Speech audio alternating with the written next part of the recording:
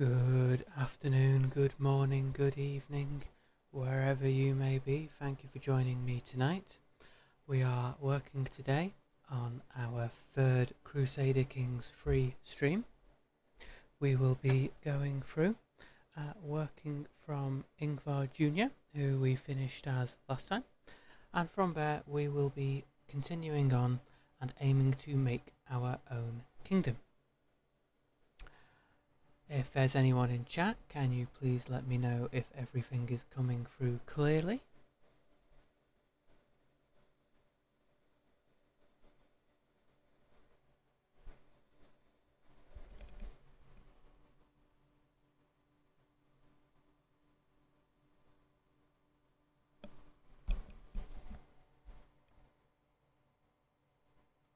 We'll just get started and see how we go. So let me switch over to our game. So last time we finished off with the death of our father, leading us, Duke Ingvar Jr., Ingvar's son Afmunzo, as the triple Duke of Normandy, of Essex, and we technically hold the land of Yarnamoda, although we don't hold the title yet. We do also hold the entirety of the counties within Essex, and we're working on converting these all to Norman, which is our culture, and Asatru, which is our religion, based on the ancient pagan practices of Scandinavia. We're also today going to be looking at making our own kingdom, and along the way I will touch upon a few other things that we've done, such as holding on to Normandy rather than letting it go, and why we're also holding multiple duchies. To begin with though, we need to work at making ourselves an important ruler. Having a look at all our vassals following our recent inheritance, we can see here that they all pretty much hate us. We've got my friend likes me, and my marshal likes me, and my chancellor likes me. Most other people are ambivalent or hate me. This is something we need to work to resolve. First of all, we have a woman in our prison. She is a child. She's also insular, which is the Christian practices of generally Ireland, Scotland and Wales within the early game. So what we're going to do is we want to try and demand conversion. We want to release her from prison. So she's now going to hopefully be less of a problem for us because she matches our religion. She doesn't match our culture. She will probably convert over time. We also want to make sure that we're researching the right thing within our innovations. So having a look here, we can see we're working on hereditary rule, which we will discover in about 29 years, and this will allow us to enact partition as opposed to confederate partition. Partition is better because it means we don't split all our titles on death by creating new ones. If we hold multiple titles, we will lose the duplicates, but we don't need to worry about them being created on our death, as we have so far. To form a kingdom, we need to hold a majority of land. So we can aim for Scotland, Ireland, Wales or England without any problem. We can also aim for one of these special decisions, such as elevating the Kingdom of Man and the Isles. Doing this, we need to have a high level of fame. As discussed last time, our level of fame will be brought up from taking our prestige up. Currently, our level of fame is established. We would need to work up through distinguished, illustrious and exalted among men before we hit the living legend, which would be required to develop the Kingdom of Man and the Isles. This is quite a way away. On our way there, we're going to look to generate the prestige, because forming a kingdom, it's not going to be easy. It will give us the 400 prestige, but once we form a kingdom, we can stay locked in on that one. So for now, what we're going to do is aim to farm prestige. This will allow us to potentially form the Kingdom of Man and the Isles, but it will also allow us to declare wars of expansion. As a Sartruan, we can declare war on pretty much anyone for a conquered duchy casus belli. To do this though, we need to hit a level of fame of illustrious, which is one higher than where we currently are. Until we hit Illustrious, it's not worth us declaring war. We start becoming less pious. We do also have the option of expanding onto the continent if we want to start declaring war on Francia, Aquitaine or Lotharingia. However, all of these areas are bigger than us, they have more troops than us generally speaking. It looks like King Alphonse has a similar military strength, so he would make a good target for now. Aquitaine, on the other hand, has vastly superior strength to us because we're only on about 1,500. So we're going to kick things off by checking our work here. We're working down the scholar tree, which is fine. I like that. We can start working on improving the development within our countries, or counties, which is nice. We also can look to work down the whole of body route as we start getting older, maybe picking up restraint and know thyself, just so we can get the celibacy decision on lock, and so we get the 1 year away death warning. The others are going to be useful, but fingers crossed we're not going to need to worry too much about surviving forever. Once we unlock partition, which is less than 30 years away, we are currently 25 and we are in good health. So fingers crossed that's going to last. So we're going to start off by raising all our armies. Once these are raised, speed things up a little bit. We're going to put ourselves in charge because that gives us the chance to get extra military bonuses. And we're going to go stomp the raiders that are within our own area. Obviously we want to get them gone because they're going to be stealing our gold whilst they're here, which we can't be having. Maybe we'll throw them back into the sea before they manage to get out themselves. There we go and destroy them. Raiders will carry the loot with them. Having destroyed them, we now get that 17 worth of loot that they were carrying. We're unable to raid right now. Oh, why are we unable to raid? I was sure we'd be able to continue raiding as longships. Looks like that might now not be possible.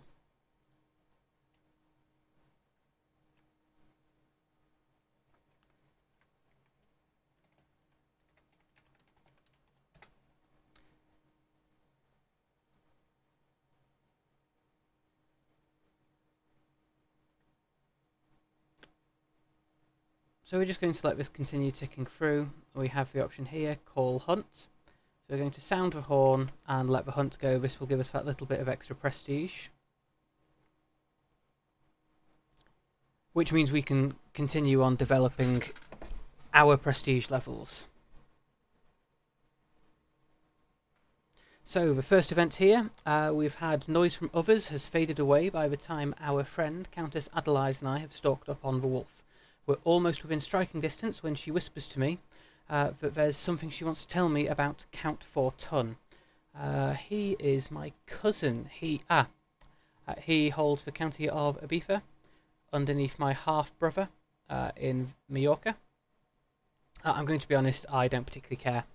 My cousin, long gone, doesn't really matter what he's up to. We'll just gain that prestige.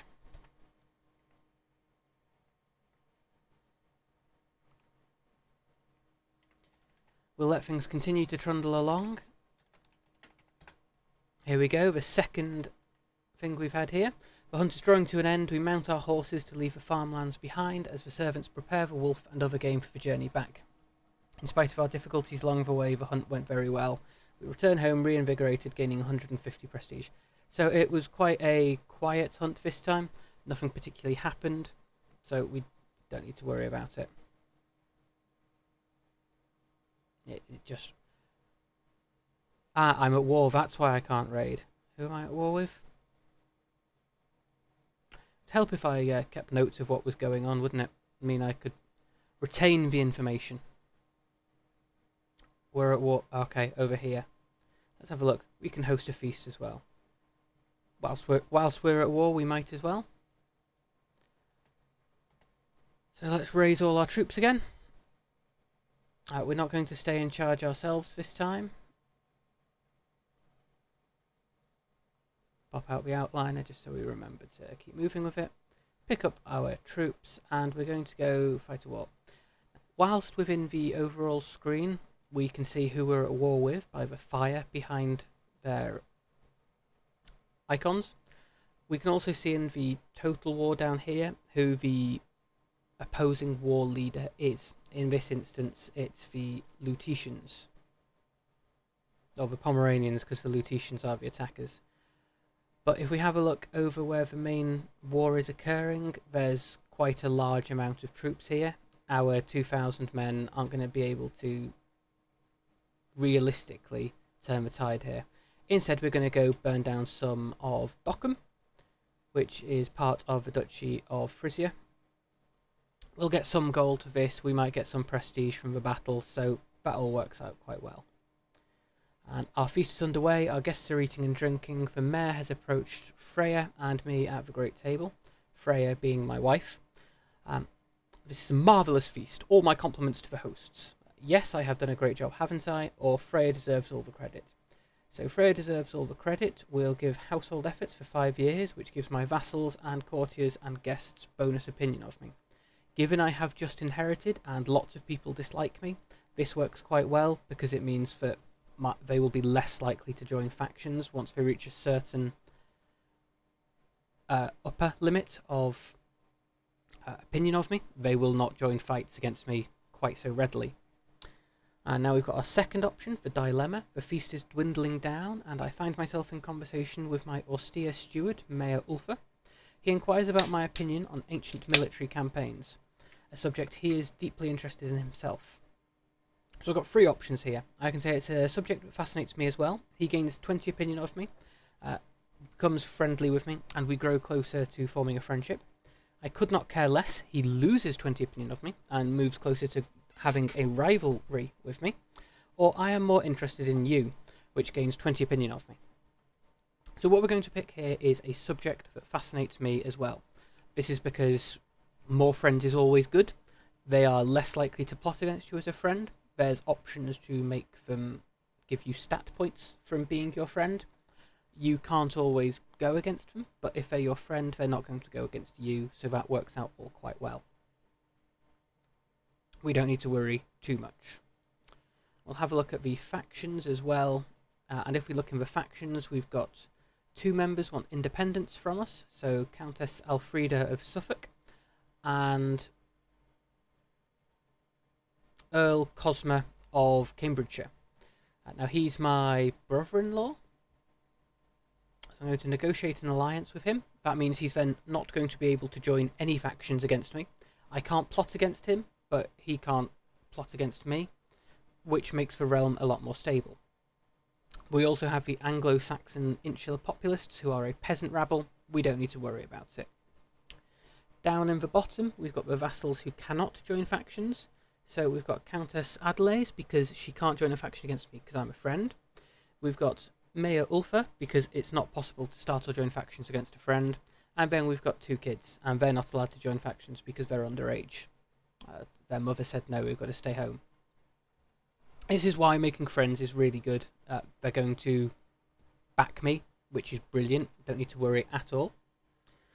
So my friend Countess Adelaide has had an affair with my cousin Count Fortin. I do not see what the fuss is about. It's not as if lust is an unnatural affliction. Well, I'm not lustful, but I am gluttonous, which is kind of close, I guess. So this crime cannot go unpunished. Well, I'm going to imprison her, and then I'm probably just going to let her go. And now our feast is ending. Due to Lord Mayor Norman, he's made it exceptional. We spoke all evening about all manner of subjects, and as things would have it, we seem to have a lot in common. I had such a good time with him. And I believe he's now going to either be my friend or become close to becoming my friend, which is good. We like that. Looking in our dungeon, we've got Countess Adelaide. We can ransom her for 50 gold, which is good, or we could negotiate her release. We could either banish her or gain a weak hook. As she's my friend and she's already my vassal, I'm just going to ransom her for the gold. So that lets her loose. She goes from 32 opinion of me This will alter because we let her go. There we go, the feast is over. To 52 because I had a feast, so she really likes me, and up to 82 because I let her out of prison. So we have Ileana Hordenutu's daughter. Now she's comely, so what we're going to do is we're going to take her as a concubine. I want to have pretty children. It's always a benefit to have these inheritable traits. Thorolf Tronde, he is a member of my family, descended through his mother, but not a member of my house. Now, he's got claims on all my titles. So what we're going to do, we could ransom him, but we only get a favour. So we're going to negotiate his release for a renouncing of his claims, which means all of these claims are going to go. He's not going to be able to have war declared on me. Can't gain a weak hook. Can we recruit him? We can recruit him. So he now joins my court. Rakiza Tronde, she has claims on Frisia and some of the rest of it. So we're going to keep her in prison for now. It might be worth pressing her claims later. And Freydis Tronde, who also has claims. So we're going to keep her in prison as well. We can't ransom her for any money. My cousin doesn't have enough money to pay it, so he's just going to stay there, languish in prison, and at some point we might let him out in the future.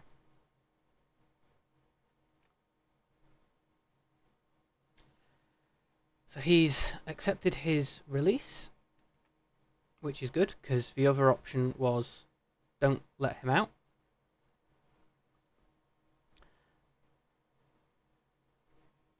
We're going to continue ticking on with the war. Let's see how things are going here. We've got 8 months left on our siege. Let's continue popping up. My name is Auslag, and I am a trained physician specialising in issues of fertility. Perhaps my discreet counsel would benefit my lord. I would be honoured to serve for a nominal fee. Now let's have a look. So she's got 13 learning, so she's quite intelligent. And we've got, I could use your help. A trained medical woman is always welcome. So we're going to have her join the court. She will offer me a fertility treatment. She will become my court physician, which is good because we want to have a kid pretty much as soon as we can. It costs me 50 gold, but that only sends me down only just to the negative. So I wanted to give my new physician time to settle in, but mere hours after her arrival, Auslag burst into my office with a great case in tow. She heaved it on top of my desk with an unsettling clank. You and your wife have several options, my lord. There are tinctures which are tried and true, but I also have some experimental treatments under development. So, let's have a look at the options here. A simple tincture seems sensible. A 91% chance of successful fertility treatment, which gives me plus 10% fertility, and my wife plus 10% fertility. Or an 8% chance of we both gain unsuccessful. The future of the realm is at stake, so we get a 66% chance of gaining amazing, which is plus 30, and a 25% chance of something strange happens, and an 8% of botched fertility.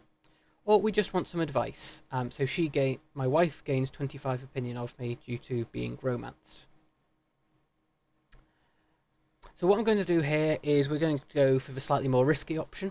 We are only 25 years old, 26 years old now. We've got one concubine, we've got a wife. Fingers crossed we've got a long time to go. We also have a brother as an heir. He's bisexual, which means he's going to produce heirs at some point, probably.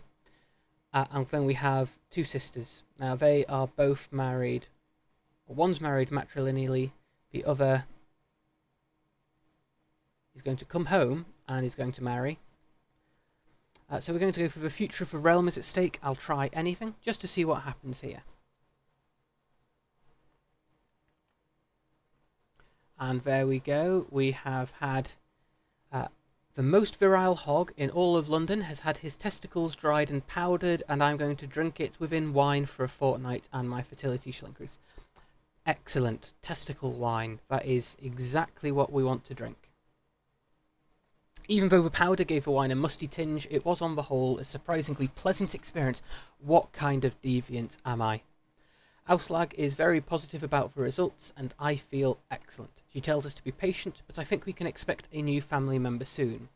So, with a family member on the way, here we go. If you want to help name my upcoming children, let me know in chat if you've got any suggestions. We need both male and female names for any children that are born. If we don't, I am going to continue calling them Ingvar. My next one is going to become Ingvar 3. If we have a brother for Ingvar 3, he's going to be Ingvar 3b. This will lead to perhaps a quite complicated family tree as things go on. So I retreat to the chamber with my wife. Excellent. So my wife starts liking me more because I've romanced her, which is always good. And we both gain amazing fertility treatment. This gives us plus 30% fertility each. You know what? I'm going to try and seduce my wife. 45% chance. Okay, I'm not going to seduce my wife. Can I romance my wife? 0% chance. So my wife is not interested in being seduced or romanced, but she just really, really likes me anyway. Okay, I'm a little confused as to why my wife wants to present a grand gift to me in the courtyard. I soon understand, however, as Duchess Freya orders a group of soldiers into line, a complete regiment raised from my own lands, ready to serve you. She doesn't have any lands. Has she just gone to the pub and sort of rounded up a group of people? So we can gain more troops to bolster the army. We gain an army of 160 men, or more troops to serve as my personal guard. So for 2 years, I will get +2 prowess. Now my prowess is 10, it's average, and I have 2,000 troops. So getting 160 men here, that's good. You know, it's always good to get more men. But getting the +2 prowess means I will be better at fighting. So we're going to take that +2. It means me personally, I am now average, but better than I was average for fighting. And my wife is now pregnant. Excellent. So we do need those kid names coming through, if anyone has any ideas. Yeah, you can... My cousin and another potential cousin, a second or third cousin, they can marry. That seems fair enough. Who am I to stand in the way? I've gained a level of fame. Excellent. We are now distinguished. This means we can declare conquest wars for duchies. Here we go. My daughter and player heir. She's a dwarf. Okay. Well, we're going to see... Let's have a name. Do we have an ancestral name? Sigrid. You know what? Let's call you... Sigrid 2. Yeah, Sigrid 2. I think that's fair enough. Or Sigrid Junior. Let's keep up the naming scheme because I am Ingvar Junior. You can be Sigrid Junior. Not sure which Sigrid that might be. Your mother Sigrid? But it can't be. My mother Sigrid? My grandmother? Ah, there we go. My grandmother is Sigrid. Okay. So, there we go. She's being named after my grandmother, her great-grandmother. So I find myself fascinated by the human body and all the secrets it still keeps from us. I bet I do, having had a romp with my wife. Questions of life and death are constantly on my mind. To read texts on the topic is all well and good, but I cannot help but feel like I would learn a lot more from hands-on research. I mean, I'm not wrong. Hands-on research, I think, would definitely help me more. So I can study the ravages of disease on a corpse, which might gain me a learning lifestyle perk, which is good. We do want those. Or I can respect the bodies of the dead. Yeah, I am wrathful, sadistic, and gluttonous. I don't think there is anything there to suggest that I would respect the bodies of the dead. So I will study the ravages of disease on a corpse. Thank you very much. So we have the option here. I'm holding my breath as I sift through the tangled mess of slimy, swollen entrails sprouting from the corpse's belly, but it is to no avail. The putrid stench of decay slowly finds its way to my lungs, making me gag. Something tears open, and a stream of viscous yellowish ichor spills all over the operating table. What was that? So, I have three options here. Quite frequently do. I can have a diplomacy challenge against Auslog Trolley, a 13% chance that she will help me, and I gain 50 learning lifestyle experience, or an 86% chance that she gets upset with me and goes down to a -50. I need to find more bodies. My main county gains Sepulchral Defiler, giving me popular opinion -15, but I gain 15 learning lifestyle experience and I gain 10 stress, limited to 10 stress, because I am sadistic. That's fine, I can live with 10 stress. Or this is unseemly, I gain 50 piety and 50 learning lifestyle. No, I am going to go and make some more bodies. Let's try swaying. We'll try and make my court physician like me. So, secrets of a body. With the help of a few well-placed coins and a tightly lipped servant, I have ensured a steady supply of bodies to experiment on. Regrettably, I end up butchering most of them, yet how can one learn without making a mistake, or a dozen? I only wish there could be some way to stave off the smell. I am starting to fear all this exposure to bad air might not be good for my health. So perhaps some flowers could help. A 36% chance of gaining 1 learning lifestyle perk, a 63% chance of becoming ill and gaining 100 learning lifestyle experience, on top of 50 learning lifestyle experience I get. Or, I think I have learnt enough. I will just gain 100 learning lifestyle. 36% chance for a perk. Let's see how badly we roll, because I'm pretty sure we're going to become ill. The smell of death has affected my humours. I gain the trait ill. I was right. Thank you. I'm here all week predicting the future. I stand over one of the bodies I have had for days in my study, and I am suddenly struck by vertigo. Again, I can no longer deny my own body's needs. I have to end this and lay down for a while. The time has come to treat my cold. While Auslag is fairly certain a simple tincture would suffice, the choice is yours. So, my health is currently good. So I'm going to ask her to do no more than is necessary, rather than it is too late for caution. It is too late for caution always has a chance of cutting my face off, which is not ideal. So do no more than is necessary. She told me to lie down on the bed and to offer her my hands. Firmly, she rubbed and slapped my palms until they were red, and then repeated the treatment on my soles. As a finishing touch, she pinched me gently up and down my limbs. This odd procedure turned out to be exactly what I needed. For now, the worst of my symptoms are alleviated and the world seems a little brighter. That's really good. So excellent work, Auslag. I gained reduced disease symptoms and she becomes a novice physician. That's ideal. And I unlock a perk for the learning tree. So let's have a look here. We're going to pick anatomical studies. This will mean our court physicians cost less to hire. We already have hired one. And court physician treatments have better outcomes. So hopefully our face isn't going to get cut off. Which is good, because it's not nice having your face cut off, I would presume. That's never actually happened to me. We're massively losing this war, and hopefully actually losing this fight will tip over to -100. There we go. War should be over. So Count 4-Ton has approached me, claiming he has discovered the continued legitimacy of my lineage is at risk unless I take action. He has offered to provide me with everything he knows, including names and evidence, in exchange for a lump sum of gold.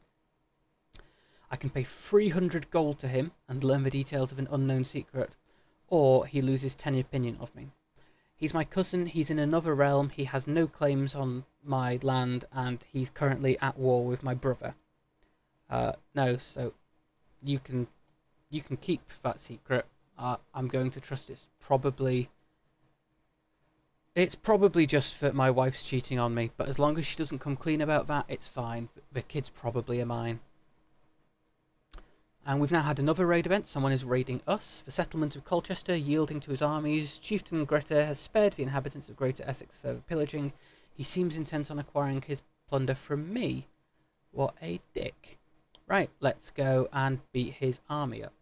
So we're sending our troops over to go land in Colchester, and then we're going to go and attack him, rather than going straight to land on him, because as soon as you disembark, you have a minor penalty. By landing and wandering across, it goes away a little bit. My lover, Antipatra, has given birth to a son. We both know I'm the father. I I don't know when I seduced this woman, probably when I was playing as my father. So I'm going to be very careful about this, and then I am going to break up with lover. I don't know why I'm sleeping with her, she's half a world away. And I am well again. I saw rays of sunshine falling through my window. It takes me a moment to realise I have slept soundly for the first time in weeks. Excellent. I'm calling someone a dick. You know they're a baby eating. No, wait, that's me. You know they're a patricidal. No, wait, that's me. Hell, it could be a saint. Look, so... yeah, okay, maybe I am the villain in all this. But just because I'm the villain doesn't mean I'm not right. So I'm glad to be well again. I lose the trait ill. Go over here. I am now the dynasty head again, which is good. Because if we have a look at the dynasty, we are 1 renown over. If I hadn't flipped over into becoming the dynasty head, the previous dynastic head of the previous house would have spent this renown. Saint Jesus, you wish you could type.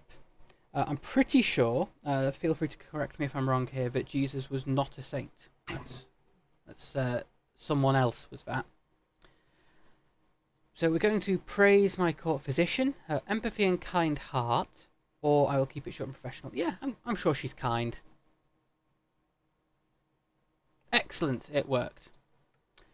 So we now get to pick our renown.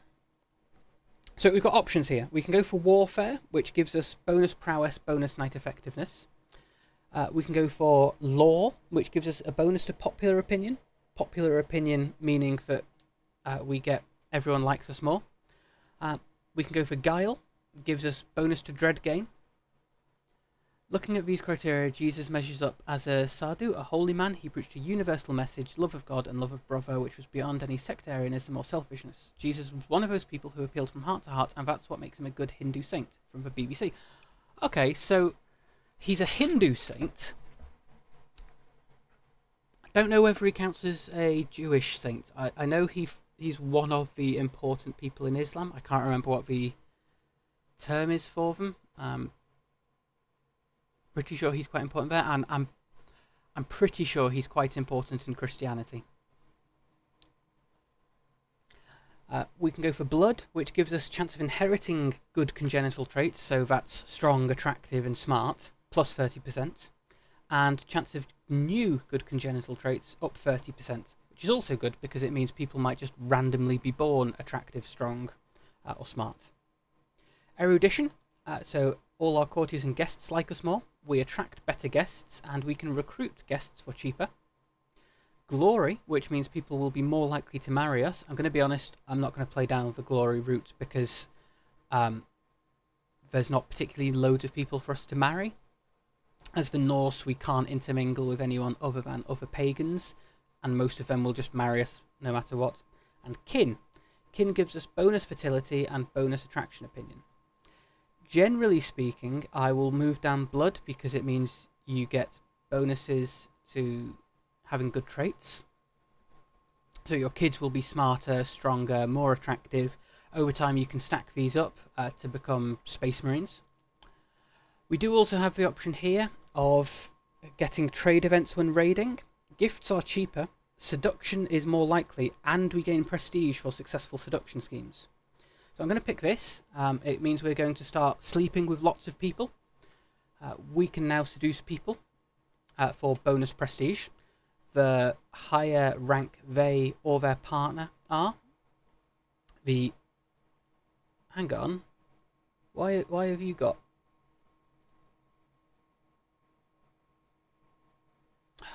Right, so you have become vassalized somehow. Those traits get reinforced, and over time you get more and more important that way.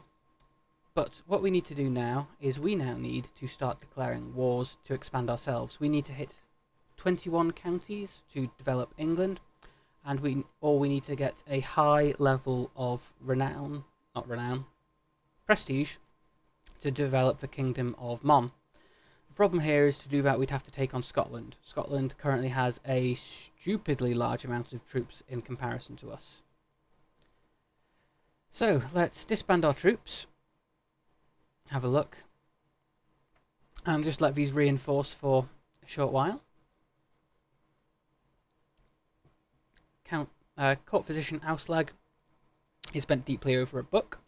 The translation of Hippocrates is atrocious. If she's to follow these instructions, she's as likely to cure the patient as to kill them. So I can have a look, which gives a 60% chance of increasing her learning by 2, and I gain learning lifestyle experience. Spend 25 gold to gain 50 learning lifestyle experience, and she gains physician, or tell her to go look at poetry. So let's buy a better translation for her. So I gain some, she gets some, all works out quite well.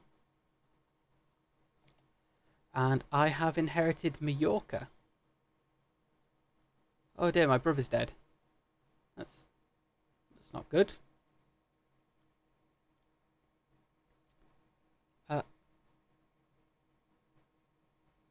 Well, you can... Didn't you have it? Right, I will grant him back Mallorca. Try not to lose it this time. Can't grant him a vassal. But we will release this guy. Where is he? Grant independence. I'm at war. Okay. Why am I at war? Oh no, don't care about it. You can have it. This is why I don't want this land down here, because I'm just getting randomly dragged into wars. So you can grant independence. We're now gaining 4 renown a turn, because we have me as a duke, we have my half-brother as a duke, and we have 4 dukes. Okay. 2 counts, 2 dukes by marriage, 2 counts by marriage. So because we're going quite a wide dynasty, this renown is stacking up. If we have a look at how much renown we need, it's 1,750, so the 4 renown is much better than we had originally. It's still not as good as it could be, but we're working on it. Now, where is my troops? Down here. Okay, don't know what you're doing here. You can be disbanded.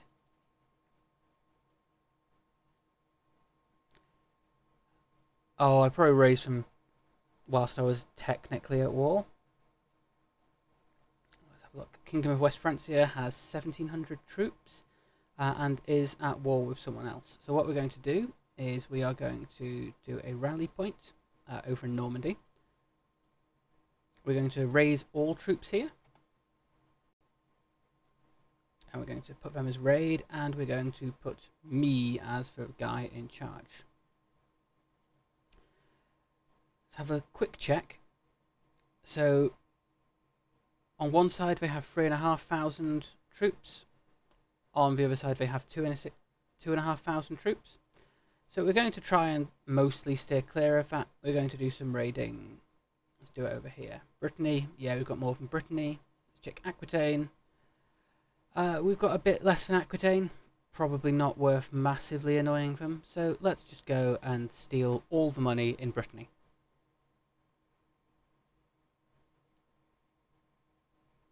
Who? Right, okay, so we're now at war with this dude, who's just declared holy war on us. That's not something I'm particularly happy with, so let's put my siege engineer in charge. We're going to go and start sieging them down.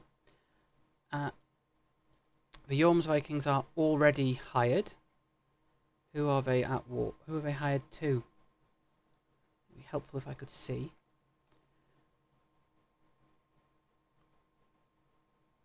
Let's see. Can we call any allies? Let's call Earl Osmer. My half-sister, let's marry you off to Scotland.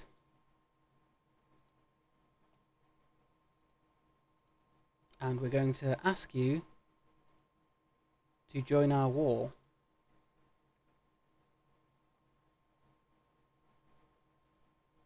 Excellent, thank you, Scotland. This is why we are aiming to get these allies, even if they're not going to get us for land. We do get the ability to call people to war. Calling people to war is very powerful because suddenly we've gone from having 1,800 troops to having nearly 10,000 troops. We're sieging down his capital. We already have a slight bonus to the war goal. Fingers crossed we will manage to siege this quite quickly.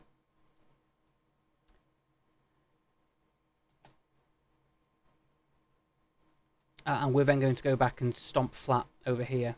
We do have enough troops that we can pretty realistically just hurl ourselves into the meat grinder and everything will work out. There we go, they've taken one county, we're on 70%. I've gained a level of devotion. I've gained 100% because I have conquered all of his land. As he is the primary fighter on the other side of the war, he has no land left. So I'm going to enforce demands here. I gain 77 gold. His vassals hate him more. That's all good. And we're going to send them back into our barony so we can put them at raiding again.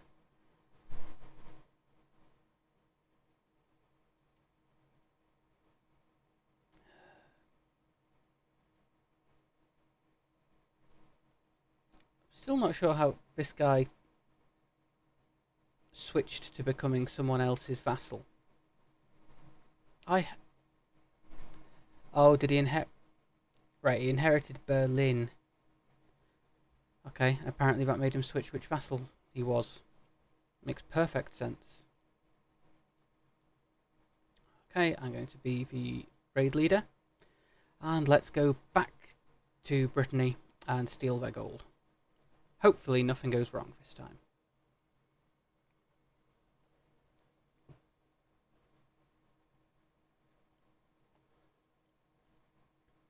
We're going to continue setting up everything up to move continuously.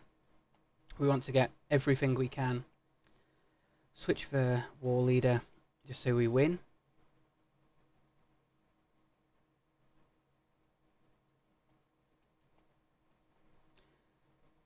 Can we now switch the commander? I'm going to put me back in charge. Don't have enough soldiers. Right, okay. Do we have enough soldiers to take this one? Yeah, okay. Looks like we have enough soldiers to take that one. Unlock a new perk for learning. So we're going to pick up Restraint so we can take Embrace Celibacy. We're not planning on embracing celibacy yet. We only have one kid.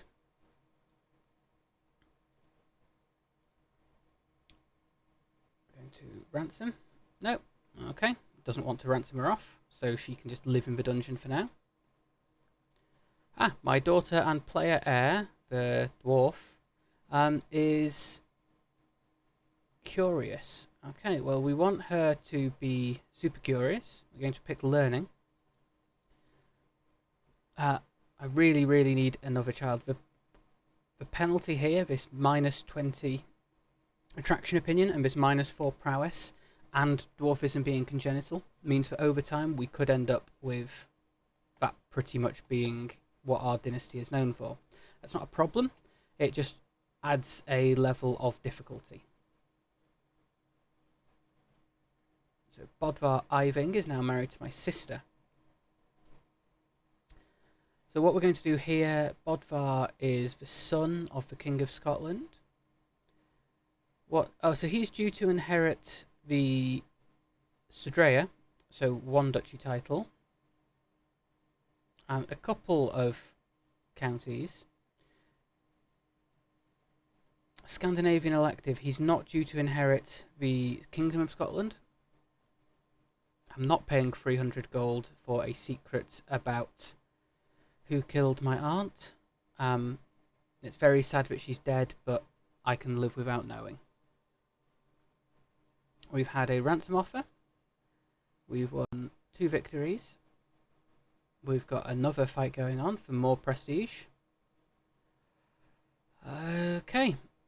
I am no longer in a peace treaty with my cousin. That's good. Because I'd planned on declaring war on him again. We're nearly full of gold, so we're going to continue doing some more raiding. 111, so let's have a quick check. So if we raid both of these, that gives us up to 120, 134. That takes us pretty much to the cap. So we're going to pick up both of these.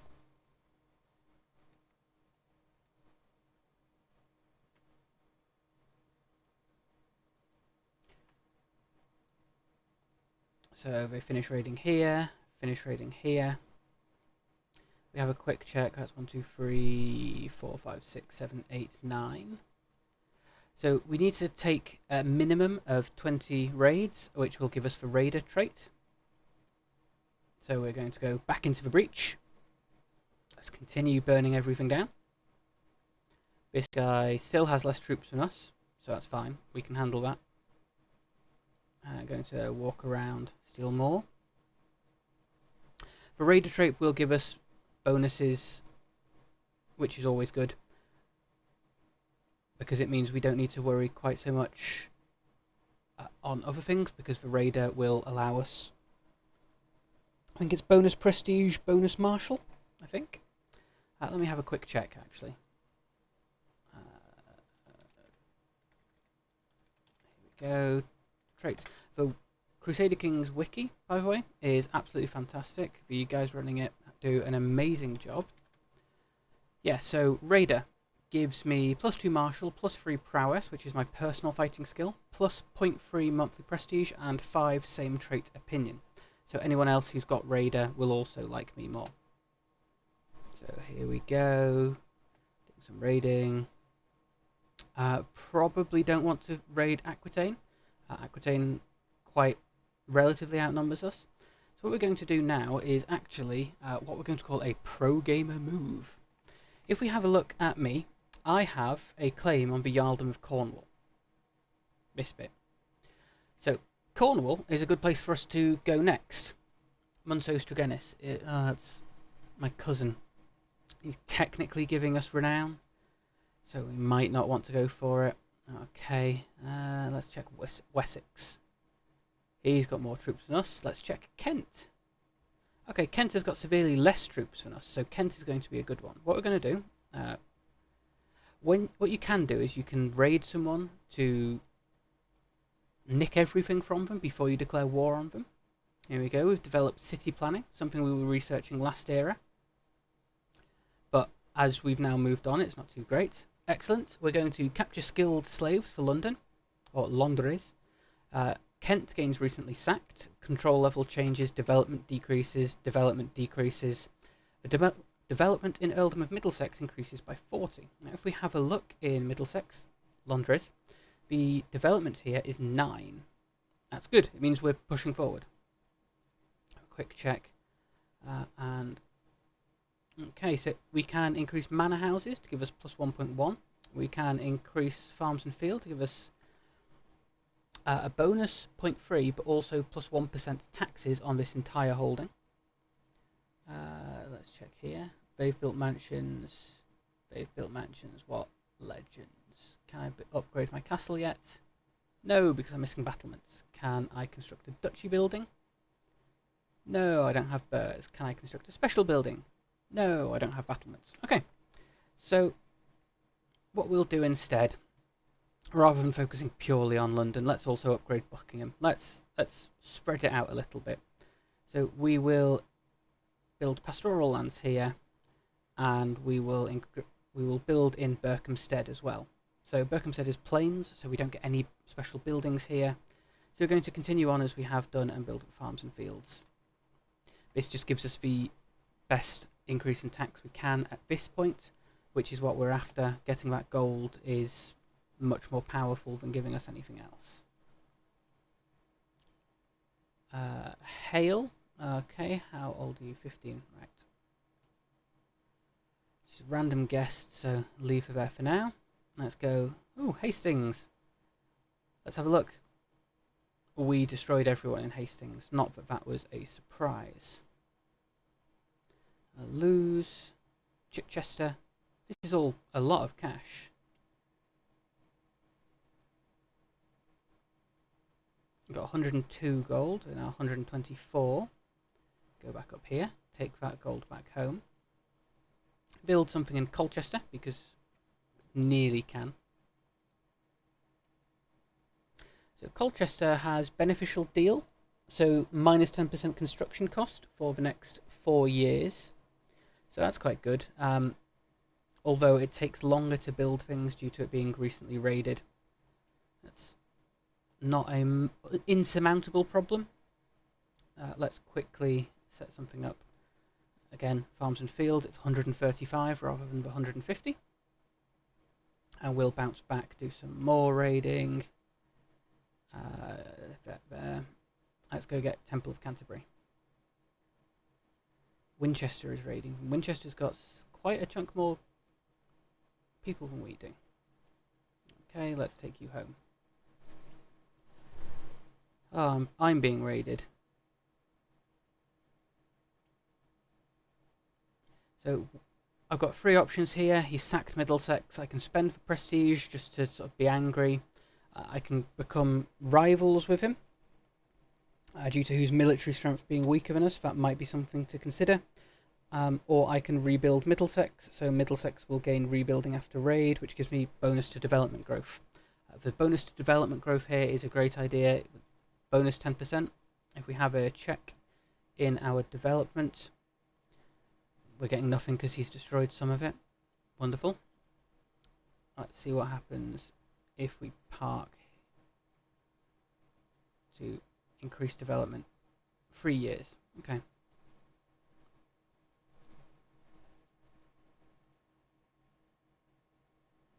We can't declare war due to my armies being raised.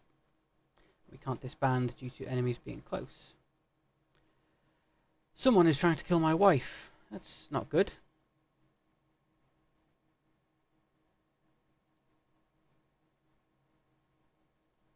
My countess has been sleeping with my cousin. Everyone, just keep it. Just sleep with your partner. Come on, try not to cheat, guys. Let's have a look at you. Well, we will ransom you. We will ransom you. He's already considering.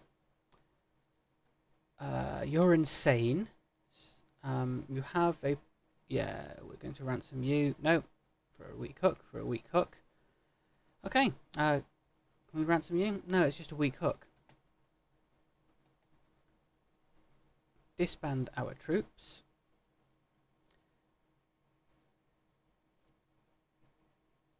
Ransom back my doctor. It's kind of important having one of them.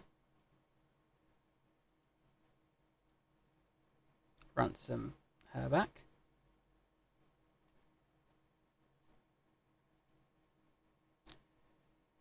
Let's check. So we're not in the line of succession there. It's probably not worth murdering for it.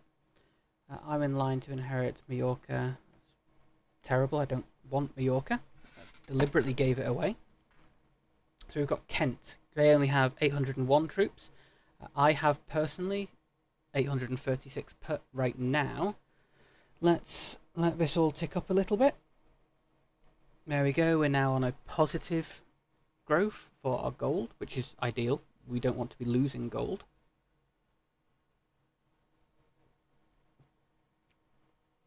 And I am now... Okay, cool. My brother-in-law now holds land. I now have a alliance with him. Let's check my council. My vicar is terrible with a learning of 4. Let's replace you with my doctor. You are my doctor and my vicar. That seems like there's no conflict of interest there whatsoever.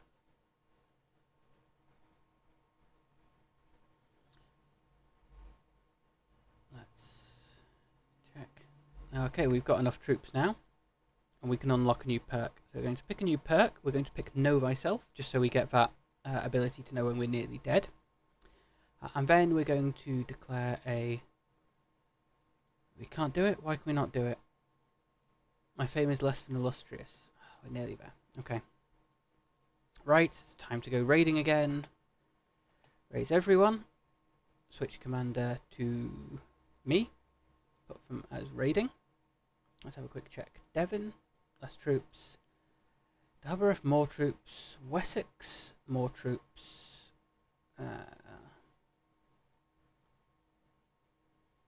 Northumbria, less troops. Cumberland, less troops.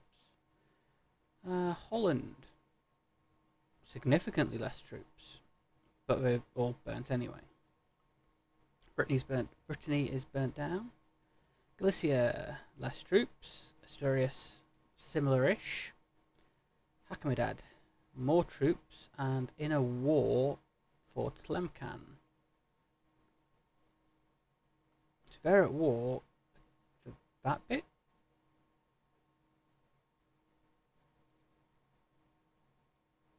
You are attacking of the Rustamid Emirates in the Holy War for Sheikdom of Tlemcen.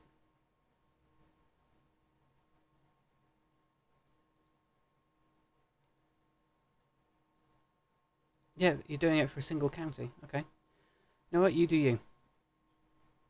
Okay. Where are you? Okay, you can also be raiders. Ah! Thank you for the follow, Dan MS. Welcome to the stream. How are you doing today? Have you had a good week? Are you looking forward to this weekend? Have you got anything interesting planned? I personally am planning on sitting in and playing Crusader Kings quite a lot. And then possibly seeing some family on Sunday, I believe the plan is. Going to grab our raiders. We need to make sure we're in command. And we're going to go and let's have a quick check. No, they're quite powerful. Let's go and take one of the Spanish kingdoms for a bit. They've got quite a bit of cash and they're relatively close. So we're going to go down. Get their gold here. It's 35 gold. Maybe we'll get... Yep, we've got someone here. Let's have a quick check. Is it worth going along the coast? Yeah. So we're going to go to Santander. Take them for 25 gold. Vizcaya for 24 gold. I'm not going to propose a truce. I will never propose a truce because raiding is pretty much the only way I've got of getting significant amounts of gold as a Viking, not a vampire. That's a different game altogether.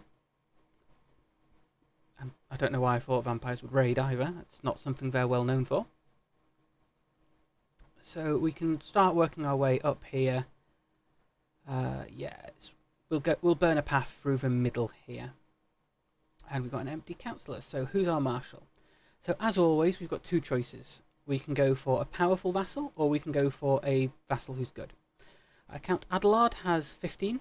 If we filter for the highest, my knight has 17. So we lose a bit by putting a powerful vassal on. But by putting a powerful vassal on, they're not going to get as pissy about it. They're more likely to stay behaved. They're not going to get into fights quite so much. Hopefully they will be less likely to declare war on us. So burn our way through the central Spanish plains. It's quite rich down here. It's quite good. I had an alliance proposed by my half-brother. Yes, ideally we do want to an alliance with him. He's put male preference. He's not married. Go on, you need to marry someone. By having an alliance with him, we'll get called into his wars, he'll get called into our wars, which could potentially be a problem if he constantly fights. We can just reject the call to war. It'll cost us a bit of prestige, but that's not an insurmountable problem. And we're now receiving ransom requests. Yes, I will pay 50 gold. Now I have enough gold to ransom my own daughter back.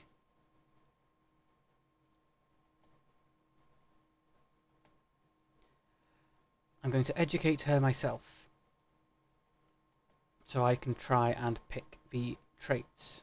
200 gold. Aquitaine, how much? Aquitaine has less troops than we do, so we're now going to go and take these two baronies in Najera.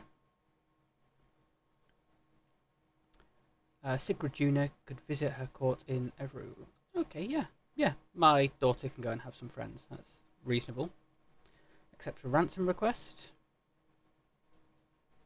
My Chancellor, Mayor Hrani, is doing a good job, and the Jarl of Brittany, who, don't forget, we just burnt his entire kingdom to the ground, is wanting to become a friend. Evidently, we were wearing someone else's clothes. Couldn't tell it was us. We're now on 248 out of 249 gold, so they are going home. And whilst I remember, we will destroy the second rally point. Multiple rally points are great because it allows you to split your group up. You can have people raised wherever you need them. The problem, of course, with this is that it means you split your army up straight away. I'm going to disband them. So, Kent, you have less troops. You're married to Hwick and Holland. Hwick has 923 troops. Okay, so let's sound the hunt. Call for this prestige. We're nearly at Illustrious. So, because we are sadistic, we gain a bonus option for hunting. We have the event here, the Foragers. The woods truly is the mantle of the poor, but as the boar flees in panic from foraging peasants, I feel my patience wearing thin. Surely there must be something to do in Fecamp other than picking roots and mushrooms. Now, Fecamp, okay, it's in France, it's probably Fecamp. I can drive the rabble out of my hunting grounds. I can hunt for peasants, so I gain 20 dread. The Grand City of O gains hunted peasants for 10 years, which... Let's load it up. No, okay, let's... Yeah, there we go. Minus 10% development growth. That's awful. 20 dread isn't great. Or a generous donation will keep them away. 25 gold to gain 100 piety, and I will gain aided peasants to get 10% development growth. So the development growth is worth it, even though I don't directly control it. It'll bring up the average development, so it'll bring up the research speed.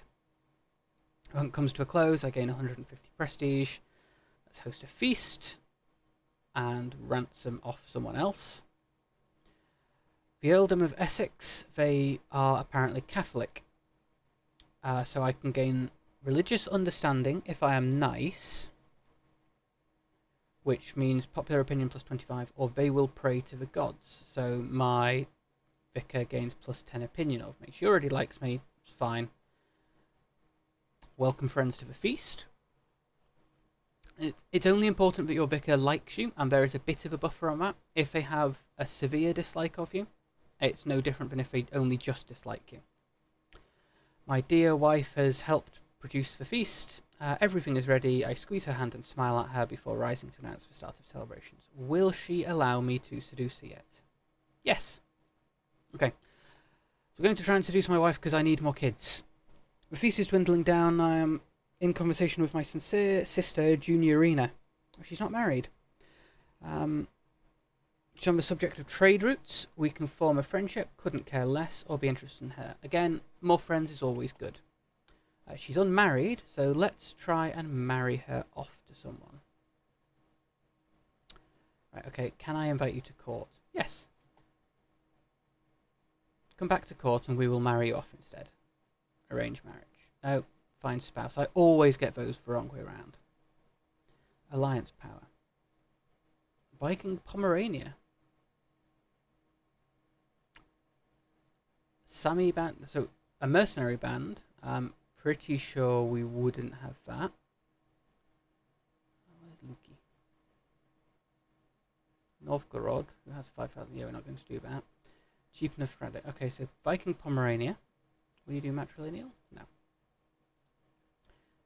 Do matrilineal.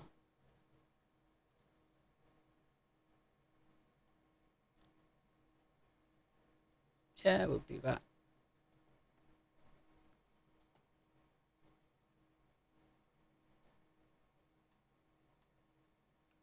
Let's see. My sister, this dude, and he has a claim on High Chiefdom of Livonia. Okay, you hold it, and you're at war for the Tartu, which is that bit. So, okay, we're just going to then declare war. Oh, Estonia's too big. Ah, well, she's married off at least. And I gain the trait Eager Reveler. Great, now I can no longer become celibate. I need to plan this out more. And I gain the trait Viking. From having done enough raiding, we now get Viking. I now will not personally lead any more raids. This gives me +2 martial, +3 prowess, plus 0.3 prestige per month, and +5 opinion for Viking characters. This guy is shaping up to be quite powerful, a bit of a drunk, but athletic as well, so that's good. How can we make my wife like me? Tapestry, featuring her dynasty. A purebred horse. A tailor to dress her to perfection. Okay, so she's intelligent, stubborn, arrogant, and compassionate. Let's see, if she's arrogant, I think maybe a tailor to dress her to perfection? Maybe. I think that works. Excellent. Budding interest, she likes me more. So don't forget anyone, now that we're trying to seduce my wife so that she actually likes me more, if you want, you can help name my children. Always appreciate the hands because, trust me, I'm terrible at coming up with names. Auto-saving, let that tick through. Okay, let's have a look. Kent. Quick with Varend. Scotland, which are... Oh, those guys are miles away, that's fine. Have we gained... Yep, we are now illustrious. So we can now start declaring war quite freely. So let's have a quick check. So for Kent, we will declare war. We're going to conquer Duchy because she holds the Crocodile Dundee for a child. Okay, are you particularly worried about whether that's a male or female child, or is Crocodile Dundee just, you know, perfectly valid either way? We're going to declare war. We're going to raise all armies. And you are going to march here. Nah, not too worried. Okay, my next child is going to be called Crocodile Dundee. Hope you're going to be happy with that amount of power. Here we go. We are slowly conquering Kent. It's going to take a while. You know what? While we're here, we'll station besiegers. And we will... Where are we?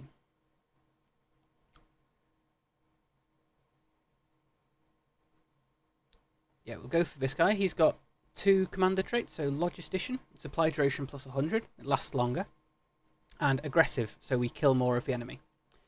In our siege army, we will put the siege guy, obviously. And we have to remember to keep up with a micro. And my rival, I don't know who this woman is. I don't even know who you are.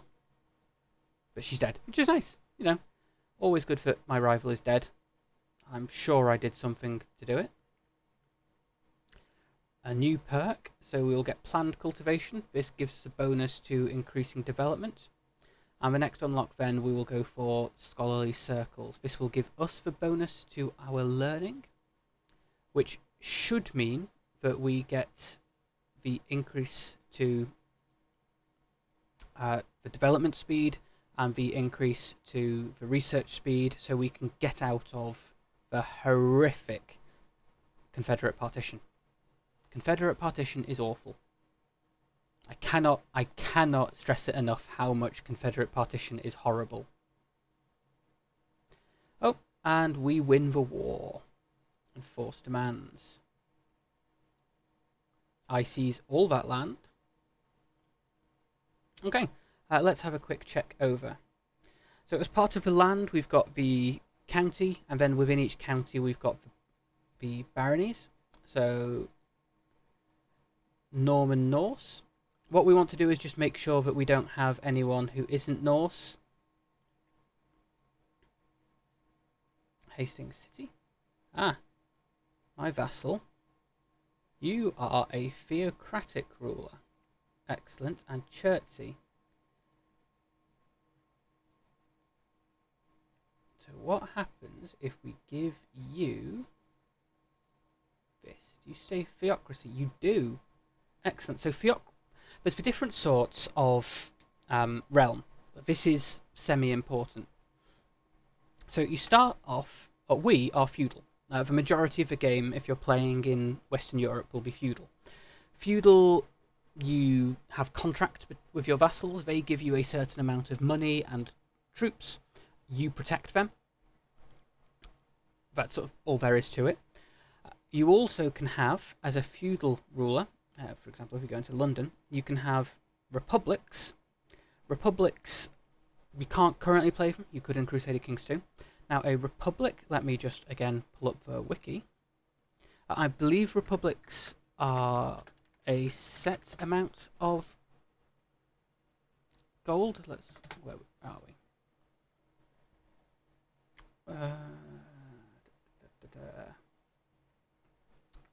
Republics always provide 20% taxes and 10% levies to their liege. Theocracies will provide a varying amount of tax and levies depending on how high your level of devotion is. Currently, I am faithful, so they will provide 25% tax and 20% of their troops. This makes them significantly better than feudal, because for the currently my feudal troops will be having 10% tax and 25% levies, and the money is better. So you ideally want theocracies. Yeah, so we have a look here. Auslag holds all these. So what we're going to quickly do, whilst we can, having just conquered the land, is give it all out to our vassals, so that they all stay as theocracies. We'll get more gold. We'll be more stable because they don't tend to declare war on you. They don't tend to create factions on you, which is always nice. And their inheritance will be via theocracy. It goes through, rather than going through a dynastic inheritance, it goes through sort of voting for someone. It's sort of not massively important because it's beyond what you need to worry about as a player. One thing that is a problem, however, is we control Canterbury. Canterbury is a Canterbury Cathedral. Now that's a problem because Christians really like it. Because Christians really like it, they will probably try declaring holy war on me at some point. Sorry, let me get rid of that.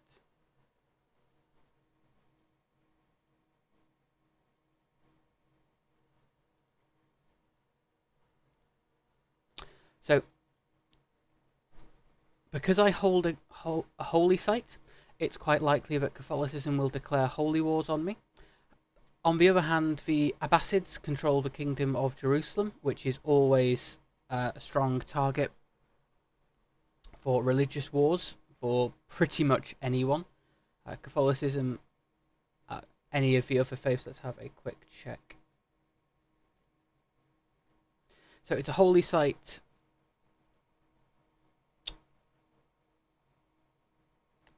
It's a holy site for Ash'ari Islam.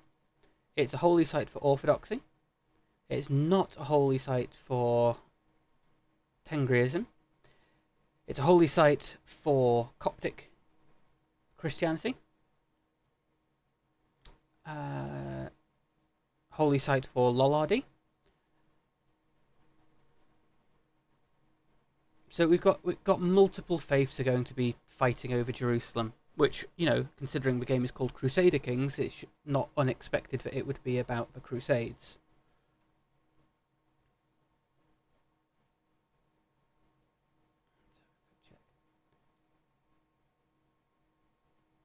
how... So, just checking on my brother, seeing what he's doing. He, for some reason, is not at war for the rest of his duchy. He should be. Seems like someone might have lost a war there instead. Okay, we now control 2. Let's have a quick check. We can't form the Danelaw because we are now out of the tribal era. We can't embrace English culture because England hasn't been created yet. Let's have a quick look. Can we develop Duchy of Essex into Kingdom of England? We have 8 counties, so we need 21. Let's have a quick check. So 1, 2, 3, 4, 5, 6, 7, 8, 9, 10, 11. That'll take us up to 19. So realistically, we need to hold Wick, Wessex, Cornwall, and then some of Mercia or elsewhere. Wick is quite weak. Can we declare war on them? We don't have enough piety. Okay. So to gain that piety, let's hold a grand blot. So we're going to sacrifice someone to the old gods. Let's have a quick check here. We're going to invite everyone. As we went through last time, this is something that only occurs every 10 years or so. Going big works well. We're seducing my wife again. Our options are something pious, let's be entertained, or spiritual medicine. So, because she's intelligent, I'm going to go for she's probably intelligent. Let's go for spiritual medicine to give us a chance to learn. But I always get these wrong. Having said that, it went right. Apparently, I need to listen to my gut more when trying to seduce computer women. It was great, wasn't it? We gained smouldering chemistry. That's good. It's good that my wife likes me. She is a drunkard. Kind of be nice if, perhaps, maybe, my wife was sober for a bit. I'm surely not that bad of a guy. I suppose I'm also a drunkard. Okay. The gods shall taste... Yeah, man and animal. And we will go into our prison. Right, you can be ransomed. You can be ransomed for a favour. Okay, so any of these 3. Okay, well you are strong, so we're going to take you as a concubine. You are going to be the sacrifice, and we'll ransom you. And we're just going to execute you for a bit of extra piety. So we're now getting 7 gold a month, rather than the previous 3 or 4. We've been invited to a feast. Excellent. Yep, feast and murder festivals all at once is all good.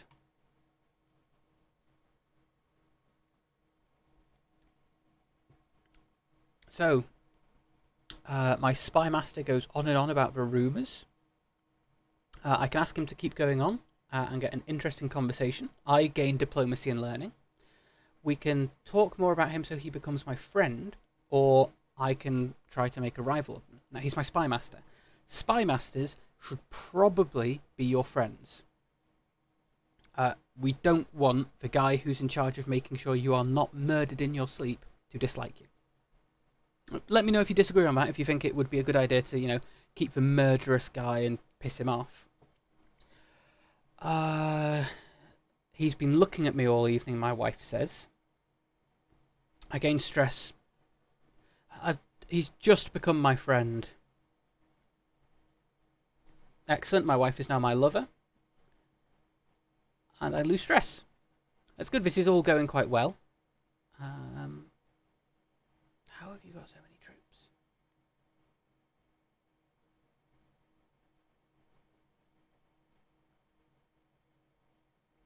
So, let's have a look. We can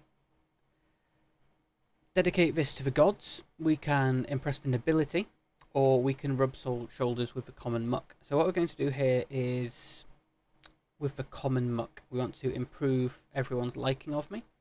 That seems fair enough. My daughter has been born, just a concubine, so as promised, she's going to be Crocodile Dundee. That was a suggestion from Scorpy a few minutes ago. So may you grow strong and wise, my daughter. So we are now running out of... We don't now have any kids' names, unless I'm going to call the next child Crocodile Dundee 2. Which I suppose... Crocodile Dundee 2 have its own thing? Its own title, or was it just Crocodile Dundee 2? No, the third one was Crocodile Dundee in Los Angeles, so I can't actually call my second one anything special other than Crocodile Dundee 2.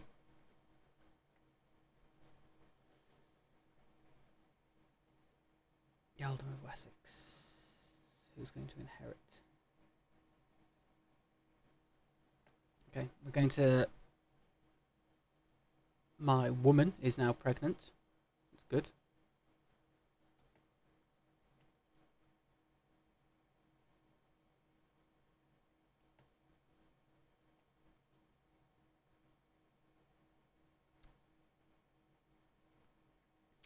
Quick. Can't declare war because we're in debt. Okay.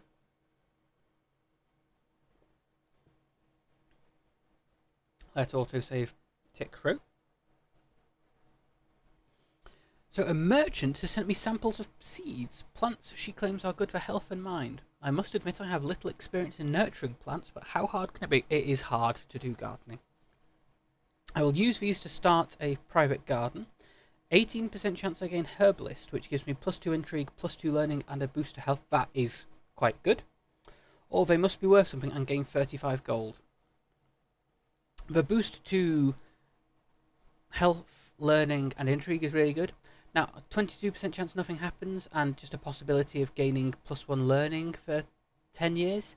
It's not as good as getting herbalist, but let's roll the dice and hope we don't get it. The seeds don't do anything. Wonderful. You know, that's okay. It's not like we're living in farmland or anything. My daughter and player heir can be gluttonous, impatient, or shy. Oh, these are all terrible. Right, become gluttonous, I guess.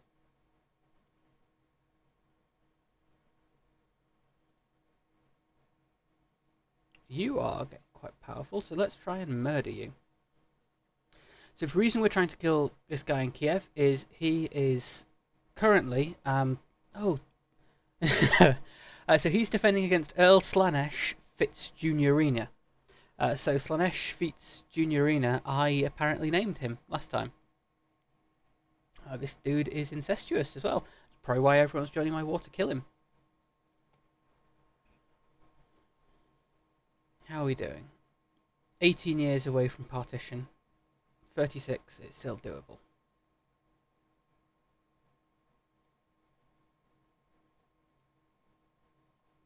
He's inferior to us. Holy orders, they're already hired.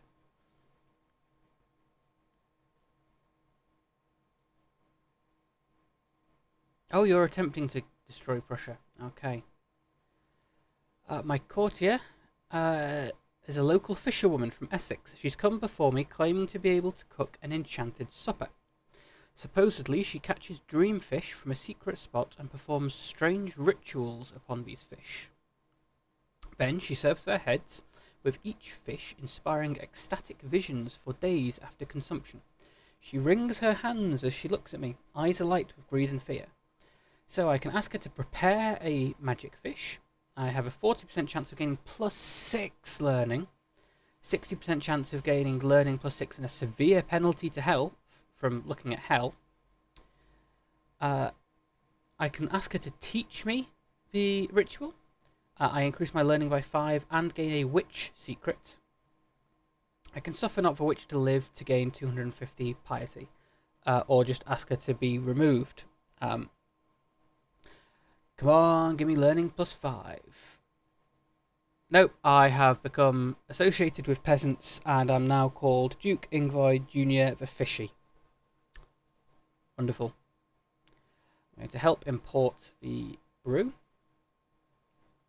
to move along my murder plot.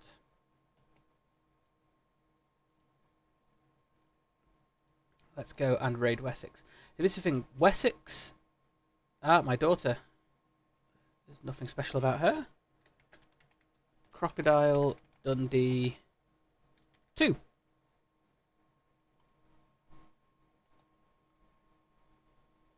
Oh no, it's been discovered that we're trying to kill him.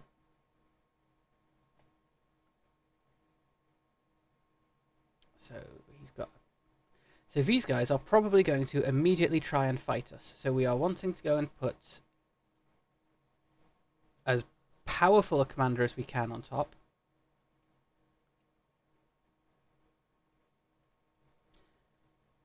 It's likely to be a draw. Let's see. Yep, we're going to win. Unless everything goes wrong. So we have taken a chunk... Auto-saving. Pause. Chunk out of their army. Fill a Chancellor. So we've got a powerful vassal has 5 and a powerful vassal has 1. Lord Mayor has... You're not very good. So the difference here between a powerful vassal and a bad... a not powerful vassal is quite severe. So we're going to put a less powerful vassal in. Just that bonus increase is good. Means we've got the large amounts of skills from our council. You know, is ideal. We want to have large bonuses to our skill.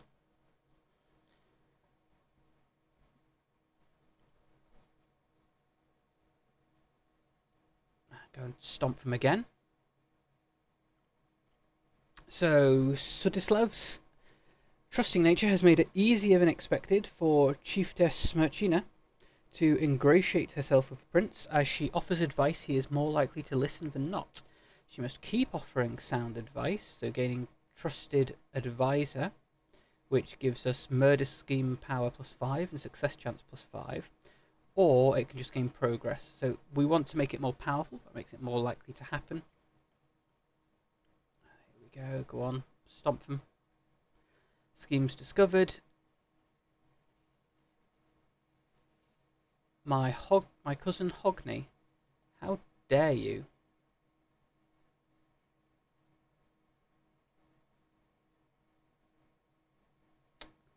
I'm going to try and humiliate him.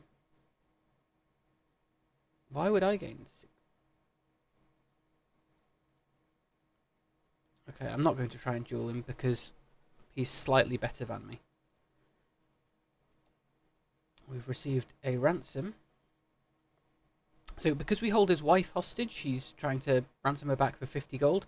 He's got 400 gold. Right, well, we are obviously going to steal everything you've got.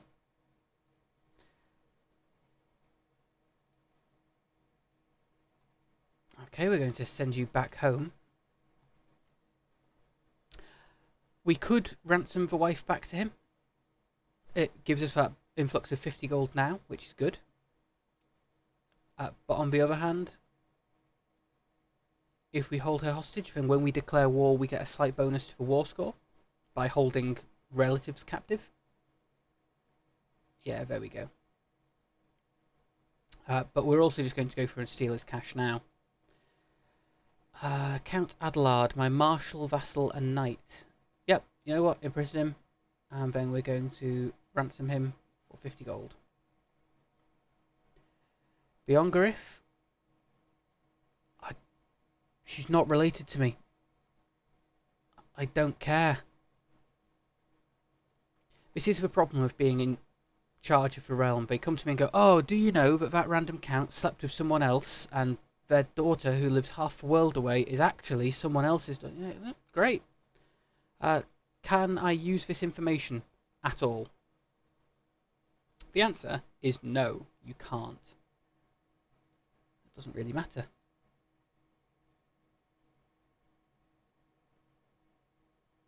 Who are you at what? A new perk. Scholarly Circles, which takes my learning from 11 to 15. This also brings Hereditary Rule down to 14 years. Which is good.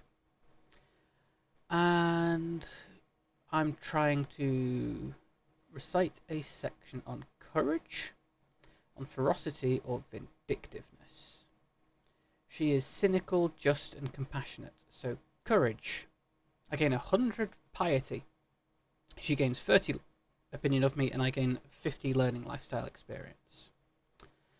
Put in a marshal, put in a powerful vassal. Going to increase control in Middlesex.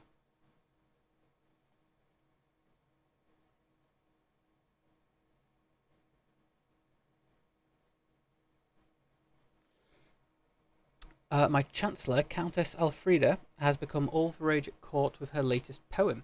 The piece deals with memory and what we leave behind, and she has publicly dedicated it to me. That's very kind of her. I do like having poetry dedicated to me. So, time of legacy. The mightiest men must leave this earth, their deeds, their acts, their swollen worth, and hope only for memory's grace, so that the whole world remembers their face. So far, I've kept my thoughts to myself, but the buzz has grown too dramatic to ignore for much longer. Going by what we've had every time previously, it rhymes. I actually quite like this one. I think this is a very good one to have at all. It fits the whole legacy of, are we leaving anything behind? Do we need to worry too much about what the world is going to think on us after we're gone? So I can see it's truly heartfelt. I gain 20 opinion of her. I'm grateful for a poem, and I gain 50 piety, which is nice. It takes us up nearly to 900. We rant. Who's this? My prisoner to the Earl of Wessex. Yeah, okay, you can have her back. Because she's a random no one, it doesn't matter that we're ransoming her off.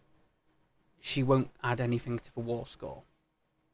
Bleeding out. This event happens quite a lot.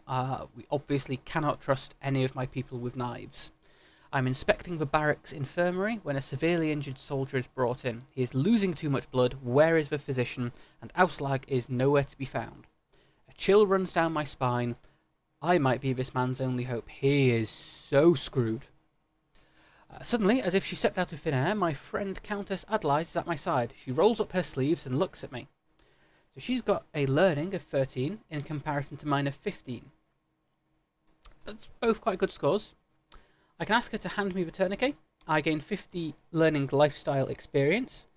Ranulf de Aventres joins my court, and I gain a strong hook on him. The problem here is there is nothing good about him. He's brave, he has logistician, and he's a skilled tactician. I've got people like that already. I can ask her to step back. This is my patient. She loses 10 opinion of me. She's on 63. It doesn't matter. It's not going to send her over into the negatives. I will have a 74% chance of saving him and gaining 300 learning lifestyle experience, and 26% chance if he dies on the table. Or let him bleed. I lose stress, gain dread, she hates me. The 50 learning lifestyle experience is nothing. Let's see, can I save this man? What do we think? Is he going to die on the table? Because I'm pretty sure he's going to die. Every single time I've done this previous game, he's died. Step back, this is my patient. He survived. Obviously, I need to be pessimistic more often. Every single time so far this stream, I've come out pessimistic and said, oh, there's no way I can seduce my wife. There's no way I can have a kid this early. There's no way I can save this dude from dying out. It happens. There's no way that someone is just going to turn up and give me 50 gold for no reason. I saved a life today. That's really good. I'm proud of that. Unpause.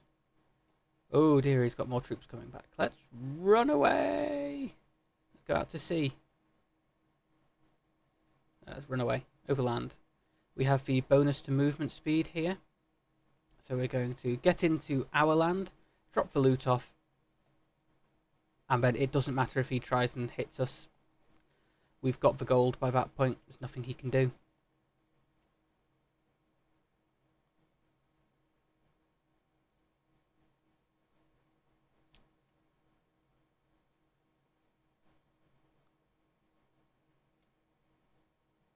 Matilda. So, A Night to Forget. By Odin, this party is boring. Ranulf has got to be the worst host the world has ever seen. How can mortal man be expected to endure this snoring celebration of mediocrity? My eyes cast about the room, looking for a diversion. Any diversion. In the corner, Matilda stares daggers at me. I've got to do something from stopping this evening dragging.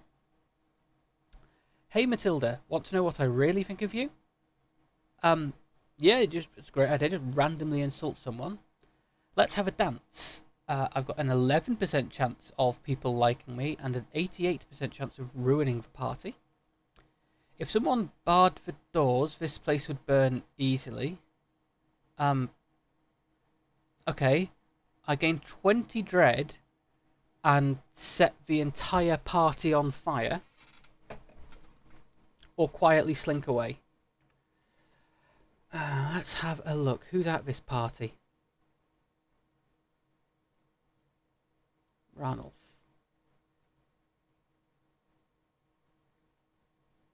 Where am I?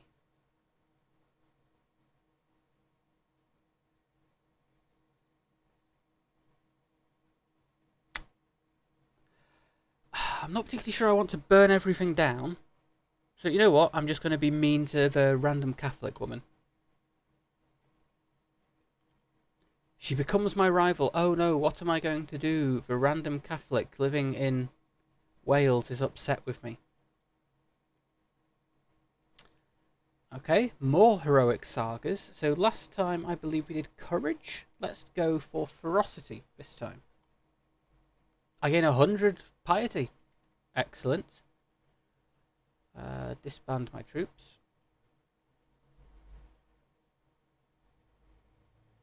I am known for my dedication to my faith. I've gained a level of devotion.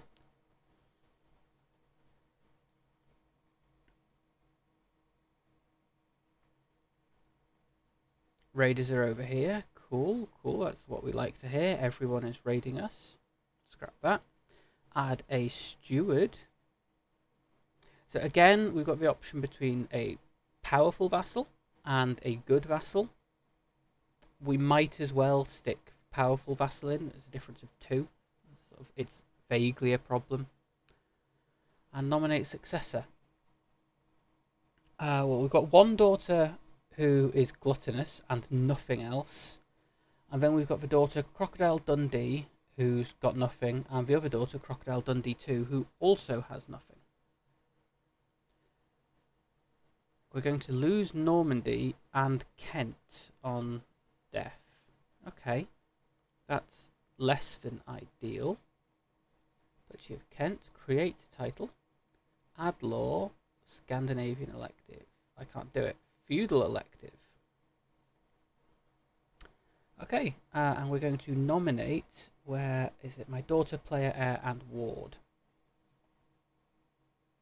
So because everyone no one wants to vote for my daughter. I get 2 votes. They can't pull themselves together. So I win, despite only having a plurality, not a majority.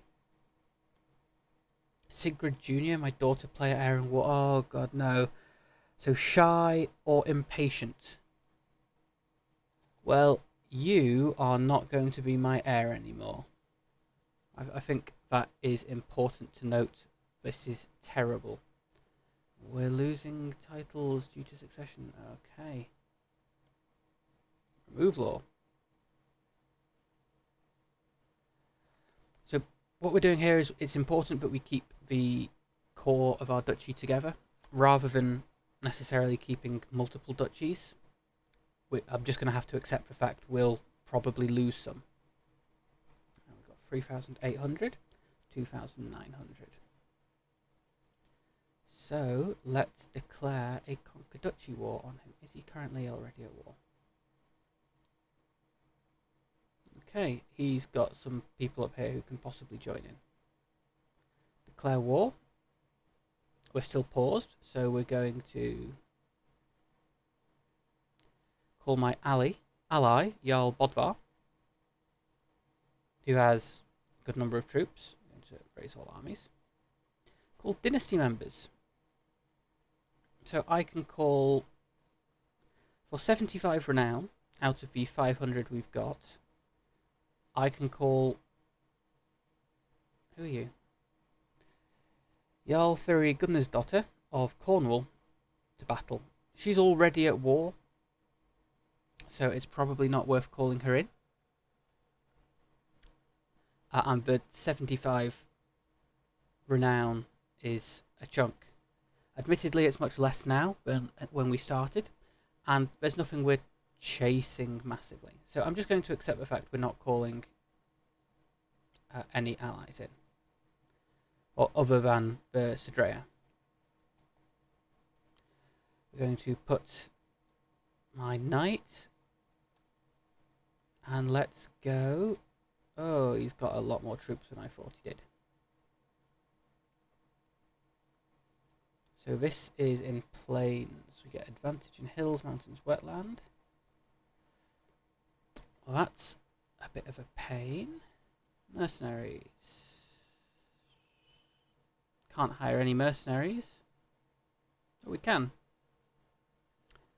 Let's go for these guys. And we're just going to throw them in as well. Sort of maybe pulls it slightly into our favour, but at the very least it pulls them together into one unit. Can we run away? We can. So we're going to run away.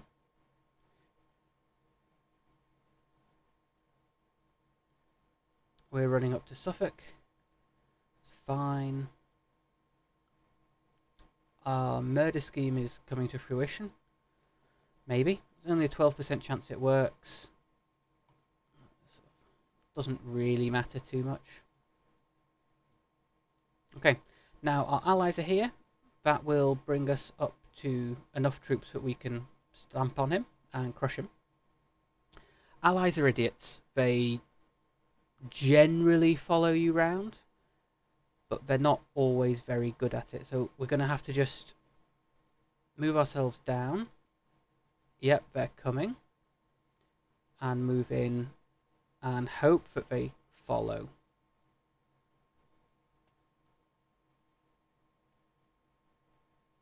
There we go. We're going to win this one. So we now move on to the capital of Wessex. Capture Wessex. And hopefully we... Okay, someone's declared war on our ally. But that's fine, he's already at war with us. He's apparently sticking around rather than wandering off to go deal with his own war. Ah, we've had my son and player heir, and he is intelligent. Wonderful. This is what we needed. So you can be Crocodile Dundee free visits LA.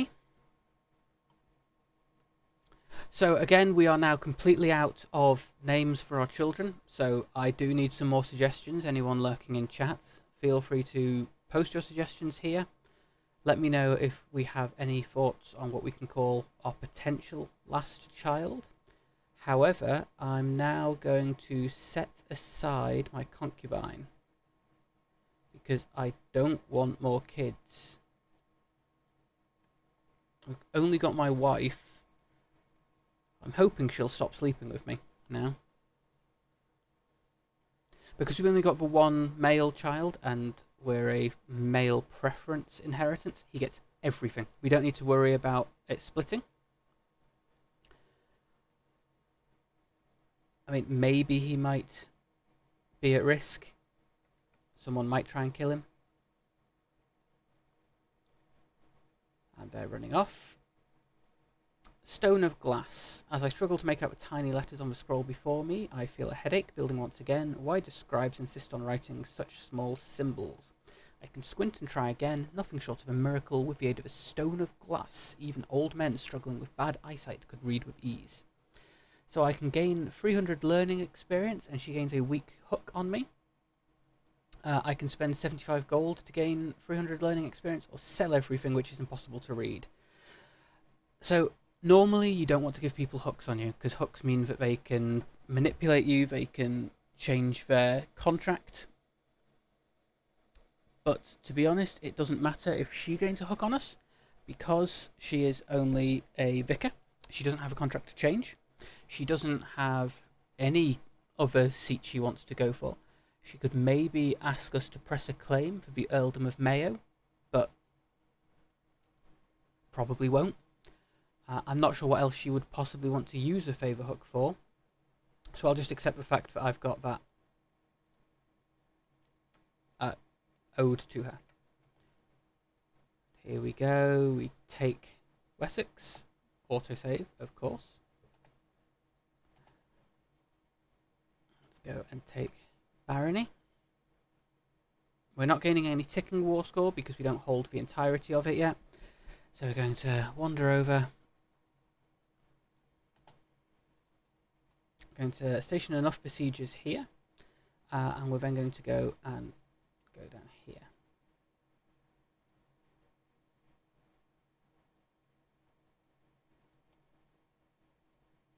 And run away.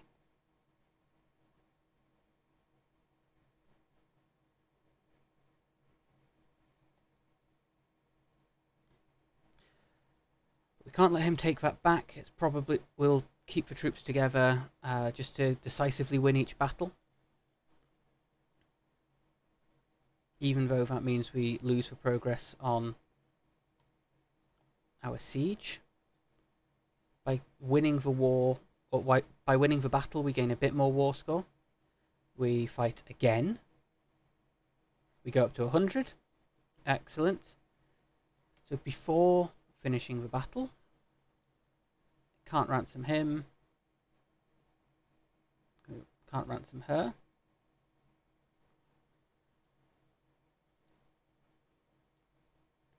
So again, before unpausing, we're going to give all these guys the theocracies.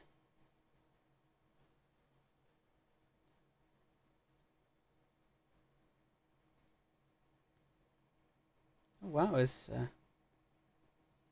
few here.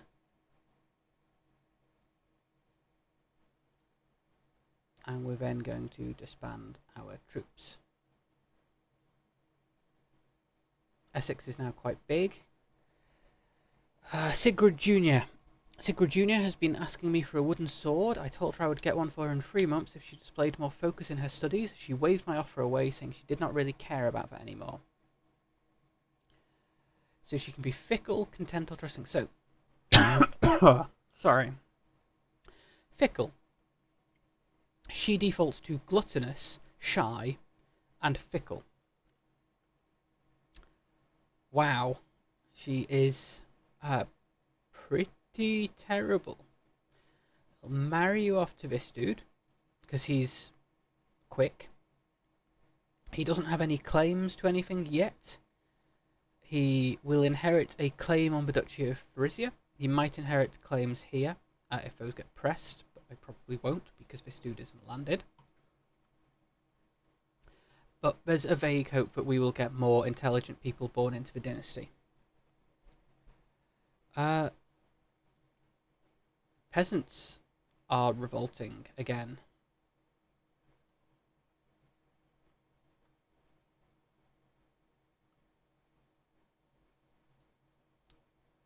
Don't know why they're doing this. We've already got enough troops to go and stomp them, so we're going to stop gathering, and you are just going to go and kill the peasants. If I can direct you on the map properly. I evidently cannot. Yep, you can go into prison. Alexander. Fine, it's not my son. A new spy master. Well, it's going to have to be you, because we want high, and we want... Keeping your vassals in prison is a long-term effective policy, which is perhaps not as good as it should be. Or it's better than it should be. Having all your vassals in prison means that they can't rebel against you. They basically just do exactly what you tell them to.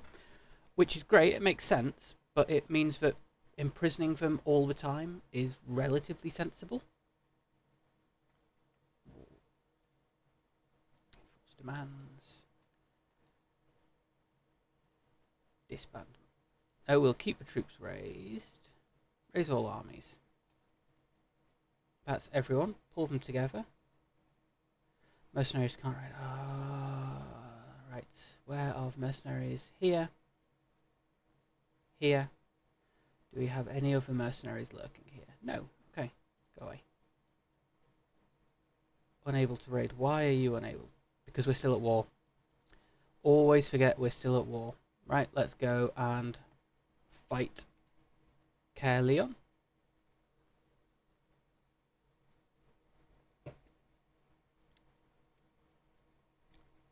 And we'll put the siege guy in charge of the siege. I suppose we'll get the marshal. So each of the councillors have 3 different tasks they can do. Carry it on. So for marshal, you can organise levies. So your levies will get bigger faster. They'll replenish quick. And there's a possibility that they get jumps and they go even bigger. You can increase control. Control is a 0 to 100 score. As it increases, you get more tax and you get more levies from the county, but the peasants hate it more. Or you can train commanders. This decreases the cost of your men-at-arms. It also has a chance of making your knights better, or your commanders better. They possibly gain new traits. You also potentially find new commanders, but that's sort of beside the point. It doesn't matter whether you find new ones or train up the existing ones. All of these give different sort of long-term, short-term bonuses as to which one you want to do. So you might want to go for making all of your vassals, or all of your knights better, especially in points where you're potentially in trouble. Or you might want to go and increase the control if you're not at war, you've got a good set of knights. Excuse me. It's entirely dependent on the circumstance. So there we go, we lose the war, hits minus 100, so be it. They come back to London. Ranulf de Favell. I've received an offer.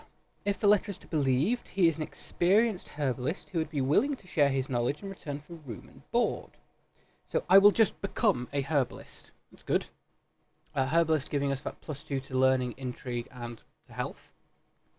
You could plant a garden of sacred herbs. I gain some piety and some learning experience. A rare flower makes my wife like me, or I don't have time. No, herbalist. Give me that herbalist. We're now on 19 learning. That's excellent. So we have gone from below average learning of 6. 10. We're now on 19. So we're doing really well. We've become smarter and smarter as we aged, which perhaps to be expected.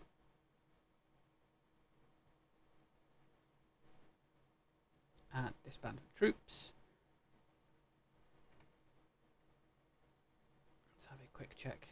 We'll let the troops replenish before we consider going to go raiding. Apparently we have another available perk. So this is a fantastic perk. I really enjoy this one because it makes you overall significantly more powerful. Learn on the job. 20% of councillors' primary skills are added to your own. So your council, here, you get 20% of their primary skill, so that's whatever they have. So we will be getting 20% of her learning, so we'll be getting about 3. 20% of her diplomacy, so about 4. 20% of his stewardship, so 1. 20% of his martial, 20% of his intrigue. So we jump from 7, 13, 5, 7, 19 to 10, 16, 6, 10, 21. That's a really, really powerful perk for making your own stats better. Especially when we've got a wide array of things we're picking up. So we're now looking to expand. We're after the prestige. Prestige comes from having more land, having the titles, which is all really good. But it also comes from having a high diplomacy. We're also working on unlocking hereditary rule, which is currently 9 years away.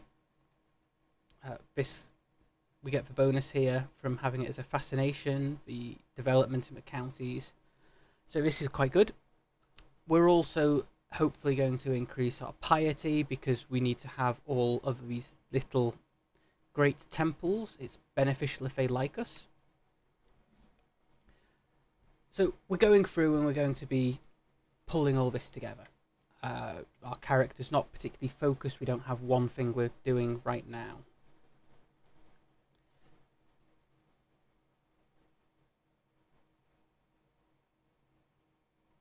Got 200 troops defending against...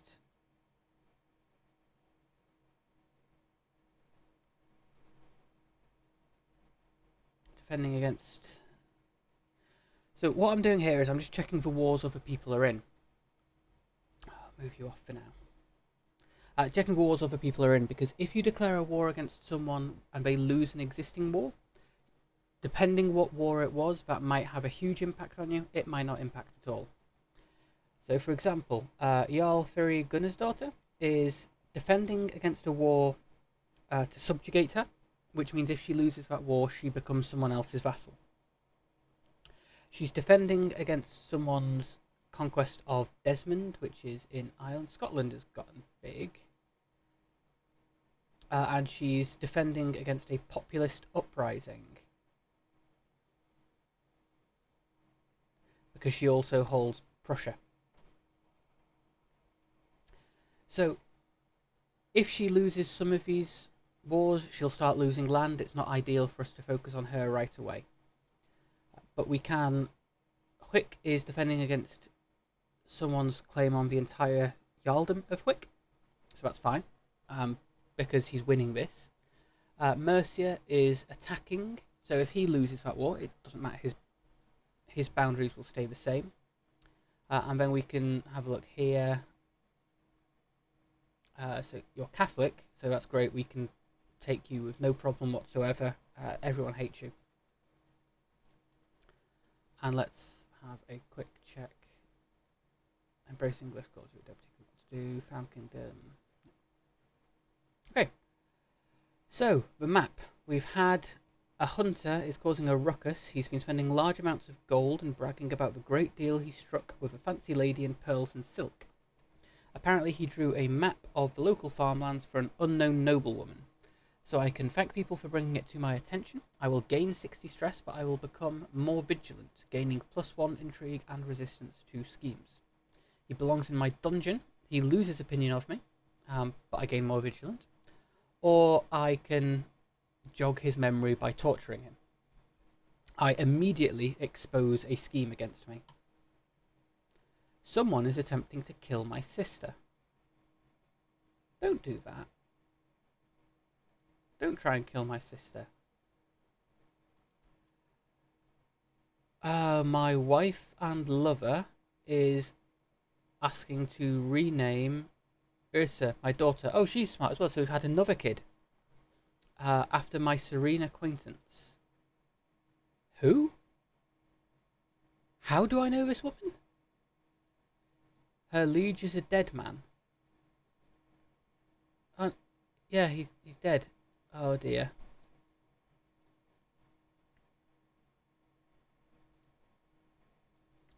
Well, chat, we're still waiting on names, so I'm going to say that's a lovely idea. We can name her after my friend. Let me know if you want a kid named after you, if you want a kid named after anyone else. I can probably name a kid after your dog if you want. Kid's named Fido is okay, isn't it? It's weird, isn't it, actually? You can name dogs after family friends. Or after old friends you used to have. You can't realistically name your kids after your old pets. Even if those pets were your best friends growing up. Okay, we've been called to war by my brother-in-law in Scotland, in Ireland. Yeah, okay. It's fine. That's okay. I will accept this call to war. I'm not going to raise any troops yet. I need to get out of the hole we're in. She's still trying to read books. But because I've got my learning higher now, there's a 93% chance that I'll do it, and only a 6% chance that she gets upset with me. And of course, I got too big for my boots. She got upset with me. My son is curious. Wonderful. So you can stay being smart. Because we want him to stay smart. We want him to learn lots of things. We want him to retain a high learning skill as he grows up.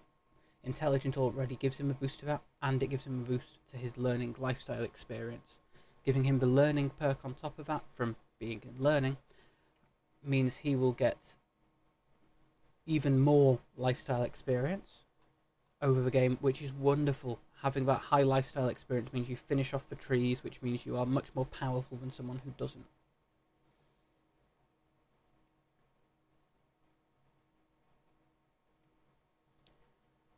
Do I have anyone in my dungeon I can ransom off? Oh yeah, you. 50 gold. Kill you. You're Catholic. Who are you? Just someone. Yeah. Raiders? We can't be having that. Raiders in my Somerset. Okay, my daughter has come of age. She's only an insightful thinker. She's not particularly doing great. It's fine. I gave up on her being heir after I had a son. And I've also got a backup smart daughter as well. There we go. We've got rid of the raiders. Call hunt. No, we're going to allow that gold to tick down. And we've now formed an alliance with the Northman army. So the Northman army is part of the Scandinavian attack.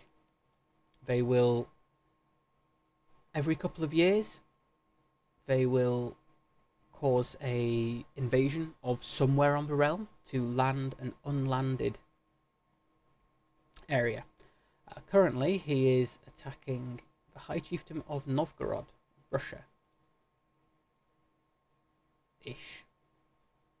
I say Russia, my geography knowledge is terrible. Okay, Finland. No, Novgorod, which is part of Russia.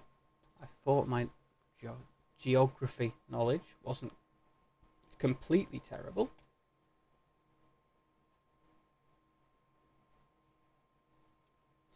So once again, we will station besiegers and we will send our main army off to go and attack. And have to do the annoying micro running round. There we go. Jump into battle. Slaughter them.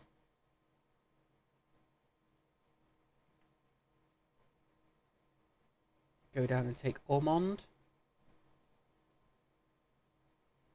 You can also see on the armies these little pips. Now these indicate how high quality it is. So this army is superior quality. If we have a look, split off new army. So they've got Varangian adventures, all from the old adventure we did right at the start of the game. They've also got Varangian veterans, so these are all my men-at-arms. And then they've only got a few levies. And then we've got Norman, with his prowess of 39. Wow. Okay. And we've got a couple of knights here. We compare that to this army. Don't split it in half. Check on. Is just levies. So this is just peasants. So we've just got these peasants are surrounding. Let's have a look what Ormond is. It's still just a tribal area.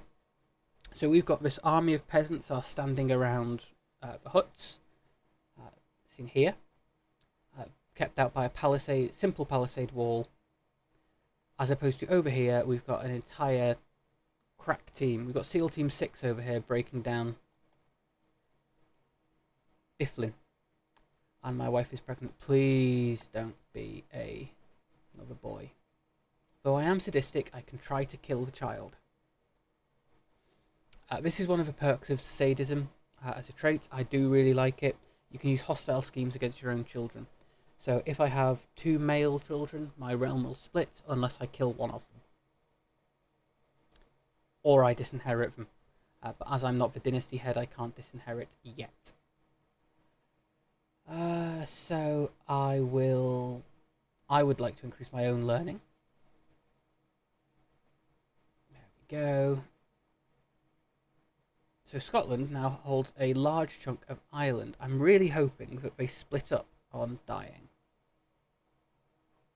I'm now the head of the Afmunzo dynasty again. And I've got another perk. So Sanctioned Loophole will give me the buy claim interaction. Buy claim means I can spend piety to get a unpressed claim on a county. So I can then go to war for it. It's not particularly great for a Viking. But it does lead to Scholar, which gives me learning +5 and development growth +15. Considering we've been working on the development growth, working towards Scholar is good. Okay, contribution to the war chest. We've had all our vassals have turned up. Yeah, gimme gold. Quite happy with that, thank you very much. Where are you guys at war? Over in Russia. How many troops? Yeah. Come on, let's go burn down Novgorod.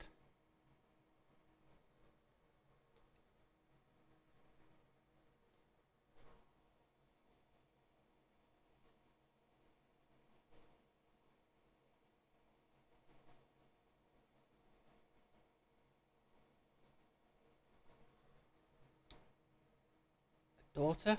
Oriel, again, we've had a intelligent daughter. That's really good. You can be Bright Spark. Hopefully this way I will remember my kids. Let's see, no, not kids. What was it? Oh yeah. Ooh. I've forgotten my children's names one time. I'm not doing too badly today.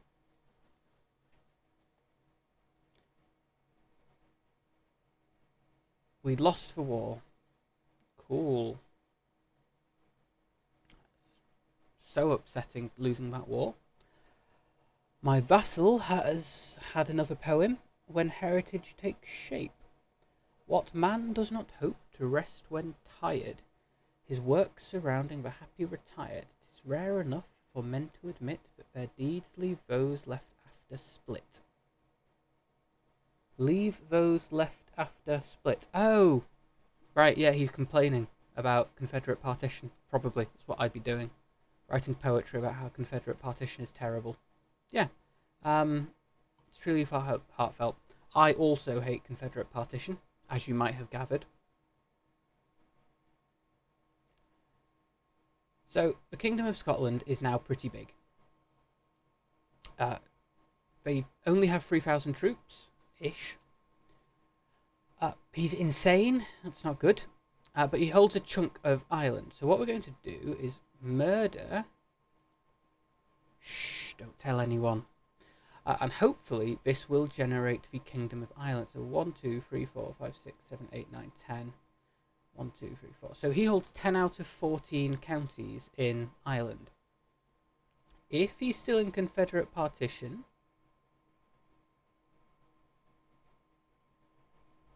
Confederate partition, he is, that's good.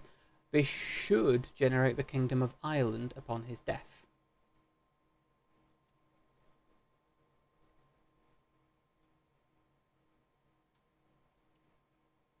Let's just let our...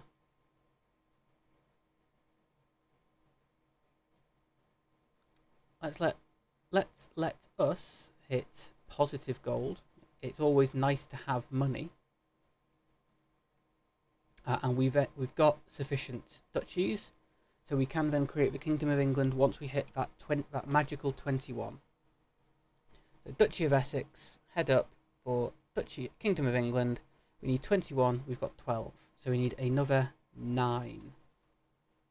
Yeah, another 9. So we will have 1, 2, 3, 4, 5, 6, 7, 8, 9. Okay. Well, these guys are going to be easy enough. You're going to be easy enough. You're going to be easy enough.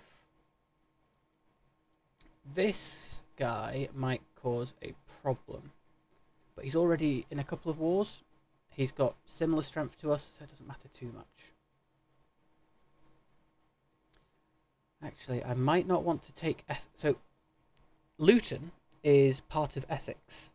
So taking that means I don't have enough land to hold it myself. My wife's on managed domain anyway. Which means I'd need to pass it out to someone, and they then get a vote in how it's distributed. Can't be having that. Can't be letting vassals do anything. Vassals screw up everything. I've had a granddaughter. She... Okay. Well, hope she grows strong and wise.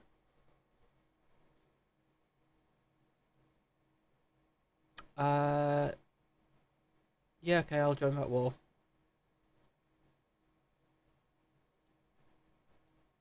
Murder scheme gains progress. Come on, we need it. Oh, you are attempting to raid me.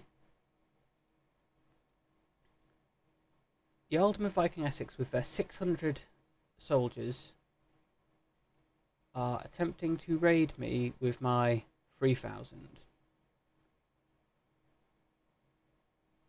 Nah, not having that. Joined a trip for a feast. Smelling the kitchen, that's good. Right, we're going to group you together. We're going to put you in charge. We're going to raid, and for the sheer audacity of raiding me when I am that much bigger than you, I am going to go and take everything you have. Because how very dare you?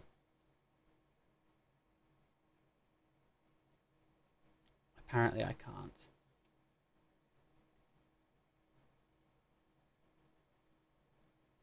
Nope, not having it.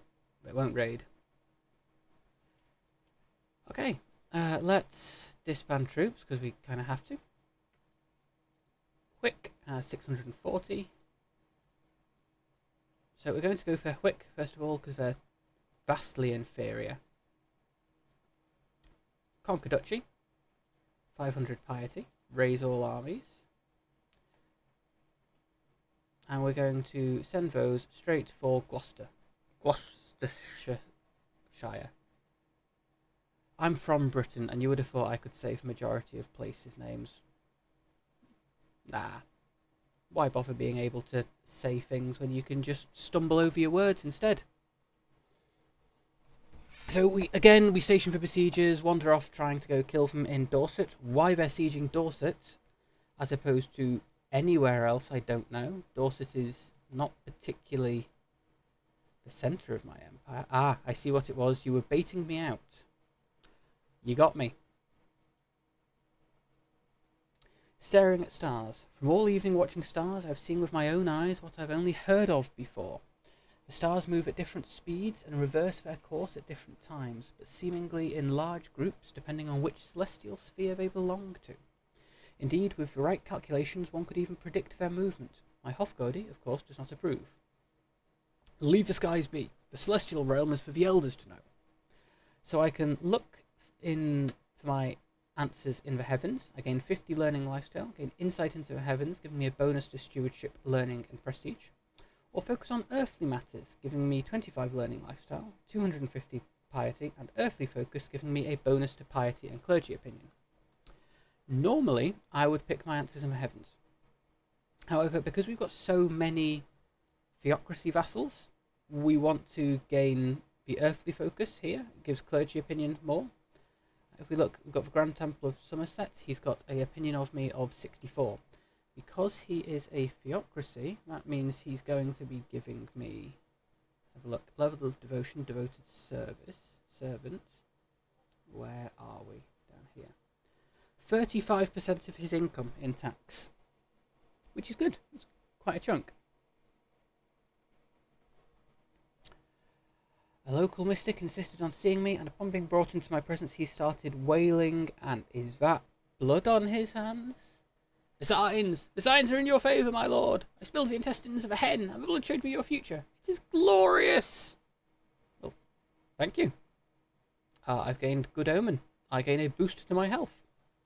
Yeah, that's good. Pretty sure this is part of a murder plot. But I can deal with a murder plot. Maybe. My spy master has an insane intrigue. Put a powerful vassal on here. Again, as our true Norman, we'd like keeping the culture and religion together. Making sure that most vassals are the same culture and religion. Someone's plotting to kill me. Well, I mean, this is what I pay you for. Find out who's doing it and make them stop.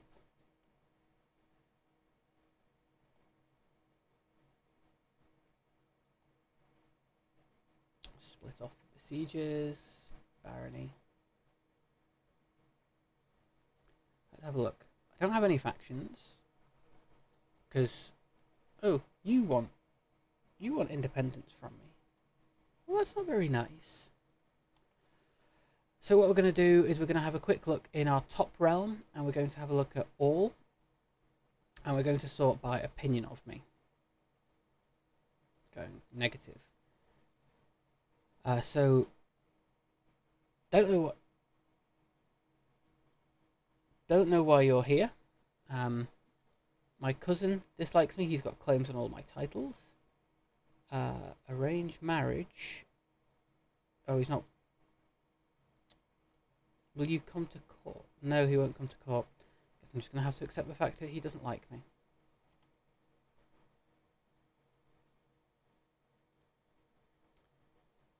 Oh, my Lord Mayor is unhappy. Tell you what, arrange marriage to my granddaughter. Form an alliance with me. He's probably not going to survive to see actually being able to marry her. But that doesn't sound like a problem for me. That sounds more like a him problem. Shouldn't have agreed to that.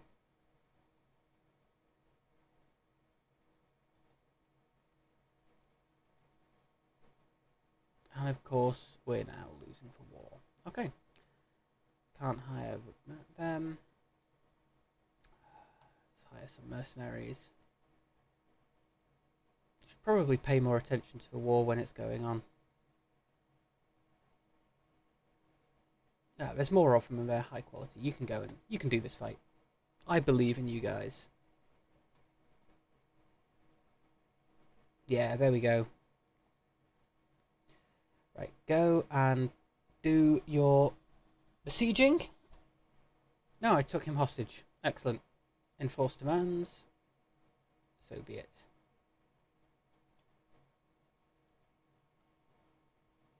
So we've got here Offersdyke. Offersdyke is one of the special buildings on the map. Offersdyke is actually pretty terrible. It gives you defender advantage +2. Now advantage is 2% extra damage. Defender means you need to be holding this when the battle takes place. So it's really quite naff. You need to be holding the area, and you need to be the one who fights there. So it's sort of terrible. Oxford is one of the places we want to get ourselves later. The Joms Vikings, hold it. Because you can build a university here. You can build a university in Cambridge. This will end up being quite a high development area. So what we're going to do is we will grant it to... Yeah, we will grant you Oxfordshire. He's my cousin. It's going to inherit to his father. that's going to bounce around a bit. Maybe let's arrange marriage for you to my daughter.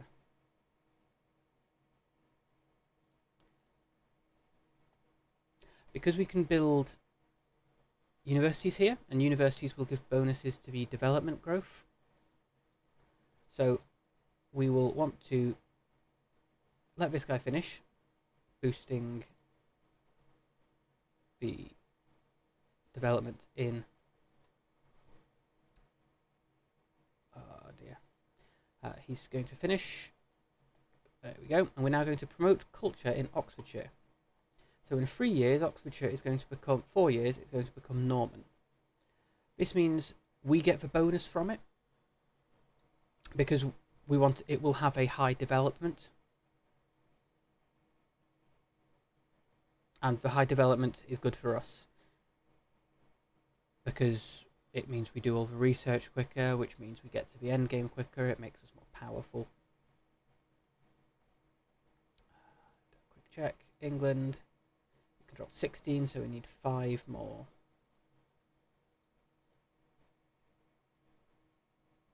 Gain a weak hook on him.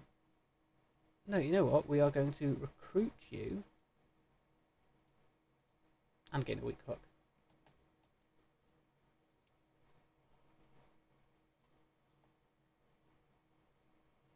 %5 chance of him dying. Raise all armies. Delete the second rally point.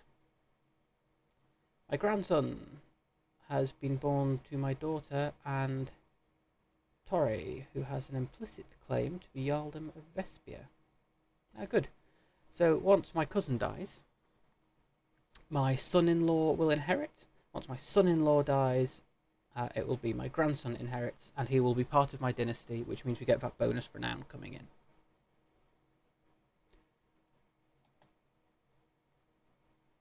So who do we have who we can... 1, 2, 3. No, that's not worth it. 1, 2, 3, 4. Okay, so Worcestershire, very small. You're Catholics, great, we can kill you without a problem. Northamptonshire, 58. You're attacking.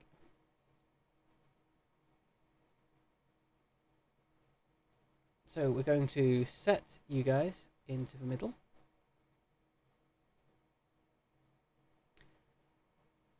And we will combine you. And then we will have to split off mercenaries again. I really hate having to split off mercenaries. There's no simple split off mercenary button. There is a split off mercenary and special soldiers. But the special soldiers can raid, so don't know why I would want to do that. Now, before we go to war, let me just pop in here. We do have, for our stream on Monday, which is going to be my first non-Crusader Kings stream, we're going to be holding a variety stream. This is going to change each week depending on what you guys want me to hold. Now, I've got a few options here. If you have a look on this Google form, you can vote, or you can feel free to let me know if there's something else you'd rather see me play on my feedback form. Feel free to put in anything on either of those if you want something there. And of course, we can't forget that it's up to you guys who we raid this week. As always, feel free to go in and select who we're going to raid. We've got a few options here. We've got someone else playing Crusader Kings, we've got someone else who is a VTuber, or we've got someone who I follow. I'm not particularly sure if there's anyone I follow who's streaming right now. Let's have a quick scan through. But it could be a while before I finish, because I am determined that we will get the Kingdom of England formed. But it looks like there might be a few. But feel free to go through, have a poke around, see if there's anyone else you'd like me to raid, or drop from here if you want. Always happy to help if we have any other streamers that you guys like and you'd like to send me towards when we're done.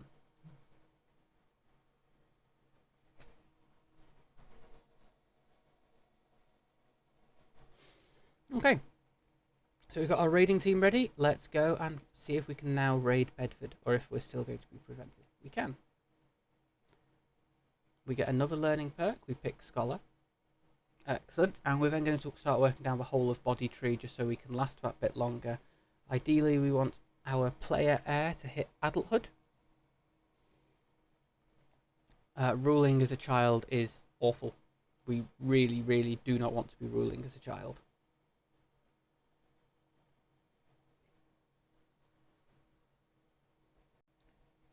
Also, we want to be able to send him to the Varangian Guard. Now that does cost us for piety, but it gives him the bonuses for being a Varangian, much like dear old dad is. Gives him +1 diplomacy, +2 martial, and +2 prowess. There's also a chance that we will get other things go on. So, for example, he could well turn out to gain leadership traits. He might end up gaining other bonuses. He could become injured. It's always a risk. No, we will get religious understandings. It's fine. Doesn't matter that they don't pray to our gods.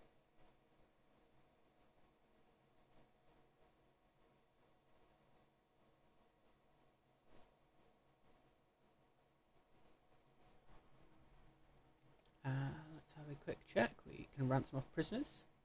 Who are you? Who's your liege? Well, that's your child.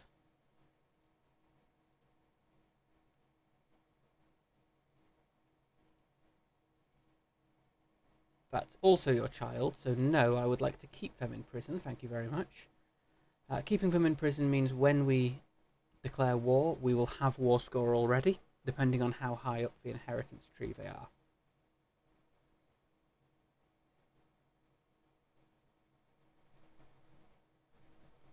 City of Grimsby.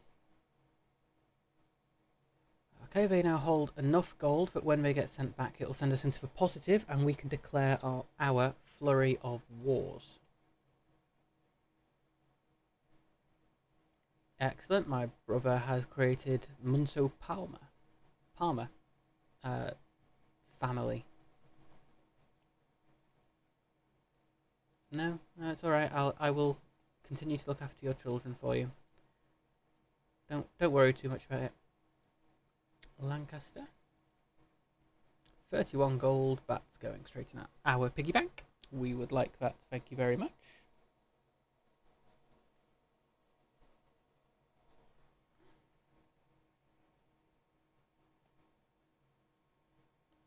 Do you have anything else worth sealing? And Mercia. Peasant Uprising. That's a wonderful chance for us to come and steal your gold as well. So because he's raised his troops, we're going to do our raiding. We're going to slaughter his troops. Finish our raiding. And go back to Oxfordshire.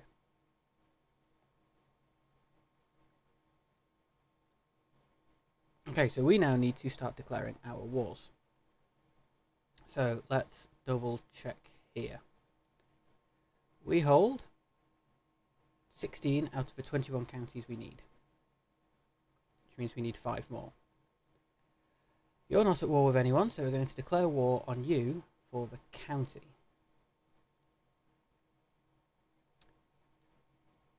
You are going to have war for the county. And you are going to have war for the duchy, which gives us those 3, which should take us up to the 21 we need. I wouldn't recommend, in general terms, declaring multiple wars at once without planning, because everything can and will go wrong. However, in this case, since we drastically outnumber each of our opponents, so it doesn't matter too much that we've got 3 wars going on. If we outnumbered them only a little bit, you'd run the risk of having multiple units pile into yours at once. My rival Matilda. She's planning to kill me. Okay. Well, I will try to kill her then. And I'm better at it than she is. See how she likes that. So here we go. We're going to have this war here. Come on. Beat them. Right, we've conquered all his land, so we get the 100% war score. We're now going to immediately walk down here. We're not going to finish the war yet. We're going to let it keep going on. Yeah, that's right. You better run. We're going to then go and get Worcester. Doesn't matter that they're expiring. Get rid of all those victory notifications. Maybe check one. Yeah, getting a chunk of prestige from them, which is nice. More prestige is always good, especially because it allows us to... Gerald. Oh dear. Oh god, what are we going to name this one? You know what? You can be Ingvar Free. Clone Wars. That was the third Star Wars, wasn't it? I'm sure I have irritated so many of you with that. The third Star Wars. But wait, there we go. And you can go and purge Warwick. So the problem here is, let's have a look at the succession. We're going to lose Kent and Hwick. Now, that's not a problem if we manage to get England. Because we're losing some of the land, but we're holding some of it. Doesn't particularly matter.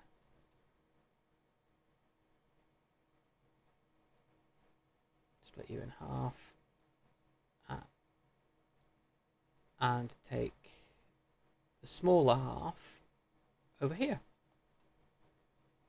Because we've got these 700 troops coming up. We don't want to risk it. Oh, no. Okay, we'll go send those 700. And let's kill Matilde. She's dead. And because she was our rival, we lose stress and we gain prestige from killing her. I gained Northampton, so...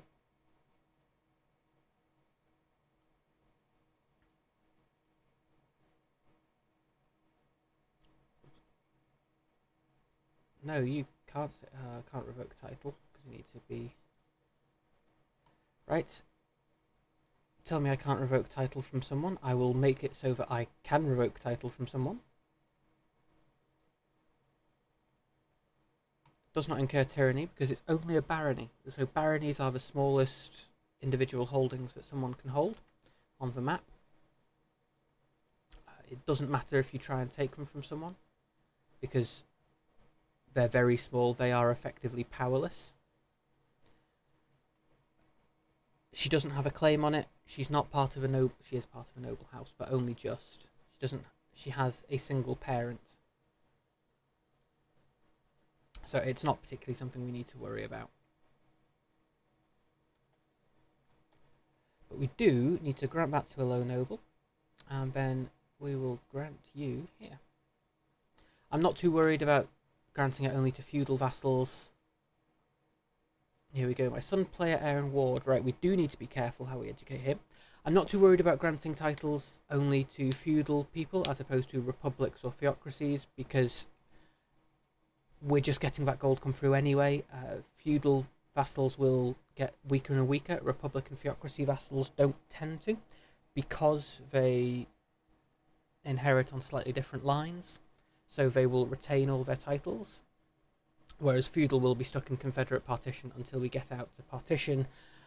It makes it a mess of inheritance. By passing it off to republics, they will continue to provide their same amount of tax. But also, because they provide more tax and it's only passed up to their liege. So, for example, we'll start at the very bottom and we'll work our way up to the top. A count will provide 10% of their income to the duke that's in charge of them. In turn, the duke provides 10% to the king who's in charge of them, who provides 10% to the emperor who's in charge.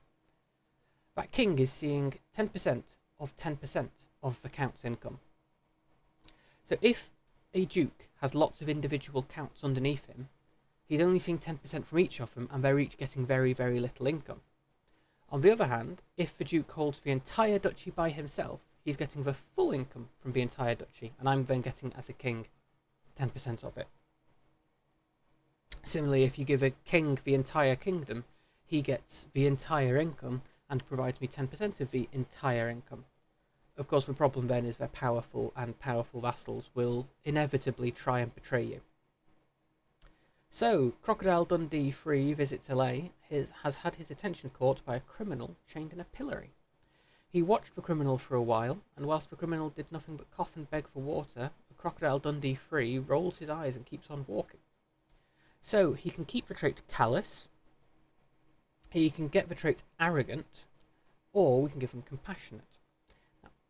Callous, as a trait, gives him -2 diplomacy, +2 intrigue, bonus to dread gain, negative to tyranny gain, negative to dread decay, makes him less attractive and makes family hate him. Arrogant, on the other hand, gives him +1 prestige per month, he's less secretive, and liege and vassals like him less. Alternatively, we can make him compassionate, which gives him +2 diplomacy, -2 intrigue. It's kind of the opposite of callous. So what I'm going to do here is we're going to give him arrogant. Arrogant gives you the bonus prestige, and he will now be getting that from the age of 9. So his prestige is going to be much higher when we start as him. Admittedly, it does mean that vassals will like him a bit less, but by having intelligent, we can probably offset that by picking up a few traits. So we're still going to war. That bit is now finished. Send you over to Warwick. Pull you together, station besiegers, and go off to Lancaster. Get the 3rd Army, 1st Army. Yep, you can go and siege down Stafford. And finally, at the grand old age of 49, Duke Ingvar Jr., the Fishy, is going to learn how to wash his hands. I think that's very important, learning to wash your hands before the age of 50. I'm quite proud we've achieved that.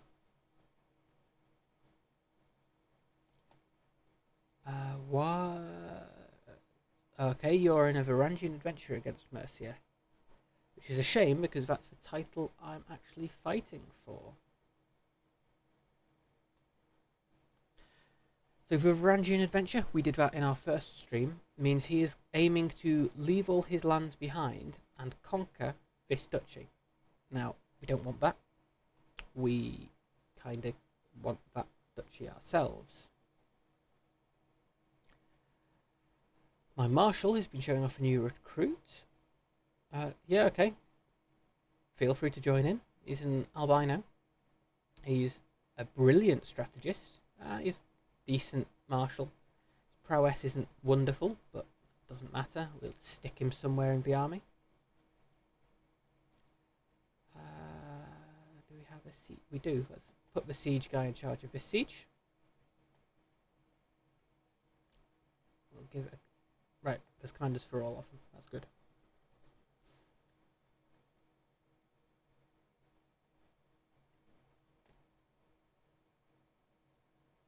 Okay, we've finished that war. 100% chance. So because our learning is quite so high now, we can now have 100% chance to make her succeed in the attempt. Quickly throw our people into this battle. Of course that doesn't happen. That doesn't help. Have to call him to war.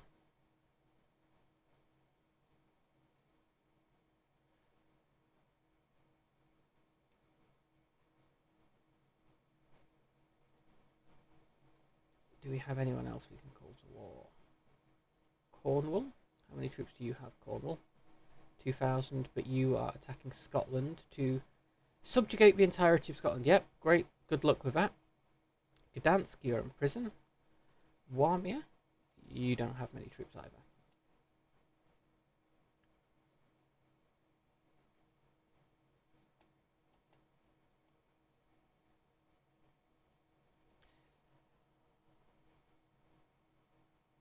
So we're going to set our Spy Master. It's an 89% chance of revealing Tancred's secrets. That's quite good. He seems innocent, whether he actually is. So we've been studying the ancient religious texts, and the world's going to end in 6,000 years again. Everyone deserves to know the truth. We can go cynicism, or we can go zealousness, or we can gain the experience. So we're going after the experience. The experience is really good. We like having the experience. It means we get the long-term growth, which is what we're after.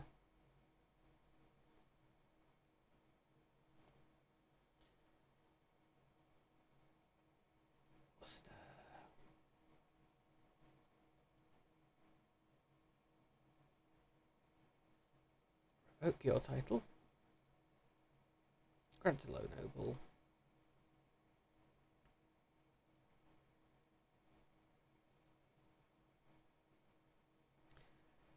Let our army refill. Slowly.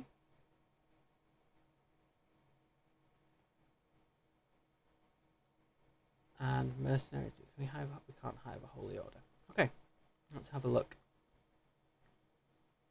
Company of a Brabancon. Here we go. We've now got nearly 5,000 troops.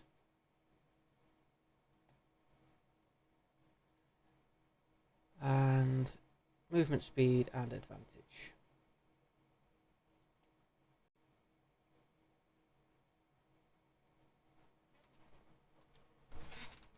So let's see, can we conquer this last county? Someone is trying to kill my sister-in-law. She's nearly 1,000 ducats.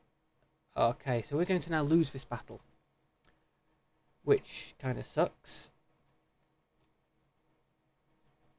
Let's see, can we switch to a different commander who might help? Advantage in forest and tiger. Into plains. That's bonus in winter, but we're not in winter. Advantage in plains. Yeah, let's stick a reckless dude on. Oh, they left us alone.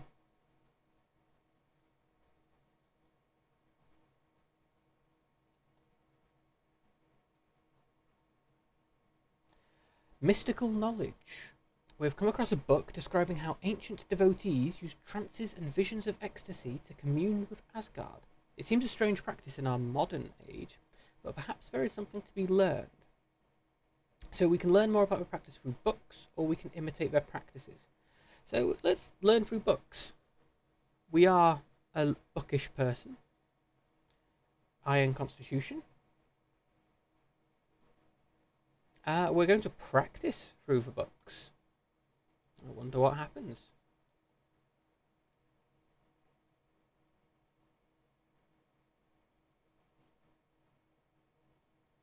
They are attacking.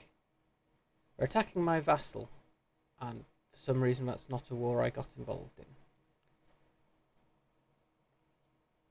I am going to continue to see if anything is different, having burnt all my mysterious powder. Ooh, I gain dangerous habits. Tiny penalty to my health.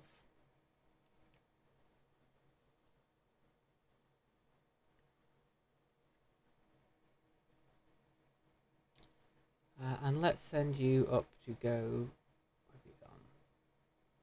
For barony. I'm not sure I want to spend money on getting this book to her, so I'm just going to increase my own lifestyle rather than hers. Here we go, we're nearly finished taking Warwickshire. Very long war. Okay, so he can become forgiving. That's a terrible trait. That's actually a sin for us to be forgiving. He can gain Wrathful, which is bonus to martial, penalty to diplomacy and intrigue, and it's virtuous. Or he should gain Fickle. Fickle is a horrible trait. I hate it. It gives you diplomacy and intrigue, penalty to your stewardship, which is a problem when you want to hold your own land. So we're going to go for Wrathful, much like we are. And here we go. We have taken Mercia. Now, before unpausing, once again, we're going to go through and we're going to give you a wider amount of land. I'm going to ransom you just for gold. Do we have anyone else in prison? We can ransom. We've got loads of people in prison. Let's ransom everyone. Pile our units together.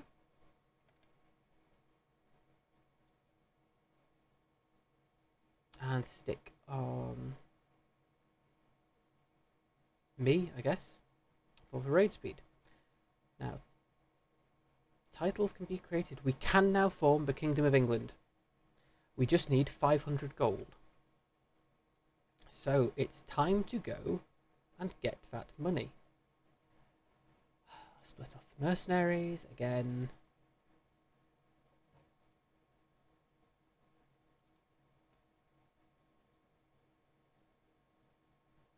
Disband. Mercenaries can't raid. Okay. Split off new army. Where are the mercenaries? Don't have any mercenaries here. I don't know what he's on about. Come on, walk over here.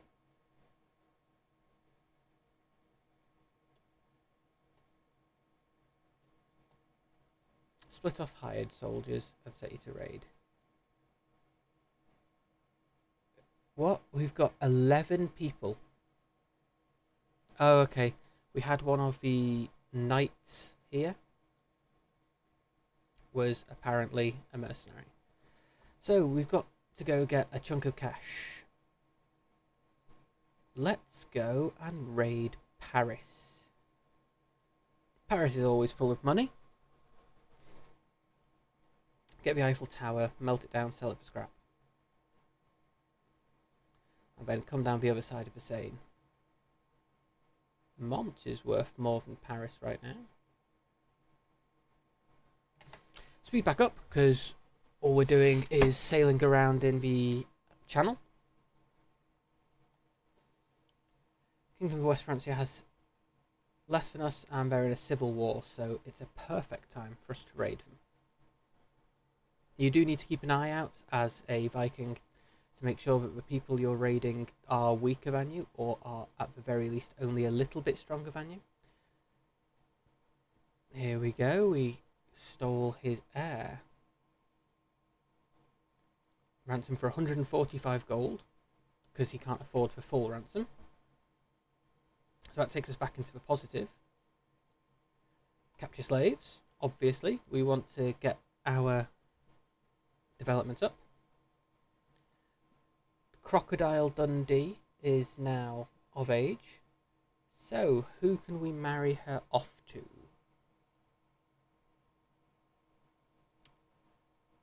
Let's have a look. Rank. Yeah, okay. You can go off to marry for Pomerania. It's been good knowing you. Thank you for being here. Now go, and I hope you have many children. Continue burning down France.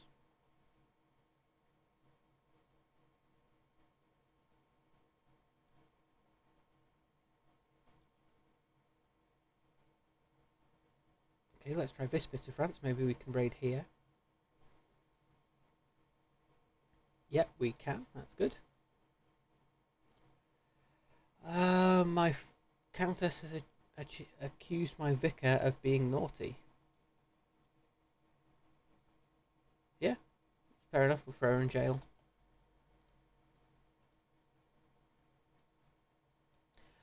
See, I don't mind throwing my vassals in jail. It can be a pain, I guess, maybe. But it means that they're not causing trouble. Whilst they might dislike me, I can cope with that because I'm stronger than they are. I can probably cope with whatever they're going to... whatever trouble they might cause. Okay, we're very nearly at our loot cap.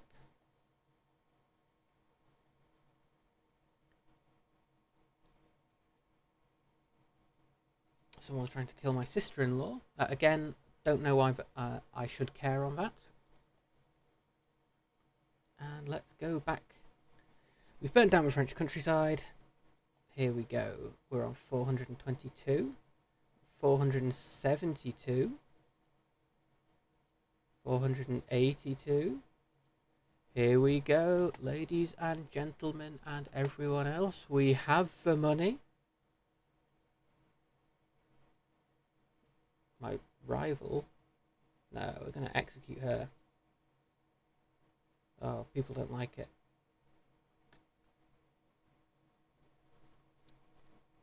Oh, I probably shouldn't execute her then. So, let's make the Kingdom of England. And here we go, we are the King of England. As the King of England, we have de jure claims on the rest of England. So what we can do now, let's have a quick check. Are you going to... No, she won't be my vassal. That's a shame. What you can do as someone of higher power is you should be able to get people to convert, or to not to convert, sorry, that's something else entirely. You should be able to get them to accept vassalage. By accepting vassalage, they become your new vassals, obviously. Now, we do need to get... So, we do also have the Duchy of Normandy, the Duchy of Kent. So, let's have a quick check at our succession. We're going to lose Duchy of Normandy to this guy, Prince Ingvar, the Clone Wars.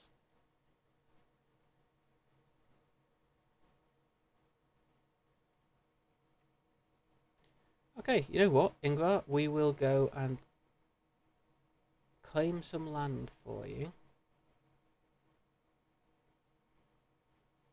So Cambridgeshire, you're not very strong. We will conquer the county. Raise all armies. And immediately go and try and kill them.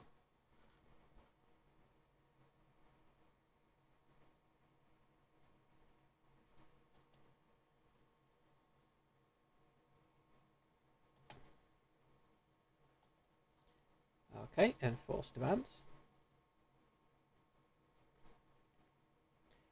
And we will get Ingvar free of the Clone Wars, and we will give you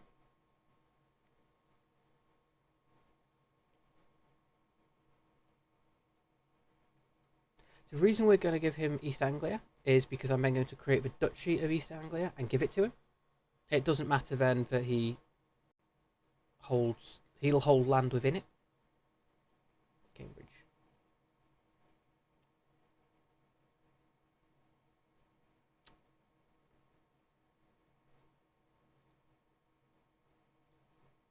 Don't be a republic. Come on. Don't know why he's become a republic. I gave him the wrong thing. That's a problem. Not insurmountable. Can we revoke title?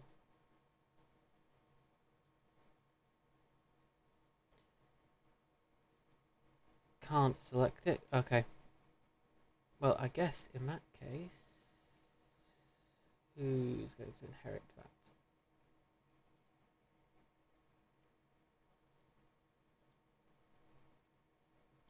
Okay, I guess that's something we might have to deal with at some point. Hereditary rule. Okay, we've got hereditary rule. Excellent. We can now pick partition. First of all, we're going to select battlements, and we are now going to go and change our succession type. So the reason we pick partition over Confederate partition is partition doesn't generate new titles. Ah, you oppose. You are intimidated. You are intimidated. Okay, well, I guess I need to go and execute prisoners.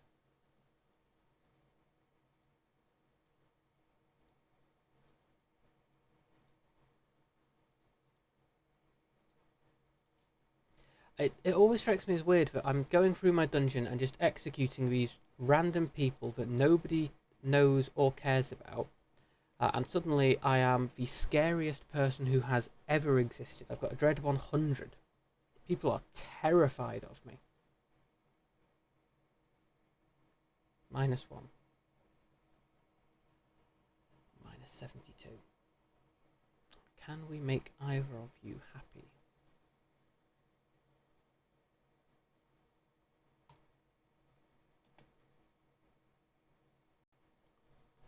So we've got up here the Dreadful Ruler achievement popped. I've already got this in Steam, so it's not actually picked up this time. Let's have a look here. Princess Crocodile Dundee 2 is now married. Earl Raymond of Oxfordshire. Yeah, they can marry.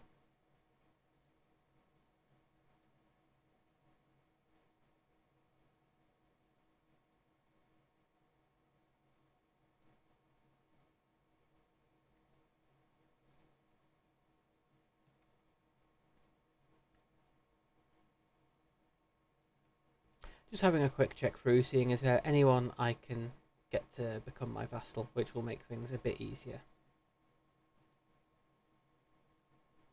Obviously I can't. And as you can see, having become a king, we now have a chunk more military strength. We've jumped up quite a bit, which is always good. And we're going to, because of that, why can we not increase this?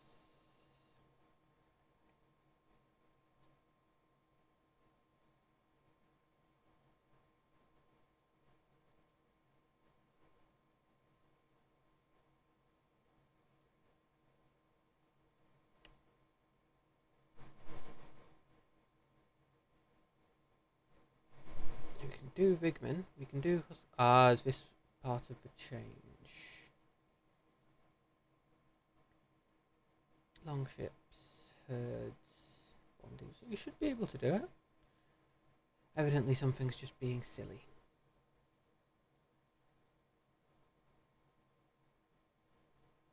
We can now hold 5 counties.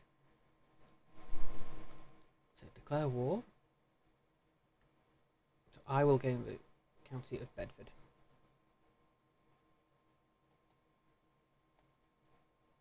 So the reason we're doing this is because Bedford is part of Essex. It's going to be part of our core duchy. We can hold 5 immediately as titles. So we're going to go do it. It means we get that extra little bonus that we can get. Every little extra bit helps.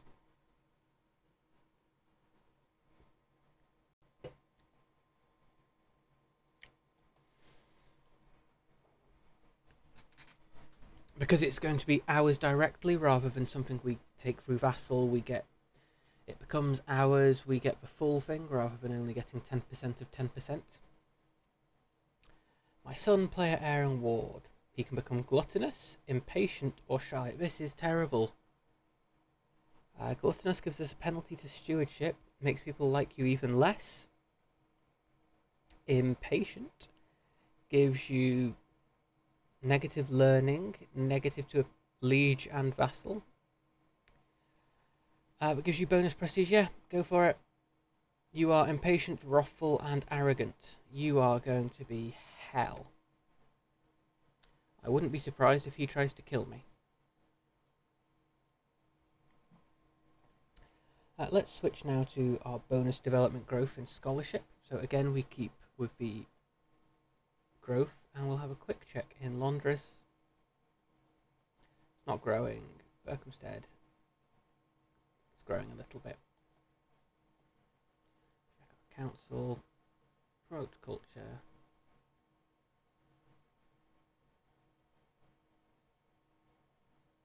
No, we're going to increase development in Middlesex. 19 months.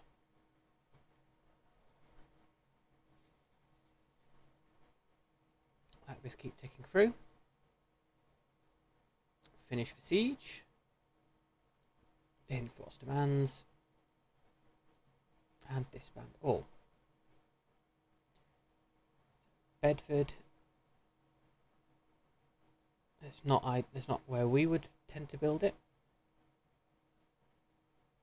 He's built wooden barracks rather than the hunting ground or farms and fields I would tend to, for the bonus to tax, but we can accept it. We do now hold the entirety of Essex, which is probably going to be all we realistically need to hold for most of the rest of the game. We also hold the Duchy of Normandy and the Duchy of Kent. Kent we should probably get rid of. Now,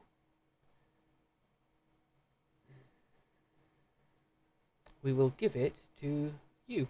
You hold the Barony of Dover. We will grant you the Duchy of Kent.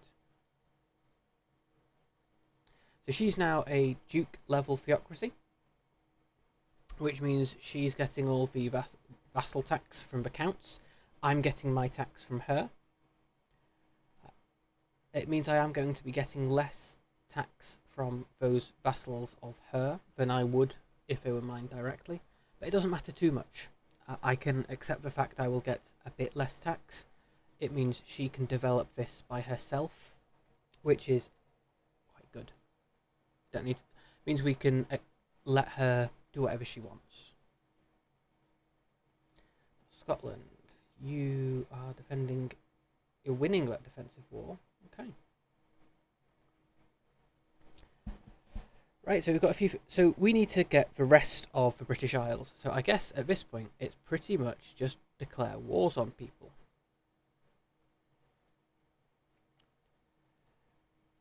So let's have a quick look here. Declare war. Conquer Duchy, we only get for one.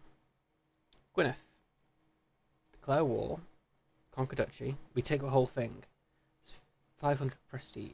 Piety. So let's do that. Raise all armies. You are going to go take Abertifi. And you are going to go take... Where is it? Denby. Dinbish. I can attempt to imprison my spy mistress. Nah, it's alright. I will continue to allow her to be a spy mistress despite the fact she is drunk and not willing to eat much.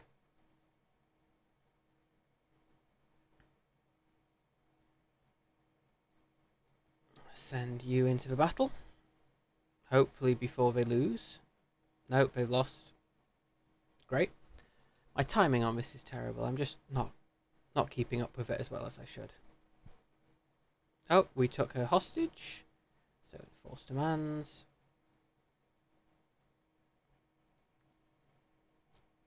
Cool. We can just grant this to someone. You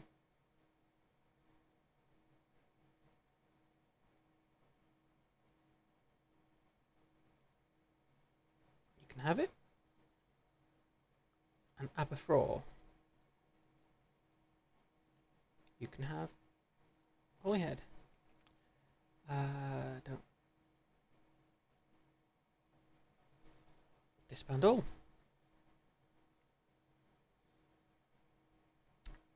So because we were a higher realm rank than her, what's happened is we have taken her as a vassal rather than necessarily just I know. No, she has completely lost all her titles. Oh well. Title history destroyed. Yeah, she doesn't... She's unlanded now.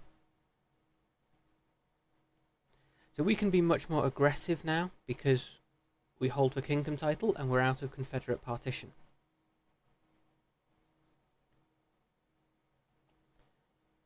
So we're not going to create any more titles. Disband all. We can realistically just declare war on people. I'm not particularly sure I want to invade Kingdom until I get up to potentially on Scotland. And take the entirety of Scotland in one go. They are inferior to us, strength-wise. The problem is, the Kingdom of Scotland, we might not be able to ensure it keeps going to the same people. But I suppose if we get it, we can try and force the matter. So let's invade kingdom. Kingdom of Scotland. It's 2,000 prestige. As an invasion, we can only really do this once per life. Okay, we will let our troops refill. And we can finally build onagers.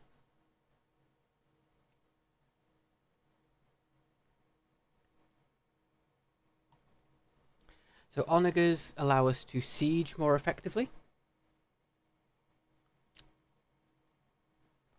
And mean that we will potentially be able to crack the walls, which takes huge chunks of timing out of the siege time. Embrace English culture. English.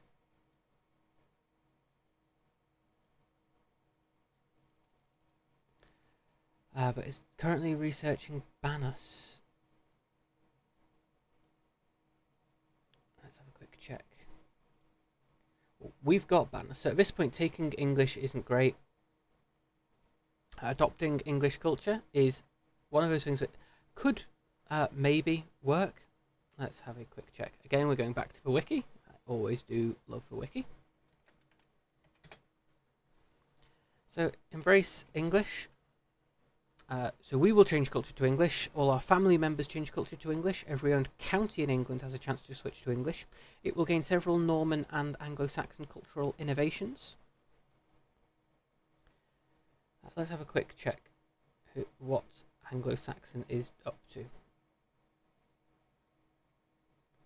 Anglo-Saxon is still in the tribal era. It's not particularly great. We're so much further ahead than the majority of other cultures. If we go have a look in French, French has got nothing unlocked in early medieval. In comparison to ours, we've got 19 in tribal and 1 in early medieval. Let's have a quick check on development. So as you can already see, London is now picking up, as is apparently Warwick. We're still not at the level of central France or Italy, but we're starting to get there. Why Warwick? What's Warwick got in it? Nothing. It's just got development 12 somehow. I'm assuming he's been doing raiding, because that's better than ours is.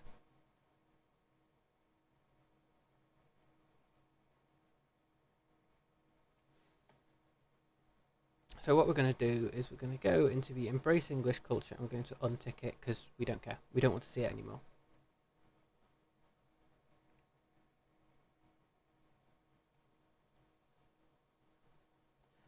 And change out of Confederate partition. So we will lose the Duchy of Normandy, but we will retain everything else. So that's fine.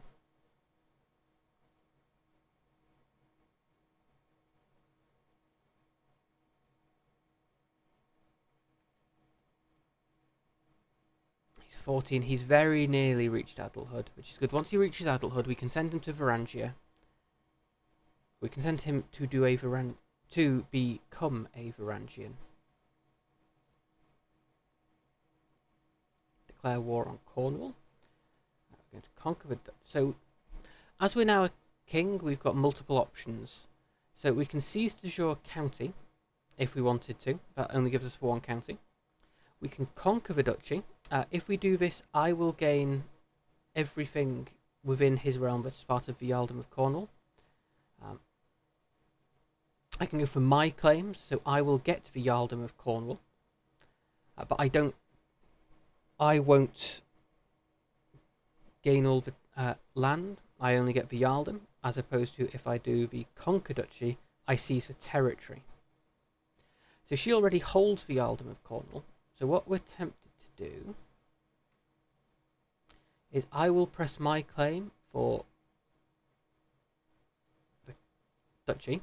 It costs 94 prestige, which is significantly less than the piety. We're going to go fight for war, and then we will pass off the duchy to someone else. The reason we're doing this is because it then makes her someone else's problem as a vassal. She might claim it back at some point, In fact, she probably will. But if we give that person a few other vassals...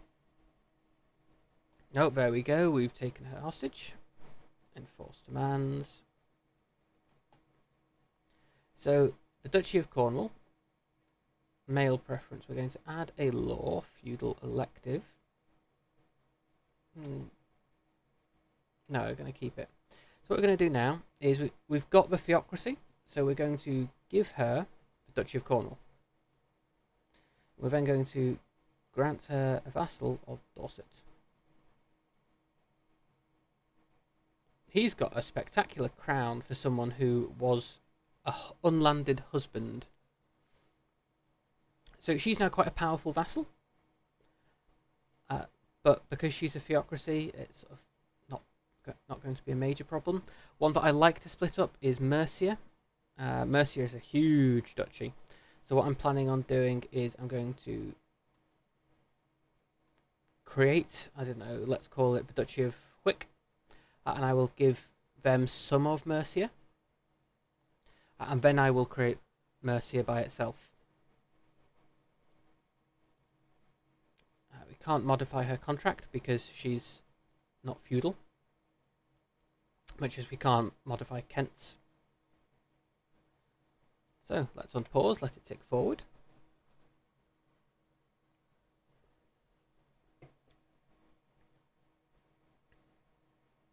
Now at this point, I'm now not too worried about having the extra lifestyle experience. I've got more than a year to live, but I'm 55. I'm coming towards the end. We need that gold. We want to stabilise the realm a bit.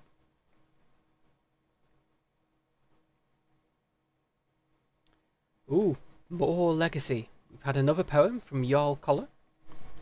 When memoriam takes shape, the mightiest men must leave this earth, their deeds, their acts, their swollen worth, and when their final hour nears, their name lives on the lips of peers. Everyone seems to be kind of going on depressing poems about people dying. I mean, it rhymes, yeah. Yeah, I don't know how to feel about it. Faction. Liberty faction. You want lower crown authority. The crown authority is 2. Come on. I'm not giving you lower crown authority than 2. Crown authority your vassals hate having. Much like having a higher control is something that your peasants hate, having a higher crown authority is something that your vassals hate. You get better rules. So when you hit limited crown authority, you can change between partition successions from confederate to non-confederate. When you hit level 3, you get your vassals hate you. Your vassals actually hate it, but they give you more tax and levies, and your vassals can't wage war on each other, and inheritance can't go outside the realm.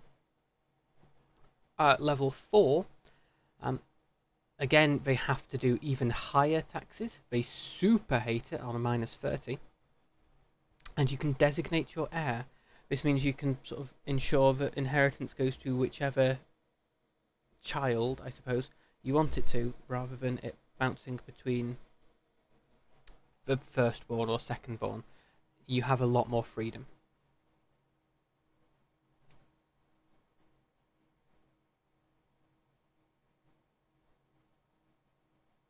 So, let's have a quick.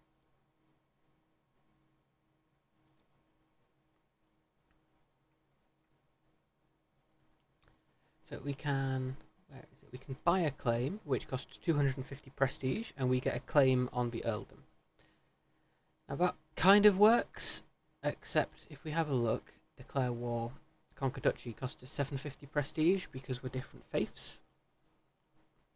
Alternatively, we can declare war, conquer county for 150 prestige. They only hold for 1 county, so it's probably worth us just declaring war on a county basis. You, on the other hand, hold some of the duchy, and you hold some of the duchy.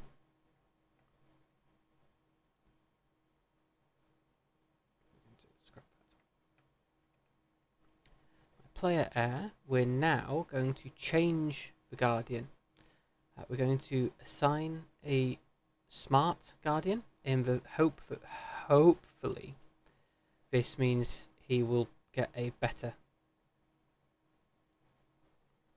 education, because the education means we get that bonus stats. It keeps going long. It keeps a good benefit for a while.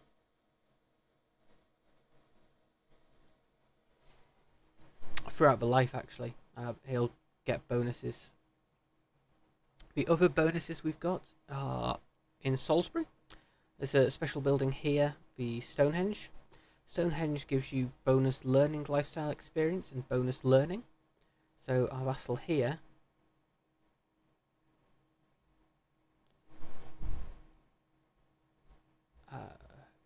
don't know who this guy is. Your sibling, maybe? Just some. Trying to figure out how this is inherited. So he's a hastening. He's a hastening.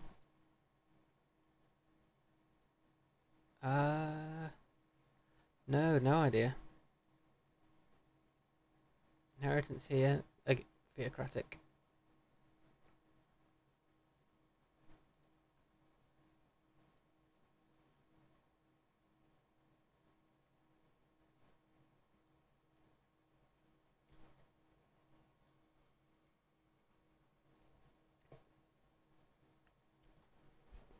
So, let's have a look. Going up to Scotland might be worth dismantling them, although they are similar strength. Might be worth waiting until they are at war already.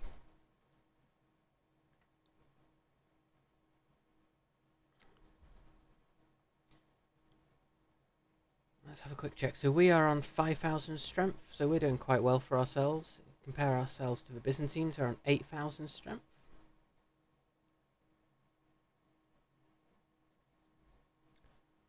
The Abbasids are one of the other huge ones, and they are on 6,000. Aquitaine, yeah, so we are, from the look of it, amongst the more powerful groupings on the map. Why can we not?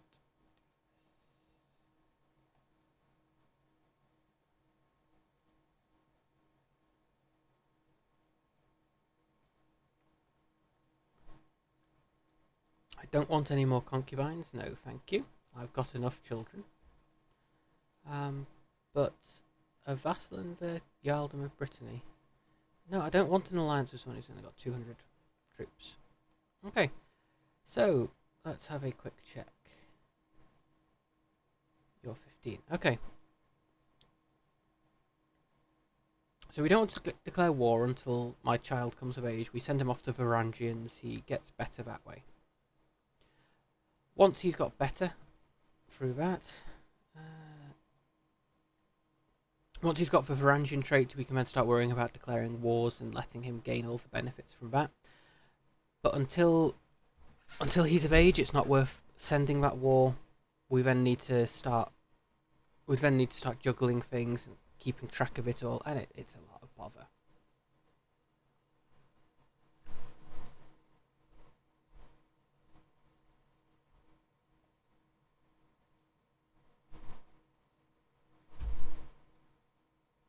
So this dude has somehow got council rights. So what we're going to do is going to remove council rights. And give him low feudal levies. Council rights is an annoying thing to deal with. It means that he can just choose to, at any point, say, I need to be on your council. And you don't have an option but to say, okay then.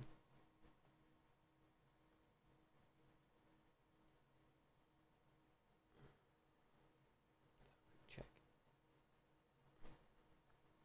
Looks like we might get through the rest of here, which is nice.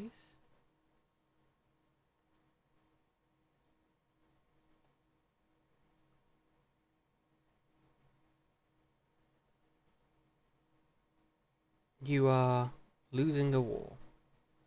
What happens when you surrender? What happens when you enforce demands? We will let her. That's fine.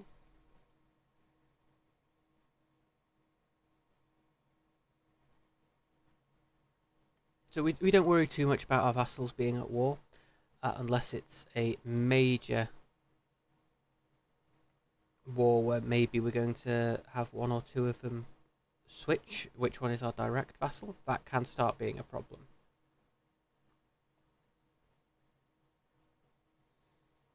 Okay. When's your birthday? 15. Feb. Okay, so we've got about a week to go, and we will see how well educated our son becomes. Rally the troops. Astute intellectual. It could be worse.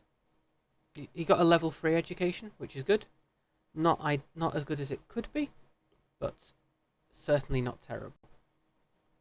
What we're going to do is to try and make him as good as possible. We are going to appoint him as court physician. And we're going to wait him and send him to the Varangian Guard shortly. Go, we win. Disband all.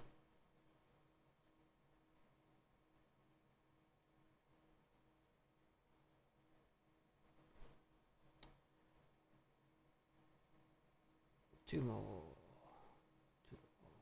Two more. Let's have a quick check. We're going to fabricate claim here. 4 years. Or we can revoke title, Grand City, use a hook, and decline. Herman.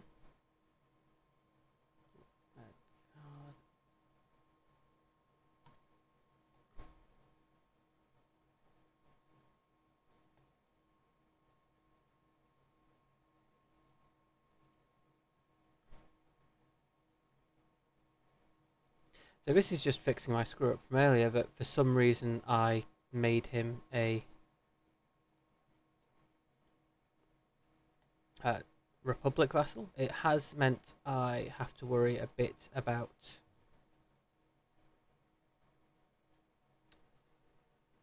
so what's happening? How goes the Bloodeagle? Okay, so what happened is we declared a bunch of wars, and we are now the King of England. We claimed sufficient titles. We've started dropping all our vassals are theocrats or republics. If we have a look, so we're feudal, and we've got some feudal vassals, and then we've got a theocracy down in Devon, a theocracy in Kent. Wessex is all theocracies. Mercia is republics and theocracies, which is giving us more gold. My son, Crocodile Dundee 3 visits LA, has recently become an astute intellectual, and he is also my doctor. He's got relatively good stats, and we are just about to send him to Greece. Go and learn things from the Greeks. That boosts his skills even more. And we will... and we also accidentally made my second-born son... Spain is just labelled England. Spain. Down here, Spain. This is France. I know I'm bad at geography. So because it's our land, it gets our title on it. So England goes on each bit that's separated by sufficient water. Scotland goes over here because it's contiguous, and they can write it. If they wrote England, it would be down the middle. Down here, which makes it harder to read.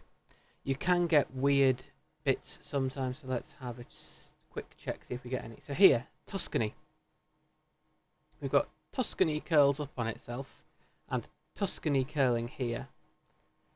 If we go some places with good names. Here, Ooh. Thought France was further east from that, and the only country I could think of that was to the west of France was Spain. Easy mistake to make.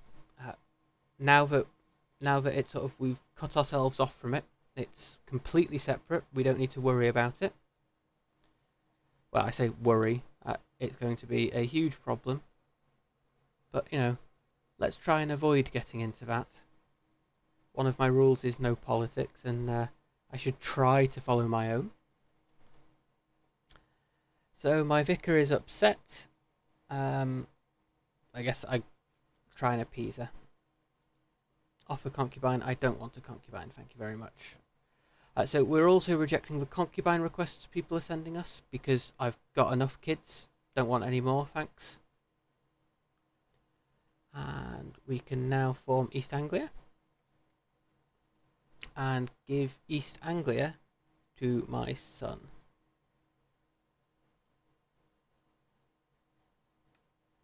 We'll do a quick check on succession. So I now will be passing all my titles, so Normandy and Essex, on to Crocodile Dundee III, as opposed to on to Ingvar III, the Clone Wars.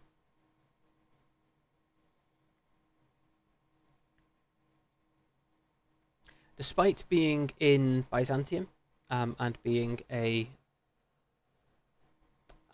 warrior over there, he's still my court physician. He's also a friend of mine, which is nice. You know, it's good to have friends. And we're now oh, he's got 8,000 troops. Where's he got them from? I've got 5,000, and I've got alliances. We've got alliances internally. What we need is alliances externally. Unless he's planning on dying soon. Because then we can use our once-in-a-lifetime kingdom invasion. We'll have a quick check. Now, a lot of Scotland is still tribal, as is Ireland, which makes it a bit of a hassle to take. But if we control it, we can form it into... Well, we can force them to become feudal. So, can we destroy title? We can. Okay, so we're going to have to go and declare war for Scotland and then destroy the title of Scotland. Do I have any children I can marry off for alliances before doing so? Alliance power. Well, you're not at war. Where are you? Upland. Upland is attacking the Abbasid Empire. Yep, that makes perfect sense. Venice. Apparently Venice... Yep, Venice is also held by the Norse. We have obliterated proper human history. Yeah, you can go and marry over here. And Princess Brightspark. Let's have a look. Can we marry you off matrilineally? For a good alliance. Yeah. Cool. So we've got 2 alliances. 2 bonus alliances. Oh, I'm not a very good poet. We've got a 1% chance of writing a good poem. So, what we're going to do, we're now going to declare war. We're going to invade the Kingdom of Scotland. If we surrender, he keeps all his titles. I pay 1,000 gold. So, let's hope we don't lose. Call allies to war. Everyone is getting called to this war.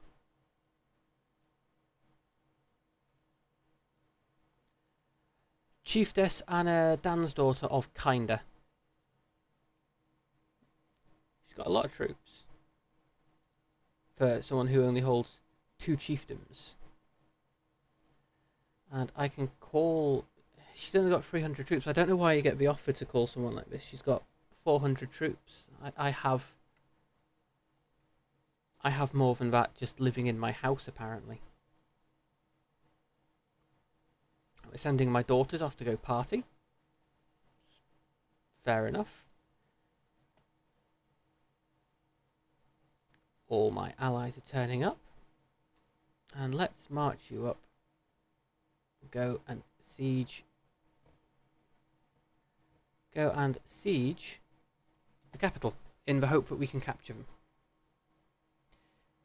He himself has less troops than us.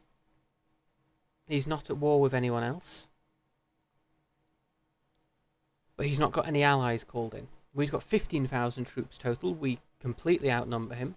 They haven't yet turned up. You would have thought by now I'd learnt my lesson about throwing people into a war. But learning is hard. Meat grinders. Meat grinders are relatively easy. Here we go. He is just landing, which actually is fantastic because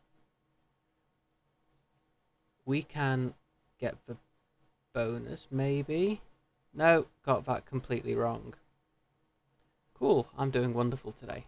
I was hoping by getting him into that fight as he landed, we wouldn't need to worry about the disembark, or we could take advantage of the disembark. Unfortunately, that wasn't the case. And we severely lost, despite me having a much better commander and much better army.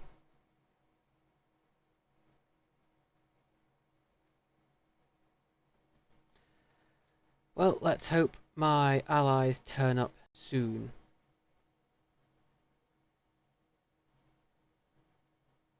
Here we go. There's some turning up. We've got 2,000 guys up here. Another 5,000. So yeah, we're just going to finish your running away down to Cheshire, down to Staffordshire.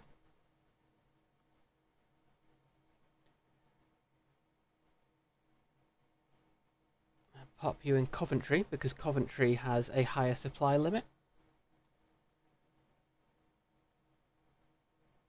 Pop you in Warwick, because Warwick's got an even higher supply limit. And he sees it sieging down here. I do wonder about the AI sometimes. Go and siege Gowrie. The AI makes weird decisions and I can't always understand it. So he's gone off to siege somewhere where I'm not. And not only somewhere where I'm not, but it's not even land I ever live in. Transmutation of lead to gold. It's long been a dream of alchemists across the world. Many have attempted such a feat, but none are known to have succeeded. Despite this, I've come across some notes written in the margin of a book about plants. They claim that one can create golden rain by boiling lead sugar in a filtered solution of seaweed ash. If nothing else, it's worth investigating. These scribbles are clearly a nonsensical prank, again logical thinking, or I will not be tempted by the promises of witchcraft. I am very smart. I've got 34 learning. Obviously, being gluttonous, I need to get as much gold as I can. We're going to fill my wallet. Let's see whether I manage to make it rain. I need to obtain lead sugar, which is used to sweeten wines. I could find a supplier to import what I need, but it would be expensive. 105 gold. Ooh. Alternatively, I can cheaply manufacture my own. Nope. We're going to spend money. We're going to make it rain. Watchers, once again, this is the wrong decision. We're going to import the seaweed. This is going to go so horribly wrong. We're spending so much money here. Begin the experiment. Oh. It suddenly turned a vibrant yellow. I had a moment of worry when the mixture became clear after boiling, but it cooled back down and there were small golden coloured crystals in the flask. They're not true gold, but it's one of the 12 vital processes to create gold. So we get some gold. We get a learning perk, so we're going to pick healthy. My player heir has no spouse. Well, no, I'm deliberately not marrying my player heir off because I don't want him to have too many kids.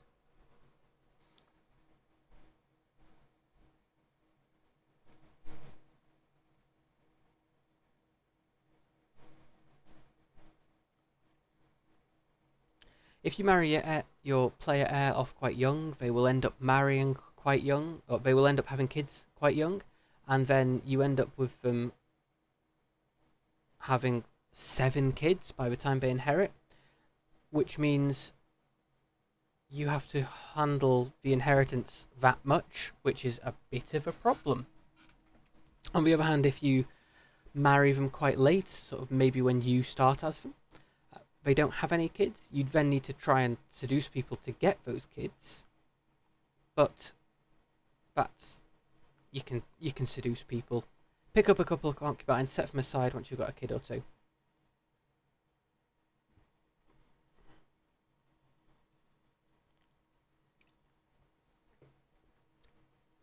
We have nearly sieged down the tribe of St. Johnston.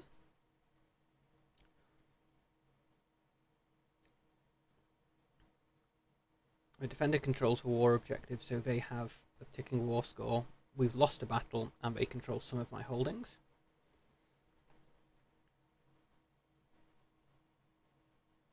Here we go, we've nearly taken St. Johnson.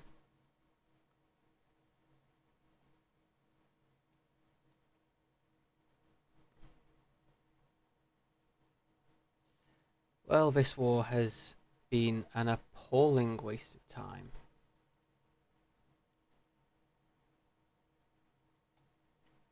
It is not going well at all.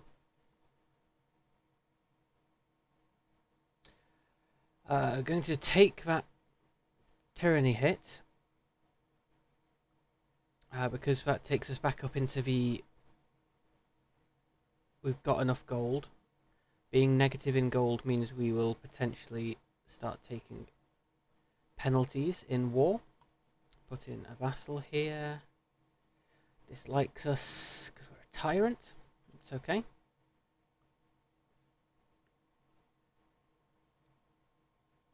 A faction. So the populists, they want independence.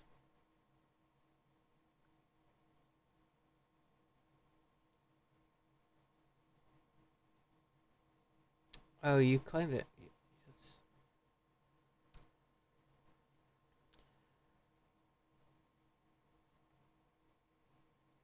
And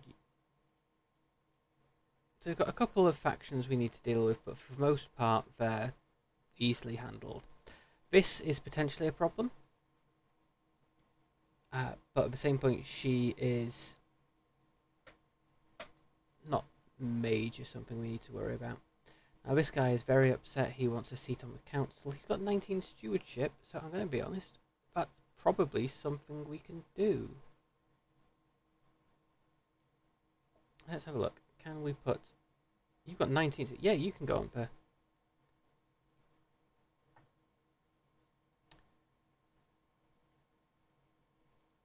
Nope, she's infirm, so can't do it. Okay, cool. Let's put a spy master. We don't have a spy master who's any good. You've got 10, you've got 8. So we're now looking to see whether we can juggle any of them, and we can't.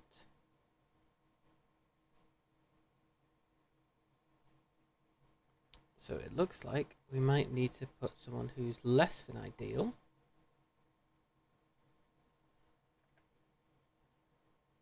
Oh, we can't fire him. Oh yeah, that's a problem. Can we murder him? No. Those are the two options, of course. Can we fire him? Can we murder him? It's a good job I'm not anyone's real boss.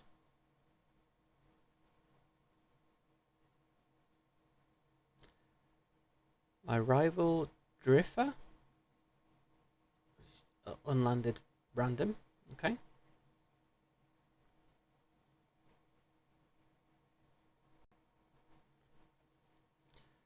Whole of body. It means we're going to live even longer. We're not going to do that. We're not going to imprison her. Scrap that, scrap that. We don't want to create titles. Will you accept a white piece? You won't accept.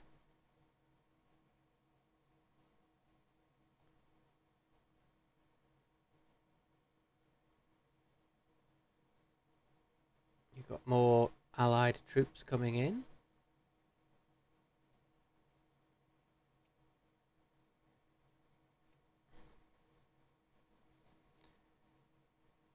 No, we're just going to have to hope that they all turn up. So we've got just short of 4, they've got just over 3, that takes us to 7.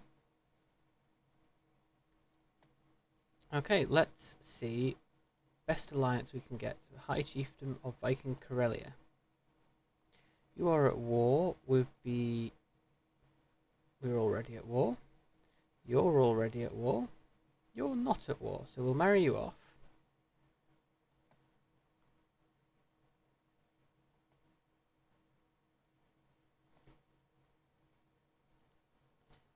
And no, nobody is going to be joining in our fight here. So at this point, it seems like the best thing to do is probably going to be surrender. We are losing money while we're at war.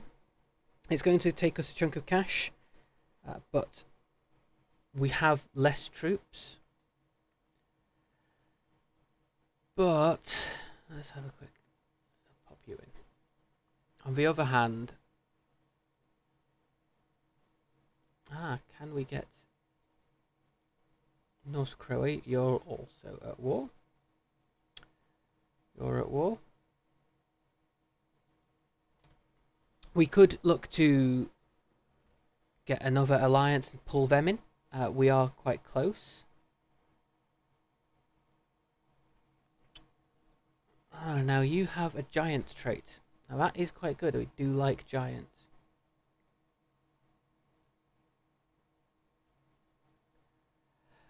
No, we'll leave my heir unmarried. We'll call you to war, and we will call you to war.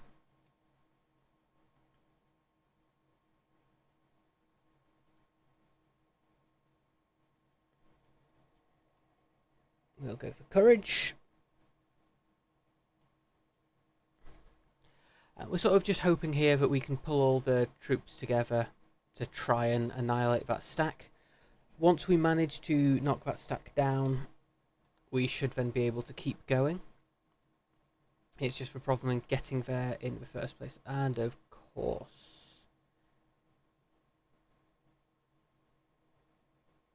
Who are you? The Populist Uprising. I adopt Norse, or I can let Earl Svein and Lord Taiki. No. We are going to attack these guys, and we're going to whack them all in prison because I am not having revolting vassals. Well, I suppose I kind of am. I don't like having revolting vassals. We want to get rid of them. Capture the war leader, fingers crossed. We did. So let's have a look. You are now in prison, so what we're going to do is revoke title, Duchy of Cornwall. You don't get to have anything anymore. And we will then negotiate release, renounce claims, so she loses all of that. We will go back and give this to a Duchy of Cornwall. Oh, we need to give this to people. So we're just going to give all of this to our... So whilst this might seem a bit overkill, giving it all to him, he's a theocracy. He can probably handle that. It means we get all the tax from him. Having him overpowered gives him more income, means we get more income. Let's park this group down on London, because London has a large supply limit.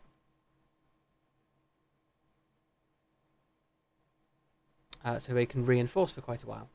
This will bring them back up to full strength / nearly full strength, at which point we can send them back up north to try and conquer Scotland again. We are now also in the good point where we have a slight positive growth to our income. So the longer the war drags on, the better for us. It'll send us less negative when we lose the war, if we lose the war. We also have our allies coming in. Raiders. Raiders can go away. Thought we'd kicked them back into the sea quite enough times. My rival's dead. I gain less. I lose some stress. It's always nice.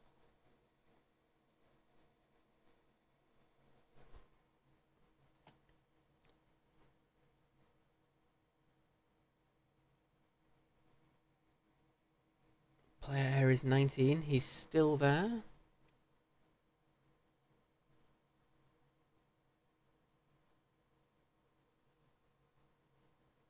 And we've reached a higher level of splendor for the dynasty. That means people will be more likely to accept if we marry, if we ask to marry.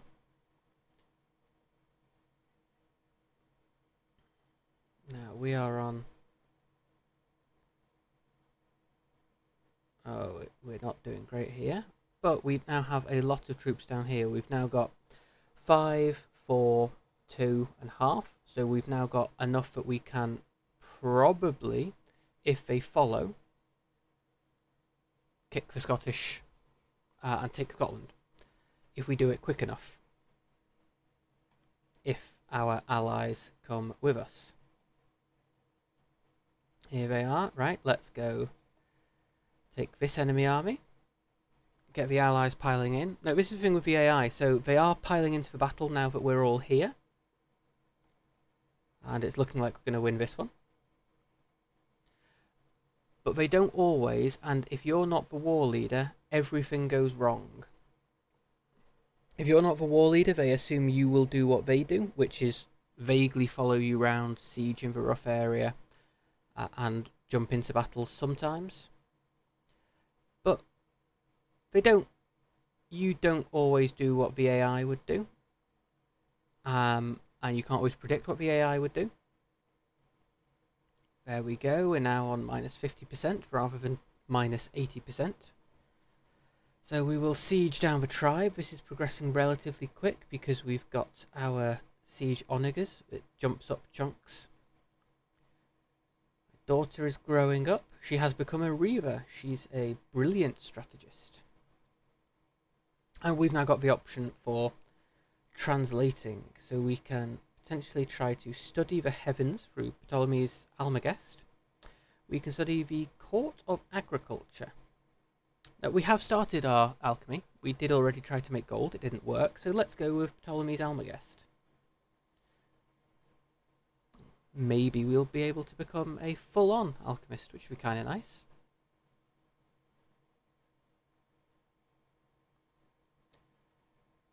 So we've got a 50% chance of translating better if Auslug joins us. Or we can spend prestige. Yeah, we will spend prestige. We've got enough. It's not really a problem spending 75 prestige when we've got over 2,000.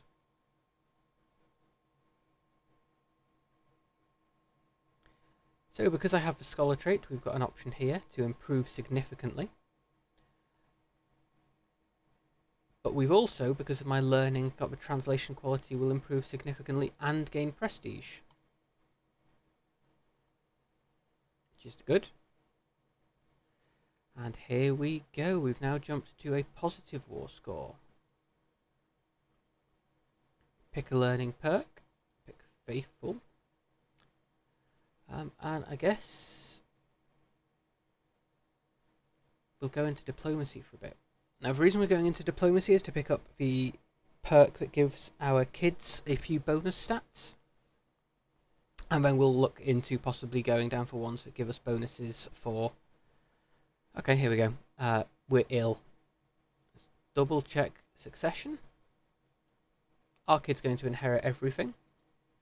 He's got slightly better stats in everything except learning, but we've got loads of perks on that. And intrigue. So you know what? We will do a risky treatment.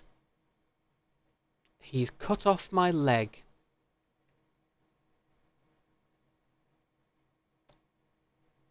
That I was so ill, he thought the best thing to do was to cut off a leg.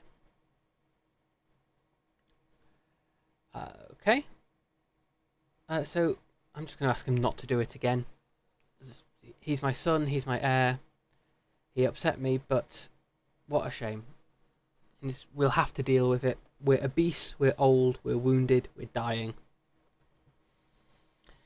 I'm having the notes for my translation of the Almagest read back to me when I snap to with a sudden understanding. Scribe! Add the following commentary. Unlike heroic sagas, this work posits that I will move down the path of cynicism, or I can go for as evident from the will of Odin. I'll gain 100 piety, the translation quality improves, and I gain 50 learning lifestyle experience. So I think we will go for... Let's have a look. Our piety is pretty high. We're a paragon of virtue, so I think we're probably going to try and be... Isn't that basically the start of Game of Thrones? So it sort of is. Oh, okay, he's now got his troops back. We are going to... So we've got 4,000... Got another 3,000. We've got 7,000 against his nearly 10. So we are going to stay on here and... No, we're going to lose significantly. So what we're going to do is we're going to attempt a white peace. Yeah, it sort of is the start of Game of Thrones. At this point, it doesn't matter too much if I die. Ingvar Jr. dies, I suppose, rather than me. I'd quite like to not die. Because the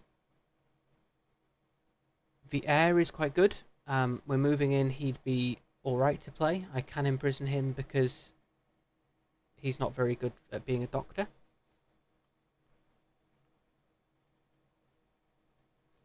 My prisoner, we are going to revoke titles. Dodgy. Quick. Because he's my heir, it's not worth punishing him.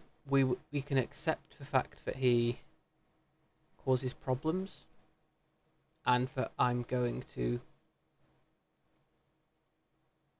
die. It's fine if he kills me. In fact, it's probably good. It means he gets more time on the throne.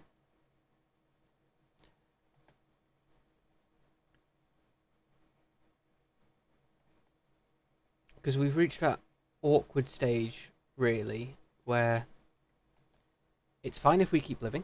It's good, because it means we can... Lord Gammon.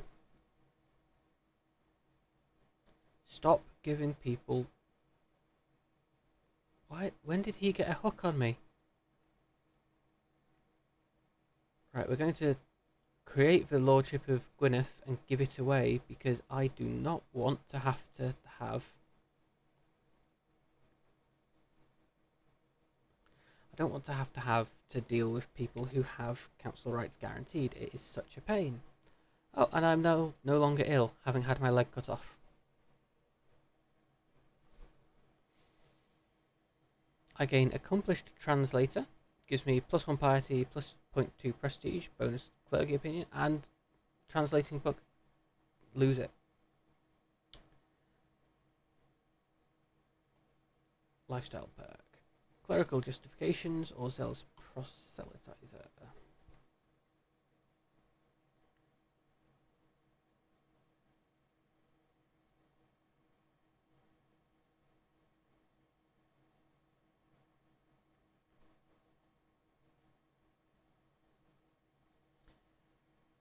Well, we've got enough troops to declare war on you.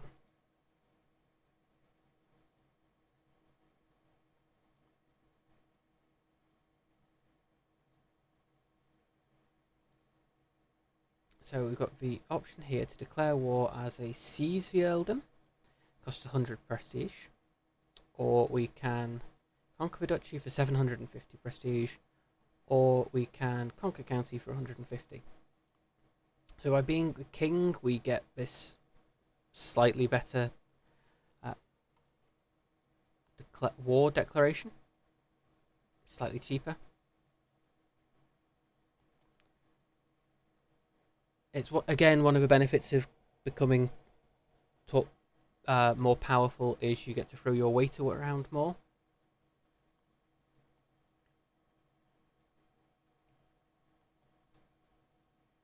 The other benefit, I suppose, is that as a king, we can now press someone else's duchy claims. So if someone has a claim on, let's say, the Duchy of Jorvik, or York, we can press that claim, and we then land them. They become our vassal with that entire area, which is great. It means it's a nice, easy way of expanding. You do have potential slight problems in that they then have to deal with the area itself. Who are you? Dorset. Where's Dorset? Down there. Okay. Subtle threat of violence.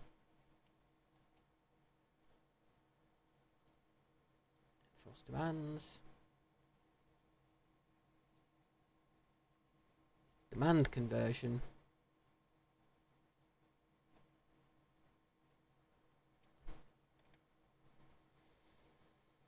Not going to accept a weak hook. I will revoke title. It's an act of tyranny. Can I imprison? It's an act of tyranny.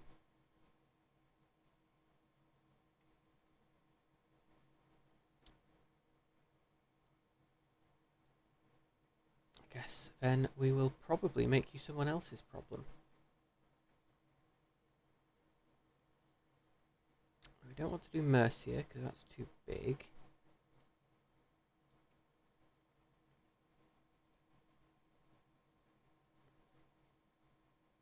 Duchy of Wick. We need 250 gold. Okay, combine you, move you back home, and we'll then set you to raid. We're then going to go and raid through the rest of Wales. So has anyone picked up anything interesting in the Steam sales? No, I've started. I've picked up an old favourite, Dungeon Siege. I used to play it a lot when I was younger. It's been years since I played it. I've got a few other things added to my wish list that I might be picking up. Haven't yet actually bought any of them. I've got so many games that I haven't actually installed.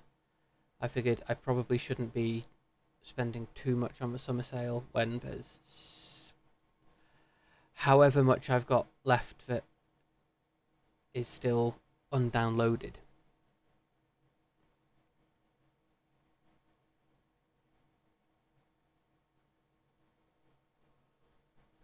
I'm going to keep raiding here in the Hubberef. I recognise the cover of Dungeon Siege and can nearly bounce Steam credit. Yeah, if I'm right, I'm pretty sure it's about 69p on Steam right now.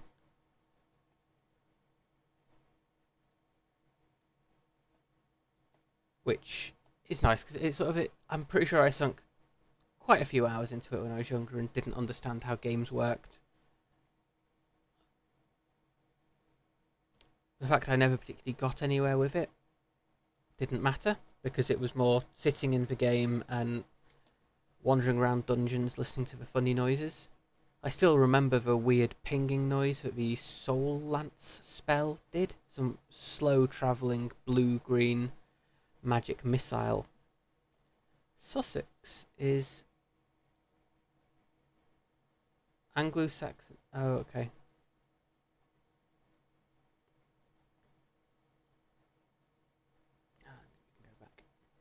So we've now got factions rising against me because they are the wrong culture, and that means they hate me.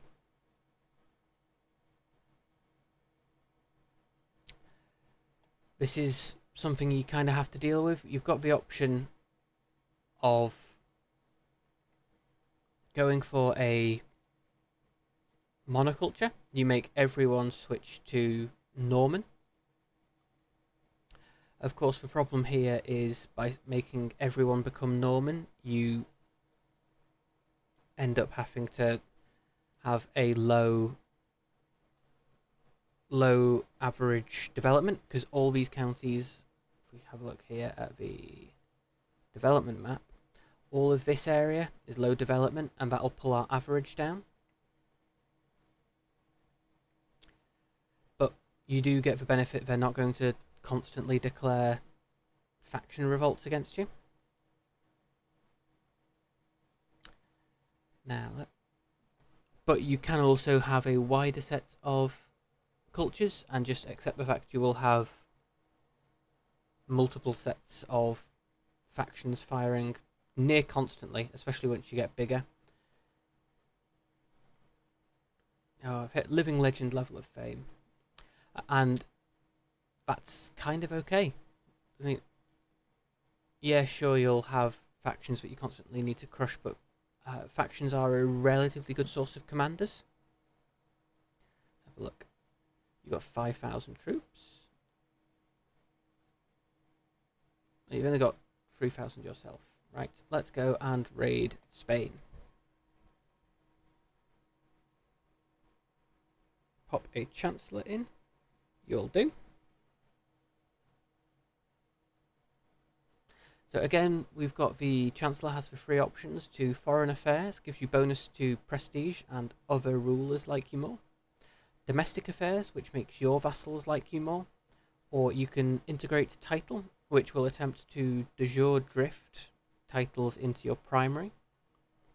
So for example, the Kingdom of England, if we zoom out, you'll see on the de jure map for England, England's all this. Because I hold the Kingdom of England, so I hold all this bit of England.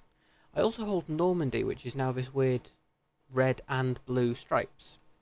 That's because it's slowly becoming part of England. Because I hold it, I'm sort of saying, nah, it's England. Trust me, guys, it's England. And if no one argues with that for long enough, it eventually becomes fact.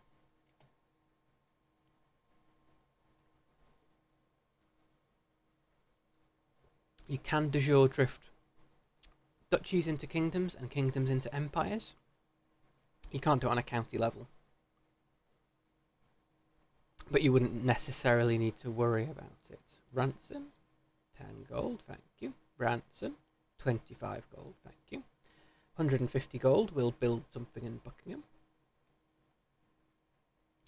Now our goal here with this raid is we want to get 1,000 gold. Battlements is going to be done in about 3 years, and that will allow us to build the Tower of London. The Tower of London is a special building, it's really powerful, and it's going to be great for us for the long-term development of London. But it costs 1,000 gold and takes 5 years. So, we need that 1,000 gold. We've got a couple of years before then, so we're going raiding for it. Thankfully, we can raid Corboda for it's something ridiculous like 100 gold. Ooh, more poetry, this time from Countess Kraka. Countess Kraka is a vassal in a nearby kingdom, Kingdom of Brittany. Bloodlust for England. Though conflict brings wrath to all some day, none are so blighted as this hero's prey. His subjects prove grateful, for if they are not, they'll learn how it is an empire is wrought. Yeah, that's kind of nice. It sort of rhymes. And it's pleasing that she understands I will punish people if they stand against me. So I think I can see it's truly heartfelt. I gain the prestige. I gain opinion of her. We'll pick that up. And there we go. We have taken Corboda. We'll take Cantilena for another 50 gold. Then we can wander around here for a few 30s. This is the problem when you get powerful with the raiding. We're getting a lot of gold from this raid. We're getting 5 months worth, 10 months worth from sacking these counties. But so much of it is now, I think here, this is, where is it? 11 gold for Serpa. It seems hardly worth going and taking their cash for that. Raiding is stopping being useful. That doesn't change the fact it's a good way of hurting neighbours. If you want to steal their land, you can go and raid ahead of time. It lowers their county, it gives you a chance to beat their army up a bit. You can possibly go and steal people. So here we've got... So we're ransoming off children, wives. Potentially you can catch someone. If you catch the actual ruler, that's actually quite bad. You can't declare war on someone that's in your prison.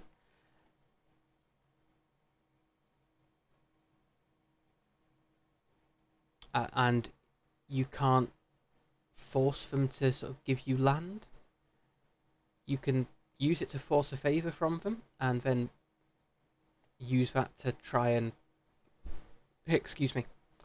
Use that to try and get favours, so you can forcefully marry their son to your daughter matrilineally, and then murder them.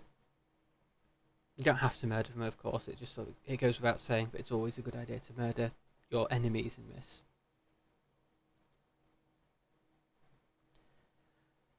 But you can't sort of say, I will let you go if you give me this duchy. I understand that would be a bit too difficult, and it would make the Vikings even more powerful. Ooh, 100 gold for his wife. That's good.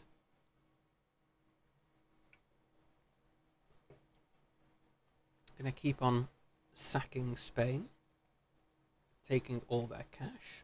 We're now up to 300 gold here, 200 gold at home. We're most of the way there. Once we finish sacking here, we'll send them back home. We need to just fill up a little bit.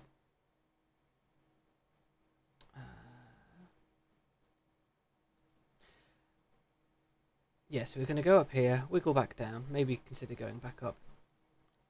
Once we've finished here, we've got all the gold we can, send them back home. And then I think it might be time to go and look into expanding back into the Med. We can give people independence down here. We do have my brother, half-brother. He's got loads of kids. But we... Oh, East Francia. Why is East Francia down here? We can hurt the Catholics by taking the papacy. We don't quite have enough troops to make it definitely worthwhile. We could try and destroy France a bit more, Aquitaine maybe a bit more. Oh dear, you're inheriting to your child. Murder?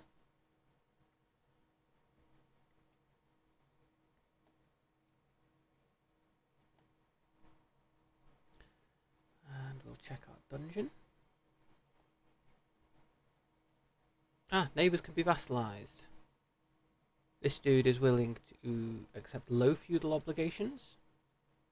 This woman is willing to accept low feudal obligations. Low feudal obligations means that they don't pay as much tax and they don't pay as much levy to me. That's fine. We're not after their taxes or levies, and we're going to stick them under other vassals as well. He's an earl, which means he's only got a county. And the other one, let's wait for her to come up. Here we go. She's a countess. So, we're... Which duchy are you part of? Mercia. Okay, well, we're not going to... Ah, that gives us a good chance, actually. We can get you... We can grant you Huntingdon. Which means Mercia is going to be less good. We've got that bit of Mercia. So let's have a quick check. We've got 1, 2, 3, 4, 5, 6, 7, 8. So it's still quite powerful. Mercia is actually one of the biggest duchies in the game. It's really annoying because it's not actually very good. You've got Offansdyke running through the Welsh border, and that's pretty much the only thing it's got running for it. +1, history will not remember you kindly point. Yeah. Yeah, it's history. I'm called the fishy. History is not going to remember me kindly at all. The current people don't remember me kindly, and I'm still here. Not dead yet. How much gold do we have? 354. Yeah, let's go. Let's go on a rampage. Steal more gold from people.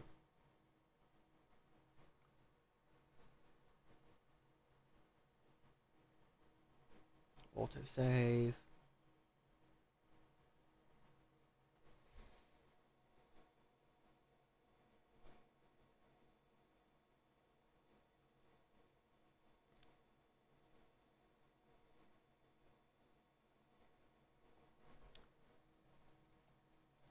New perk. So we're going to pick the groomed to rule. All my children get better.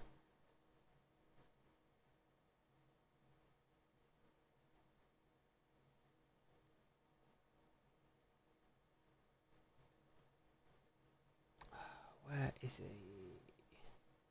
Crocodile Dundee increased his learning by 3. So he's actually now quite good. He's got average diplomacy, good martial, average stewardship, poor intrigue, and good learning. He's also a wise man. Christ, why did you get the epitaph for Fishy while still alive? So, that was because a witch offered to make me a magical fish dinner. And so, not only did I say, I would like your magical fish dinner, that sounds good, I asked if she could teach me how to make magical fish dinners. Apparently, people don't like it when you ask peasants to teach you how to cook. And I apparently now smell of fish. That's just something I have to deal with until I die. In Crusader Kings 2, you could get epitaphs quite easily. You get really weird ones. In Crusader Kings 3, they seem to be a lot more event-driven. They don't come up as frequently. Viking Essex. They don't come up quite as frequently. They still come up occasionally, but you don't need to necessarily... You don't get them on every single character. So if we look, my father, Duke Ingvar of Essex, didn't have one. Duke Bjorn had Ironside, but he gets that before you start as him. My brother, Prince Ingvar III, hasn't got one yet at 15. Not my son, sorry. And my son hasn't got one. None of my kids have got any. My wife hasn't got one. They don't come up very frequently. You do need to do specific stuff to get them. If we have a look at Scotland. So Scotland, there we go, got Ireland popped up as well. Scotland and Ireland fought off my war and didn't have anything happen. Why did he try to wrestle the whale? Why did he disown his son? Want to know more? Ask me. Always happy to explain. Thanks, Nightbot. Yeah, I'm always happy to explain any of the queries that come up, but in this case the epithet is just because there was a random event.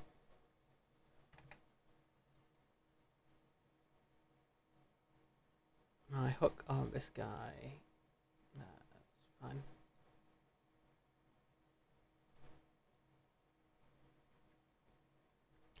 We'll send these guys back. My hook has expired. That's what I kind of expected. Cool, you are back. We'll let you top back up.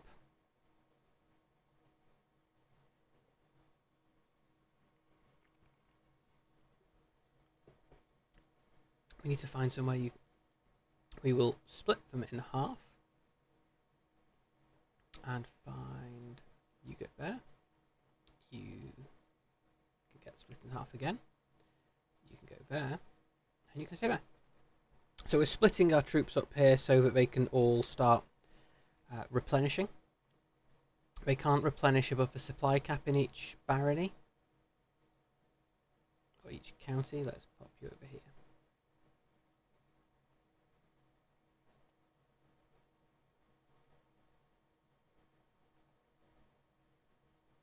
Disband all. Let them replenish. Host feast, call hunt. We're all right, thank you. I need that gold. Battlements is 20 months off.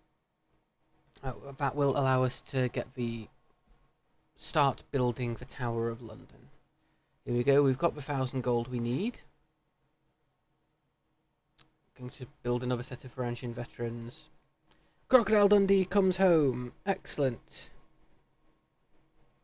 Oh, I don't want him to be my knight. We are going to forbid him from being my knight. Thank you very much. I don't want him to lead battles and potentially die. How old is he? 25. We should probably think about getting him married. So what I'm going to do is, at this point, it's maybe not worth considering marrying him off for an alliance.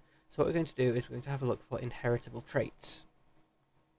He himself is intelligent, so if we marry another intelligent person, the children are guaranteed to be intelligent and might become super intelligent. Alternatively, we could have a quick look. Is there anyone who's intelligent and something?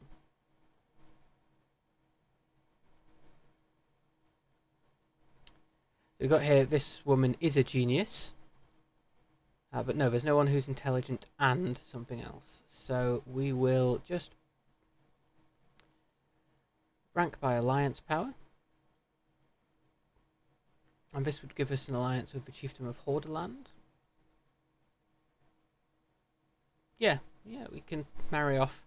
So whilst it's not guaranteed to be pretty or intelligent, there's a chance. And we can work with a chance. Now unpause, let that go forward. We formed an alliance. Got no stress.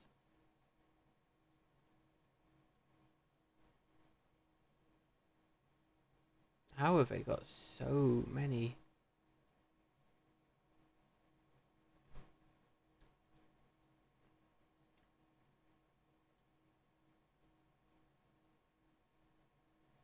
I'm going to try and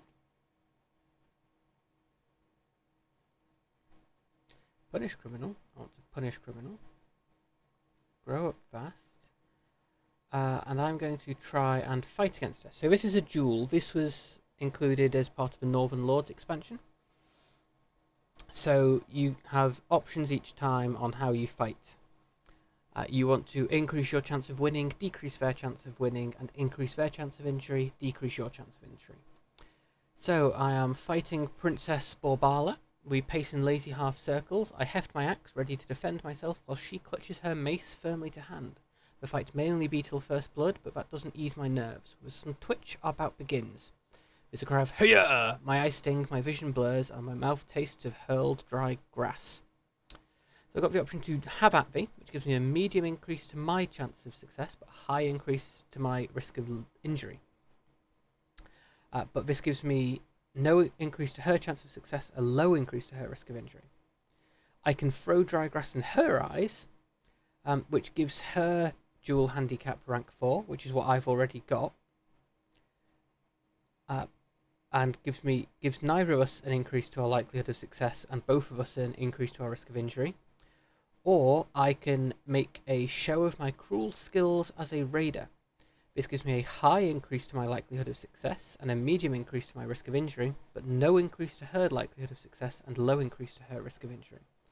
So I want to beat her, but we need to decrease her prowess. So I've now got, maybe if I wait, she'll trip on her mace. Low increase to my success, low to hers. Medium to my injury, low to hers. So that's terrible. Have at thee just die. Medium to my chance of success, high to my injury. Low to her success, low to her injury. So that's not ideal. And face tougher foes in the guard. Medium increase to my likelihood of success. No increase to my injury. Low increase to her success, so that's better there. And low increase to her injury, so it's better there as well. So picking that. I am victorious. I imprison her. I am going to execute her.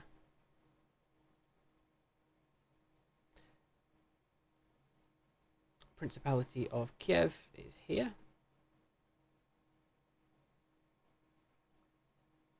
Will you accept? No, okay. I might need to declare war on this guy for Norfolk. Raise all armies. Accept that call to war. We're going to send these guys over to go sit in Norfolk.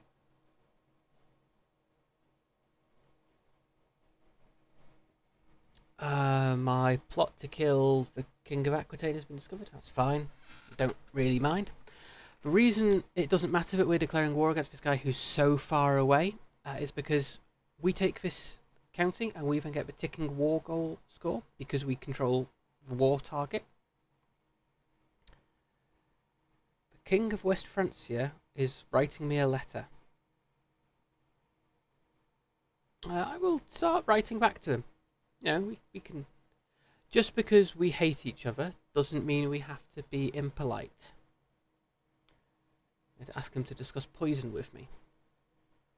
Nothing says being polite like, please tell me how to murder people. Oops, I upset him. There's a surprise. I'm doing so well on being friendly, aren't I? Split you guys in half. Take one army, go take their army.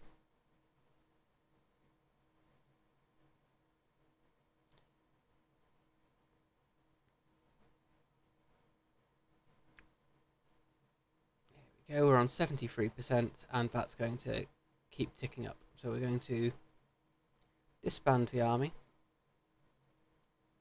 And we'll leave that one standing just in case we need it. But we've disbanded the army because we hold the war goal.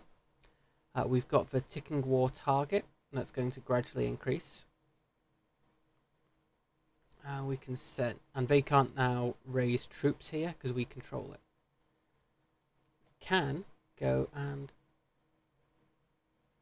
recruit you. I guess we're going to have to raise all troops again.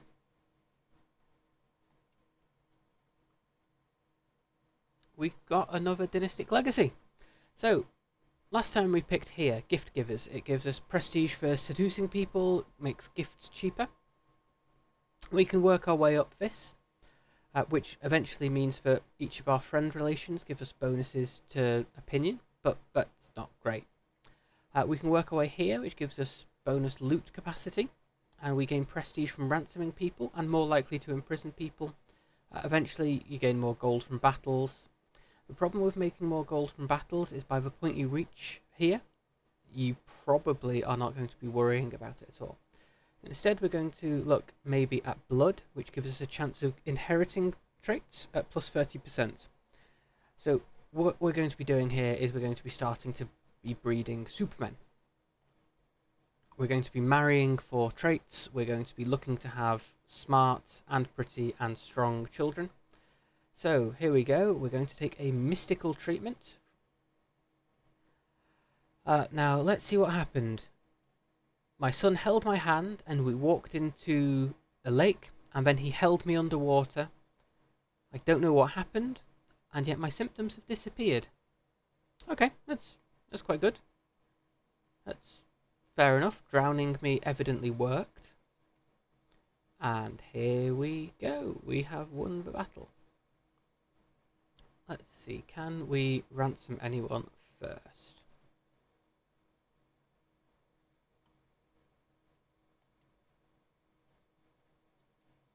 Ransomed everyone off, but we can. Execute it. No, we will. Okay. We're on 83% because we apparently had some of that war goal from having prisoners. That's fine. He's a witch. Kill the witch. He's my son.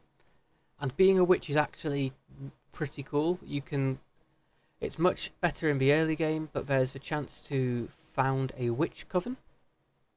Founding a witch coven gives you a bonus to fertility and I believe diplomacy. Might be intrigue. And you get the option now and then to do grand rituals, which make everyone like you more. It's only every couple of years, but by that point you're surviving quite a while. Duke Etienne of Poitou, my agent at King Alain's court, has been discovered. That's a shame. Here we go. Enforce demands. we gain Norwich.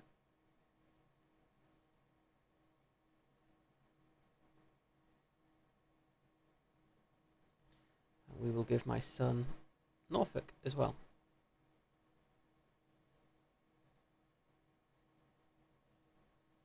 Now let's have a look. We need to disband all troops. Let that recover a bit. So, we've got a duchy down here we can consider making. Wessex or Wick. Tempted to leave them for now rather than making them, because whilst the Duke, oh no, I'm tempted to make the Duke Norwegian, Anglo-Saxon. So it looks like the great culture split has occurred. Norwegian, Swedish and Danish. So what's happened here is the culture split occurs at the 900-ish to split up Norse into all the different ones we see here: Norwegian, Swedish, Danish, Sami, Finnish. However, Norse existed quite largely outside of Scandinavia, so still exists. Let's have a quick check on Swedish. You can get fun things happen because they don't exist early game, so the Swedish, Norwegian, Danish. They still, as we mentioned in a previous stream, they still tick up, they still gain some bonuses to potentially unlocking things, which means you can see occasionally they unlock elephants because they hold 0 land. And to unlock elephantry, you need 40% of all Danish counties inside India or Southeast Asia. If you have 0 Danish counties, then 0 of them are inside India. 40% of 0 is 0. So having 0 in India is entirely possible. Of course, that's not necessarily what you hope for. Here we go. Battlements has been discovered. So now, what do we want to research? So let's have a quick look. We've got all the different innovations. For cultural and regional, there aren't any we can unlock this era. For military, Burrs unlock military buildings and the March feudal contract, which enables you to change the specific contract you have with a vassal. Horseshoes gives you a bonus to movement speed. Mangonels is better siege weapons. Household soldiers gives you better men-at-arms. You can go for more and bigger. Arched saddles gives you armoured horsemen as men-at-arms. In civic, communal government allows you to have a higher development. Royal prerogative gives you higher crown authority. Armillary sphere gives you higher boat speed. Manorialism gives you quicker buildings and economic buildings. Coinage gives you coinage ranks and development growth. Chronicle writing gives you de jure duchy casus belli, and casus belli is slightly cheaper. And bailiffs gives you +1 domain limit. So out of these, I think we're going to want to go for coinage. It's 282 years unless we pick it, in which case it goes to 20 years. We're unlikely to see that happen. We're 66. We might survive to 86. But that boost to our development growth is ideal. That's what we want to happen. Also check our council. He's still switching Middlesex. Can we convert anyone? We're going to switch Essex to... So again, we're just switching everyone to Norman and Asatru.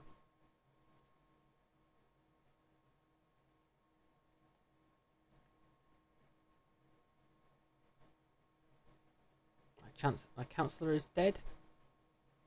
So we need to appoint a councillor, a steward, and we're going to appoint a vassal. You have got an exceedingly high learning.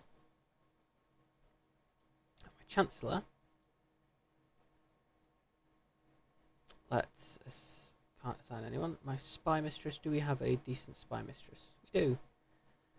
Not quite as good, but that's fine. She's a powerful vassal, so that's okay. And have we got a better vicar? Oh yeah, we're going to put you in. And we'll put a better steward in. It's hot swapping them around until we find a good position to put people. There we go. So we've now got high skills, and because we have 20% bonus from them, that gives us high skills.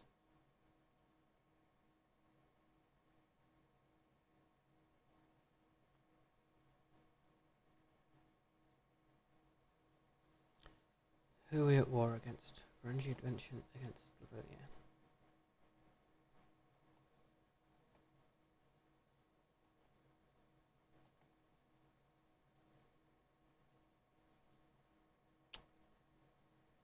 Where is Livonia? Because we need to find where we're actually... Oh, okay, Livonia is over here. Cool, go and land and... Go, land, take Livonia.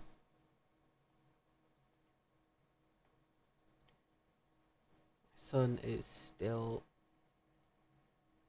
No. Okay.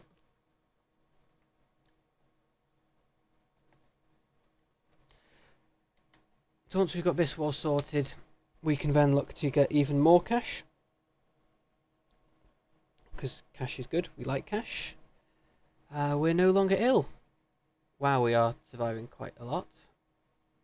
My brother is calling us to war. Yeah, okay. Let's go fight in other people's wars.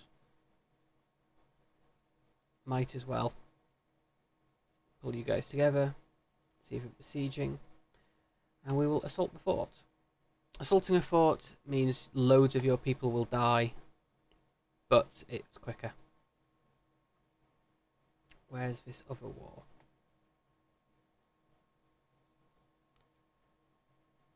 Who are we at war with?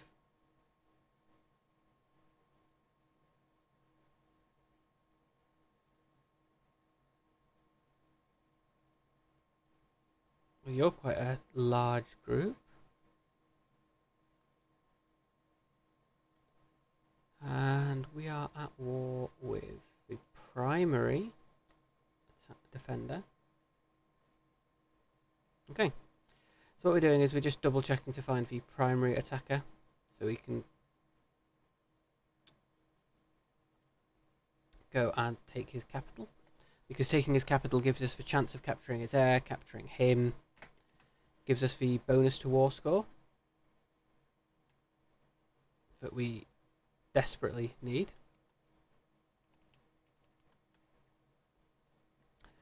And a chance to kill him. And it seems that didn't work, which is a shame, but perhaps not unexpected.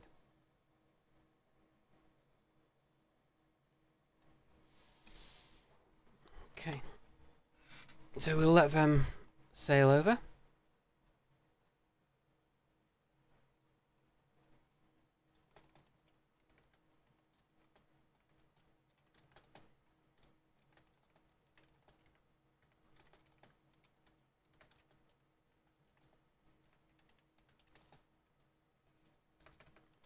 So we've got 5,000 troops. They should be fine landing against the stack of 4,500.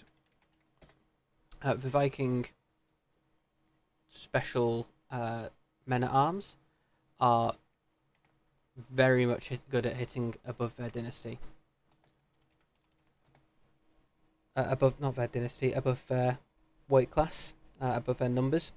So you can semi-reliably take most opponents in the game when you have maybe 90% of their numbers. You wouldn't be able to be certain, but pretty solid. And as we outnumber them anyway, we don't need to worry too much about it. Empty council position. Okay, so I'm going to put my son in this position now because nepotism, but also because this gives him a bonus to his prestige. Have a look at his prestige here. He's getting +4 a month. Can't see the breakdown of it, which is nearly equal to me. Which is great because it means he's going to start with everyone liking him more. And so he's going to have less revolt problems when he inherits. We've got the available perks.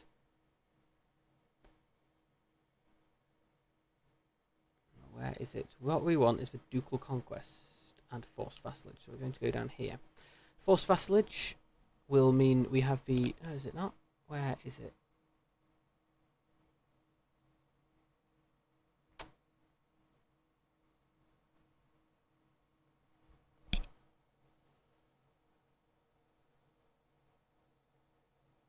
what we're after is for one that makes it more likely that people will...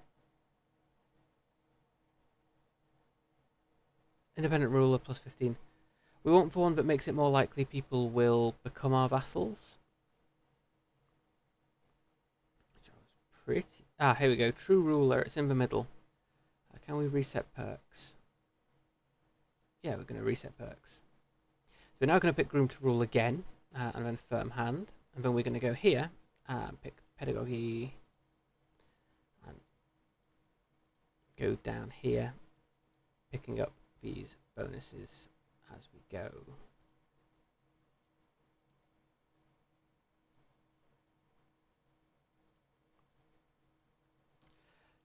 The bonus to vassalization means we can then start asking neighbours, are you sure you don't want to be part of our kingdom?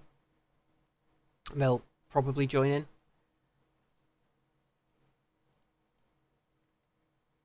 Which means we... it means they will join us. It means we don't have to fight quite as much, because whilst fighting is great, it means we get the land. If we can get it through asking nicely, we don't need to worry about fighting constantly. Because nepotism, +1, history will not remember you fondly. Look, okay, yeah, history will remember me fondly, because history is written by the winners, and we are holding the Kingdom of England, and we're passing it on to my son, who's going to be King of England, and we are relatively strong.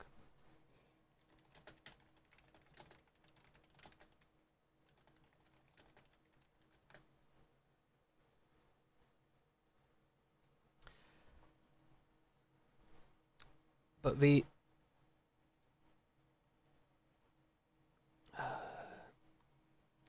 nepotism isn't necessarily a problem, because he is relatively competent.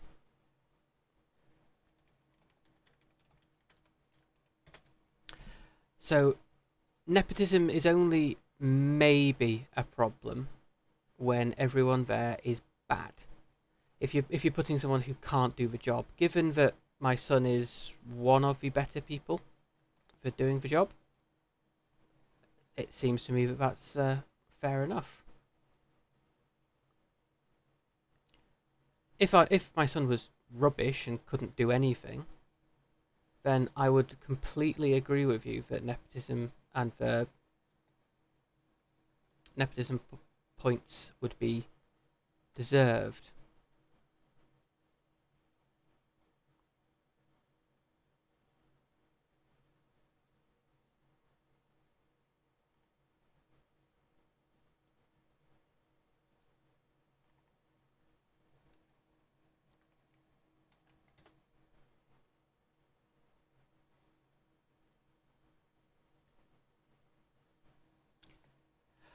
With him being useful, so we paused there. That's thought we were saving.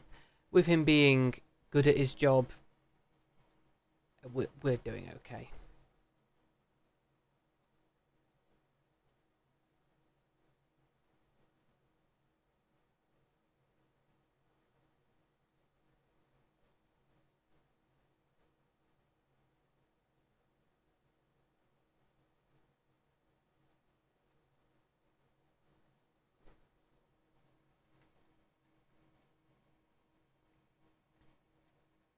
Just hoping that this peasant uprising... Yeah, sure, we will join the peasant uprising.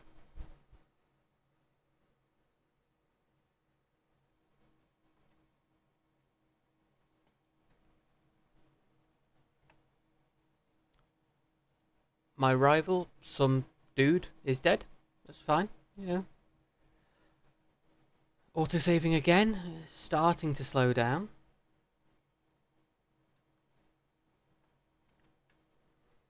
You treat your sons like animals, don't pretend that they will remember you well. I treat some of my sons well. Like my firstborn son, Prince Ingvar III the Clone Wars. Ooh, he's got a son as well. Ingvar III the Clone War. He called his son the same as... He called his son Ingvar III the Clone Wars after himself.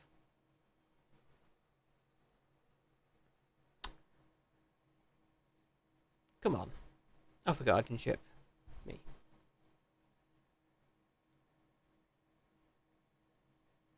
Oh, no, wait, sorry, I got my... that's the wrong son. Crocodile Dundee free is for real son. That's me getting my kids confused.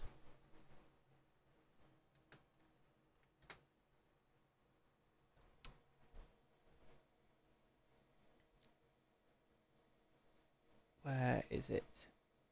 Ah, there we go. Who had?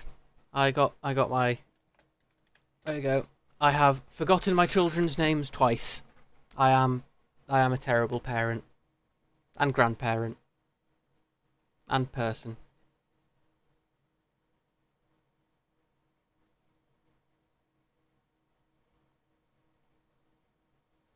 There we go. Finally they've finished that war. And where's this other war? Peasant uprising. Oh, it's you. For what? The Duchess of Kinda. Nah. Come on. Surely you can do better. You don't need my help for a peasant uprising. We'll send the guys back home.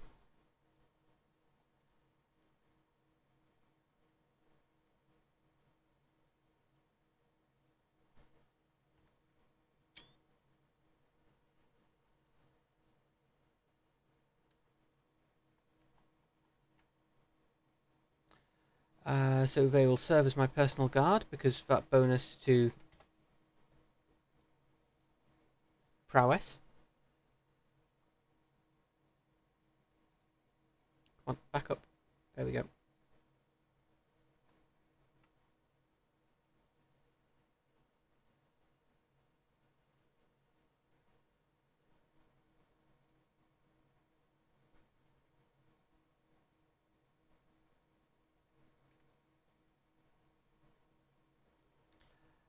My daughter has had another child.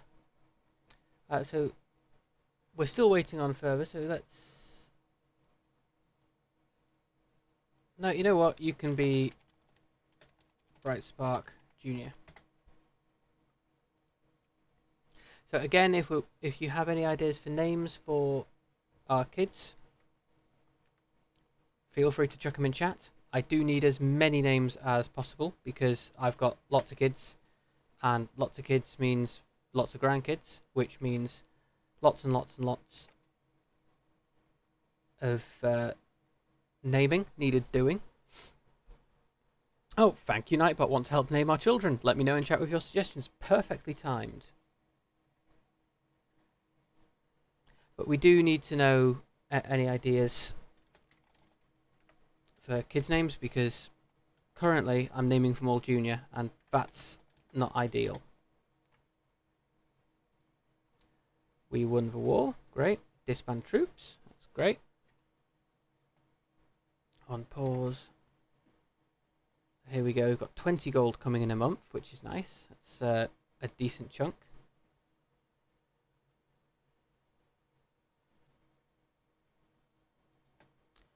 Who can marry?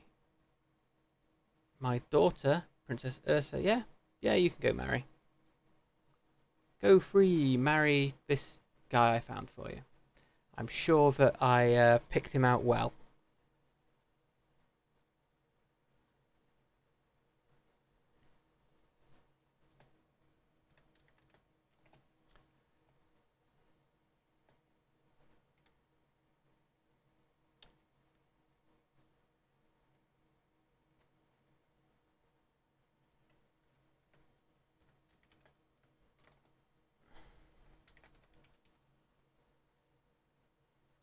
Auto-saving again.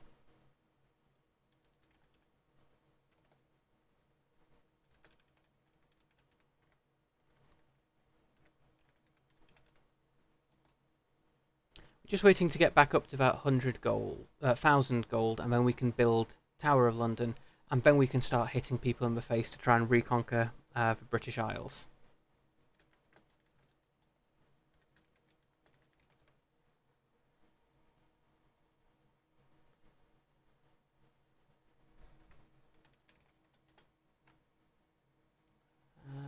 Nearly there. 972.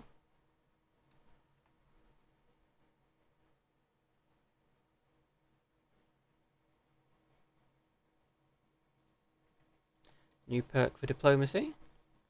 We're going to pick Praetorian Guard. We get that bonus to prestige per night. We're on... how many nights are we on? 11 nights, so that's a bonus 22% to prestige, which is good. We do need all that prestige, I'm sure. Auto-saving, come on, hit that 1,000. There we go. Pause, zoom in, and we will start building in London. The Tower of London. So the Tower of London is very good, especially as a names Megadeth, Destroyer of Worlds, Ingvar's son as a first name. Okay, yeah. So that entire title, Megadeth, Destroyer of Worlds, Ingvar's son. Yeah, I can do that. Or are we talking 3 different names here? Megadeth and Destroyer of Worlds and Ingvar's son. But the Tower of London gives +6 fort level, which makes it slightly harder to conquer. It gives +6 defender advantage, which is, as we've been over before, we can pretty much ignore that. A garrison of +750, which is really, really nice. I like having that extra 750 garrison. It makes it harder to conquer. +5% holding taxes, +10% development growth, +30% dread gain, and the important bit here, development growth +0.01. That flat improvement to development growth. If you have a look, the monthly growth here is majority from developing the county. If we move our steward off London, then we lose all of this growth. So we're going to build the Tower of London. It's going to take 4 years. We've got 9 months left in Middlesex. So we're now back down to very little money. We have pretty much bankrupted ourselves, but that's fine. Twitch doesn't put in line bricks. Megadeth, Destroyer of Worlds, Ingvar's son, Formologist. I think it. Oh right, you think I should call myself? I should call a son my own name? Yeah, we can do that. It's sort of not a problem. My daughter Brightspark has given birth to a daughter. My daughter has given birth to a Megadeth. Megadeth Afmunzo.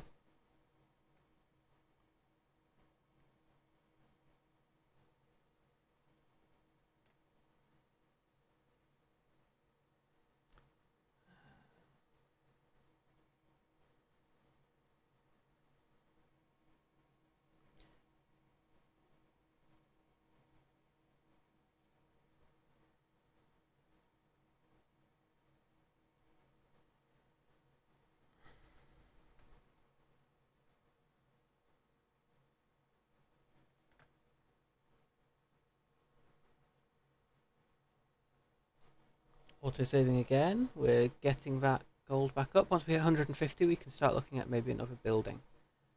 Or... 2 kids. Oh, my son player heir has had 2 children. He's got Adelaide and Judith. One's smart and one's pretty. So, where is it? Here we go. So, we've got...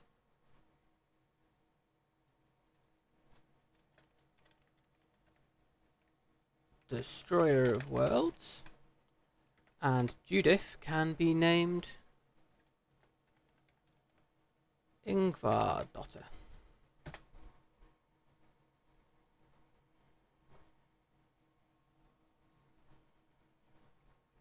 So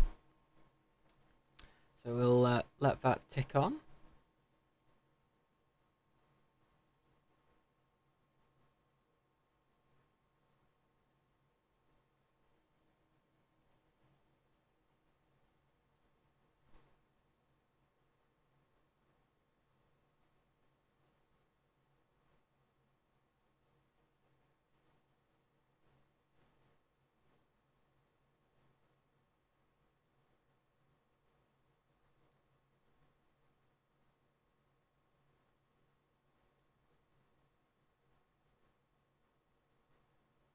And we have here my brother Duke Bertram. He's left his loved ones, so yeah, okay, I will do a ornate sailing ship. you know, go plummeting into death for my brother.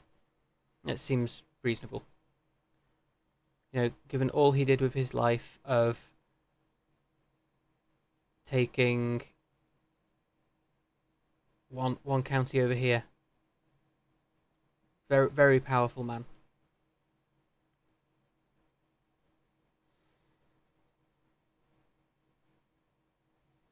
I gain 350 prestige and lose 52 stress. So, we're going to raise all armies. We need to recoup that money from burying my brother. Everyone go to London. It's a great place to start our raid from. Okay, everyone pile into the longships together. I will lead the raid. And you know what we're going to do? We're going to go steal the Pope's hat. Let's go to Rome. We're all going on holiday.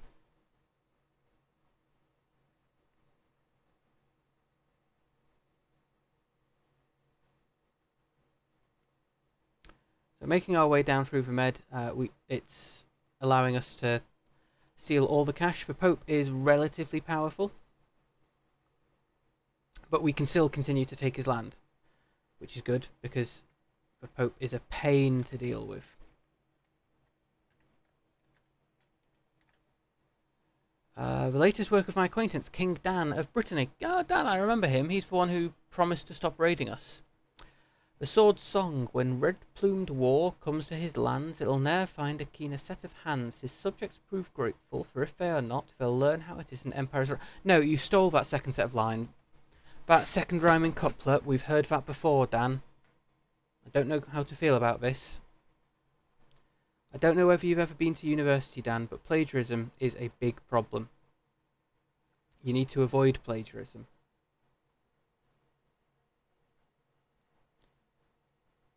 You would have thought he'd learnt that, you know, being a Viking, it's quite important that you have good sources. And stealing from them, it's not ideal.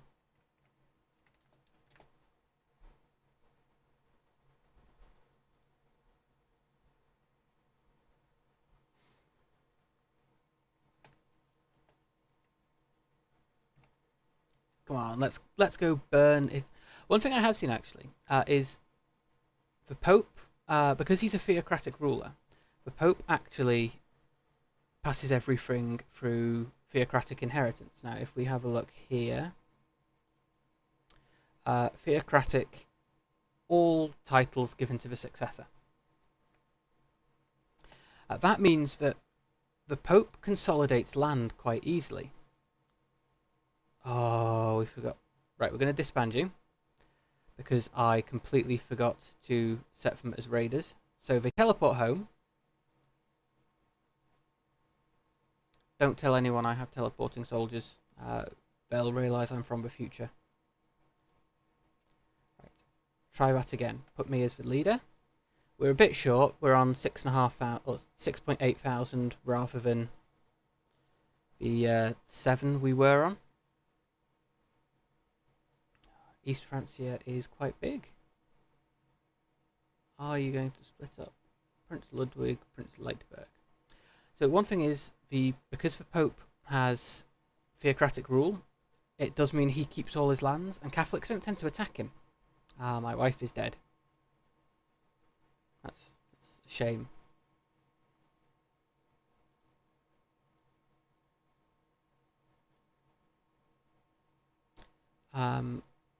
Let's reset to defaults. Age. Other way around.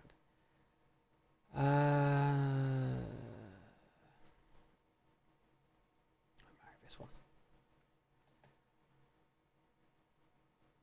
So I just married a woman just to get that extra bit of stewardship. But because the Pope has theocratic inheritance, everything stays together. Catholics don't like attacking him because he will tend to excommunicate them. Someone is plotting to kill my grandson, Ingvar III, the Clone Wars Jr. Oh no!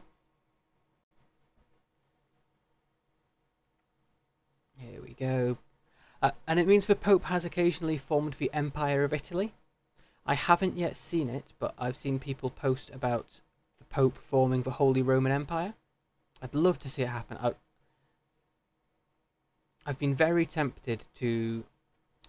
If you start a game as Vikings, you can come over, conquer Sardinia, swear allegiance to the Pope for religious freedoms, and then manipulate your contract with him so that he basically has no option but to leave you alone. But as you are a Viking, you can just declare war on everyone. And suddenly the Pope is now the multiple king of everywhere. We're very tempted to see, can you make the Pope form the Holy Roman Empire by being a vassal Viking? Purely because being a vassal Viking is quite overpowered.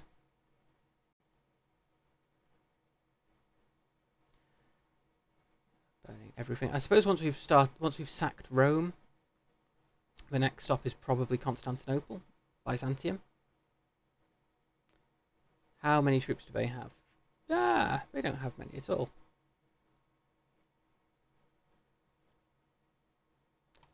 Go and sack Constantinople. As Nightbot said, we are having an open vote on who we can raid this time. You've got a few options there. You can select to... We can select to raid another VTuber. We can select to raid someone else streaming Crusader Kings. Or we can select someone I follow. Not enough soldiers. Let's select a holding. There is enough soldiers. Go here.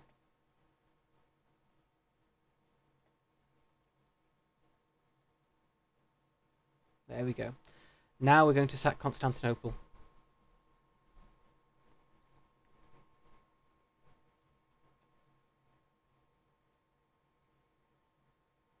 Who did we take?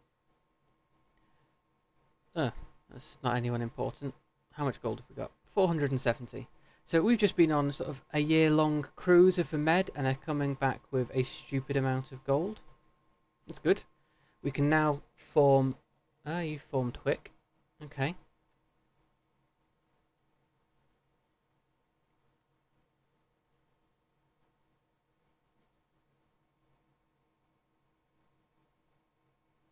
But you've got one son and it's all going to him. Okay.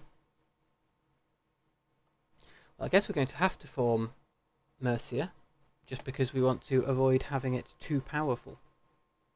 If we form it, we can sort of choose where everything goes. New diplomacy perk, that's nice. Select our new diplomacy perk, benevolent intent.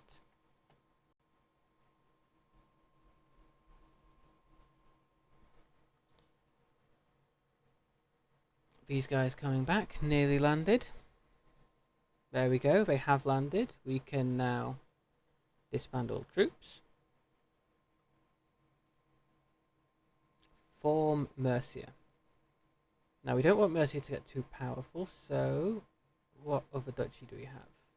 Essex, Wick and Kent. Okay, so Wick, Oxfordshire.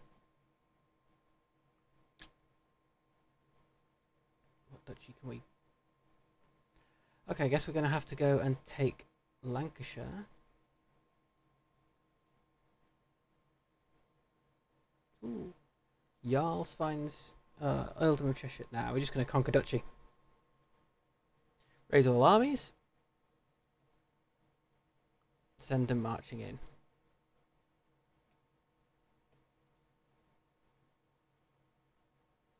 Ransom you off, because need to.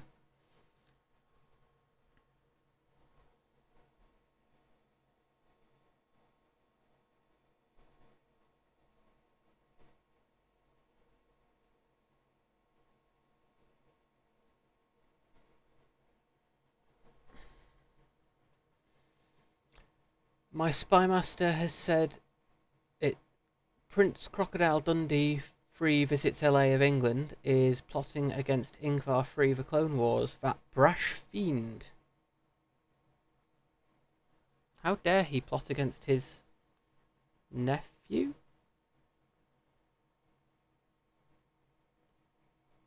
King of France. Start exchanging letters. Yeah, we can be polite.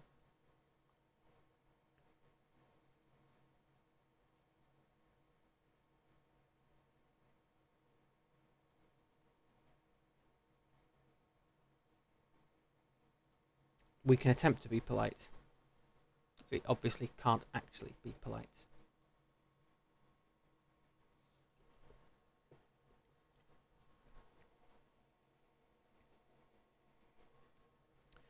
Let's keep going. There we go. We've got one of our land. We've got both bits of land. Enforce demands. Disband all. Chester. We're going to form... I do not have enough money. Okay, well, we'll let that tick up till I have the 250. Form... Oh, I need another one.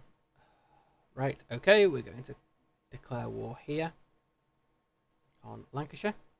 Raise all armies. You can go up.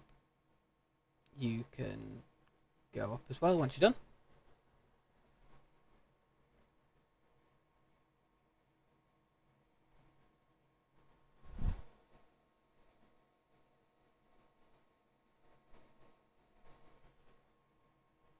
Humphrey, my grandson. Oh, excellent. No, it's my daughter's grandson. So, as discussed, this one needs to just be called Formologist, after me. May you grow strong and wise, Formologist Afmunso.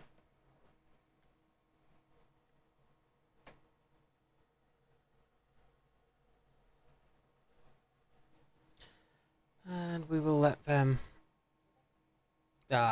besieging. Assault the fort.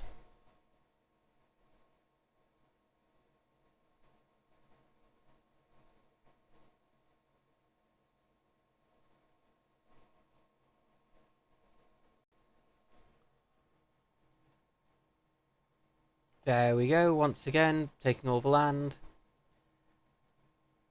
Disband all. We can form... Titles can be created. Duchy of Lancaster. Create. Ransom's fine.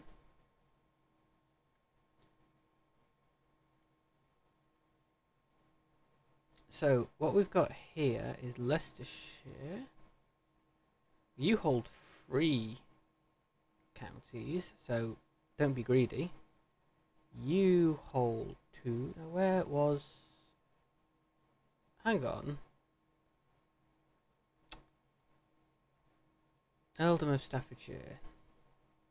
You're technically part of Mercia, so I will grant you the Duchy of Lancaster and Derby, Cheshire, Lancashire. And then we will get your feudal, so you can have grant title.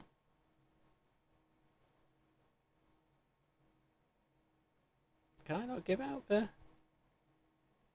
Mercia? Who is due to inherit this?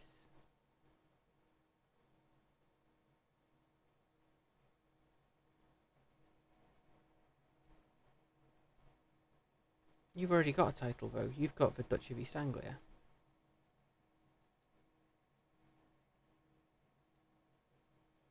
Duchy of Mercia.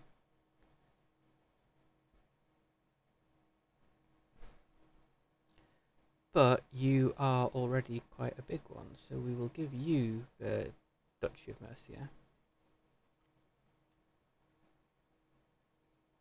So what we've done here is we now don't have many counts under our control. We've passed them off. This dude has a sway. He doesn't have the full Mercia because Mercia is too powerful. I do not like giving the entirety of Mercia to a single vassal. You get all sorts of problems. I've deliberately fudged around the borders because of that. So yeah, we're still due to get everything coming through as we should. So everything goes to my firstborn son.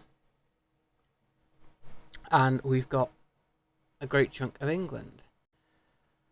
Scotland is now a chunk weaker. Declare war.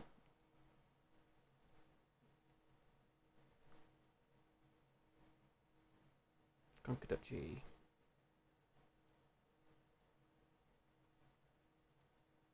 So because we can conquer duchies at a time, it's sort of maybe not worth...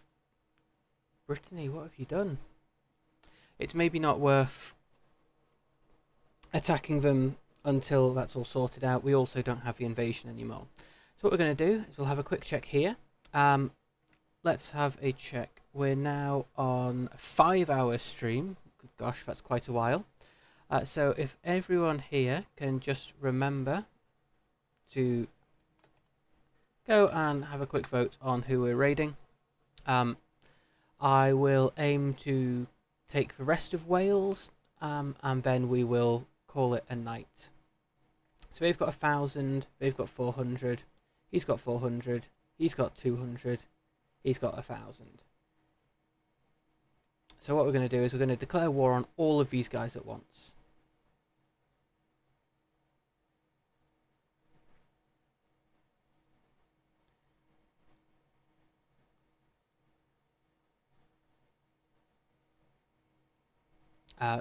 Hopefully, we've got enough piety, we'll be fine. Declare war. County. To raise all armies. Now you can go there immediately, and you can go here. We're going to go do exactly what I said we shouldn't be doing. We're going to go declare war on so many people at once. Loads of them are one county at a time, so we only need to take the individual county. Once we conquer the capital, we're all sorted. But because we've got so many wars, things can go wrong, but we're going to keep it a bit of a challenge for ourselves. We're an old man lashing out. Look at us, look how angry we are. We have those angry eyes. We want to leave a better world for our son. Come on, son, give us another son. Oh, good, you're pregnant again. Oh, my son was stillborn. Excellent, this war is over with in forced demands.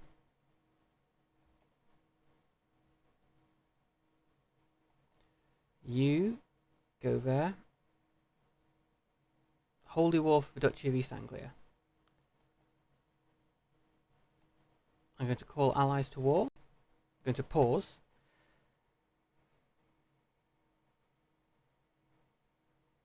I guess we might not finish quite so soon. We'll polish these wars off, and we will see where we get with the Holy War. It might well be that we need to keep going for a little bit.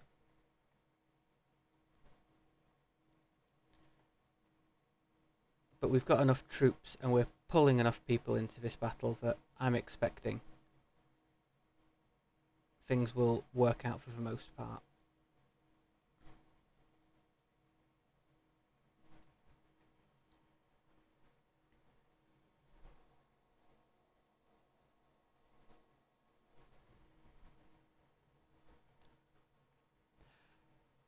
But we've got these few wars going on.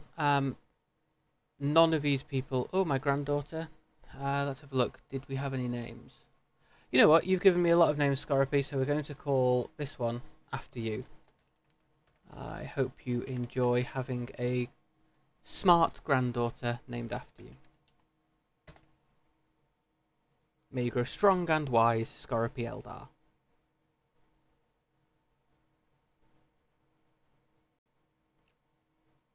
Three different armies, got to keep track of all of them. It's a bit, I won't say complicated. Who is this? My vassal and knight. Yeah, we're going to blame problems on him.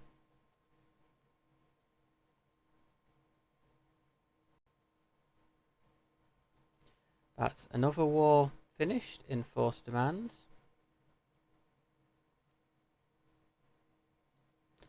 Grant that to...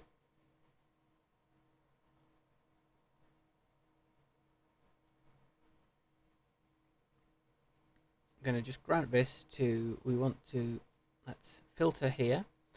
So what we want to have is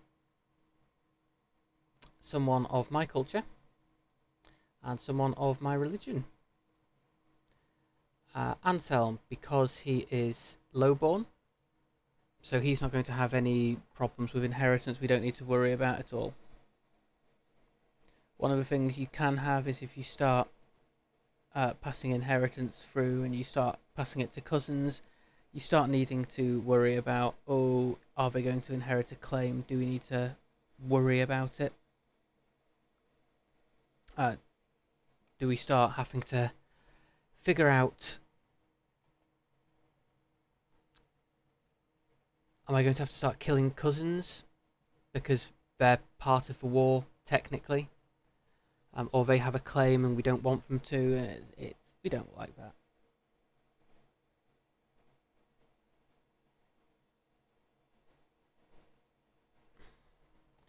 Pause it. Help if I kept it unpaused. We've got another war finished. Enforced demands. Welsh pool. You can have Welsh pool.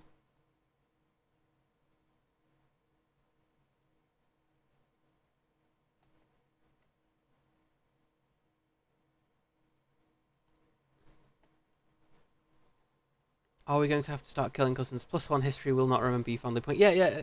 So look, one of the things I like doing is landing a lot of my kinsmen, because I feel that that's sort of the nepotism that is acceptable. You can have, I don't know, cousins and brothers on the line. But if we have a look, oh, these guys are all at war over here, right? Tell you what, all of you come here. If we look at my second-born son, Prince Ingvar III, he's going to have claims on all of the titles my brother does, or my son does. So he is going to pass these on, and we're going to potentially have a War of the Roses style scenario where there's going to be fights between them. It's why you would tend to land cousins rather than landing siblings, because your cousins will be a generation or two removed. It makes it harder for them to inherit the claims. Diplomacy perk.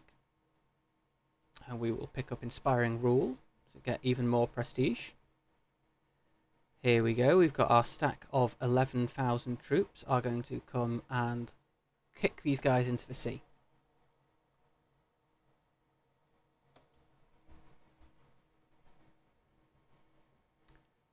Oswin, my grandson, born to Halstein Samradson. So you can be, who've we got in chat? You know what, Oswin, you can be called Zalgradis. Help if I get my capitals. Zalgradis.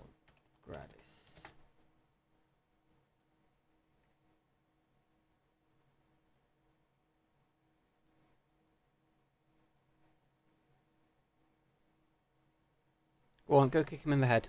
Get these people out of Essex. Or what are they fighting with? Holy War for East Anglia. East Anglia is not even that good of a duchy to try and claim. Don't know what they're after. So this Holy War, they don't hold anything. We've claimed one county. So let's go get that back. And we're going to immediately take it because we've got 15,000 men here. Go and have a battle up at Stamford. Hopefully this time no one's going to hide underneath a bridge and stab people in the testicles. That would be a shame. So we've got this holy war going on. They don't control any of the land, so we're going to sort of effectively let it tick over. My grandson. Yeah, you can be gluttonous, that's fine. You might have noticed I don't particularly care for the spares. My primary heir has 2 daughters. 3 daughters now. Yep, I called one of them after you. Where is the option?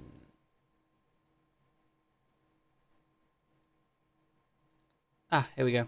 Open barbershop. So headwear. We're going to try and make it easy to find him in the future. Where are we? Jester's hat. Apply changes. So I've often found, because the sculptures often end up with limited numbers of hairstyles. Aline, my granddaughter, oh look, she's smart and pretty. Right, okay. Only almost. Thank you for the follow.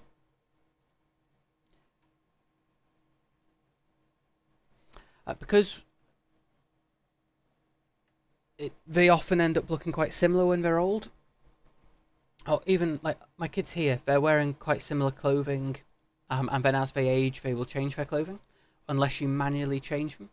So what I do is I tend to put my player heir in the Jester's cap, because no one wears it before the year 1300. It makes it a lot easier to find my heir and make sure they're not doing anything they shouldn't be. There we go, enforce demands. So be it. Get out of the culture screen. Go and conquer here.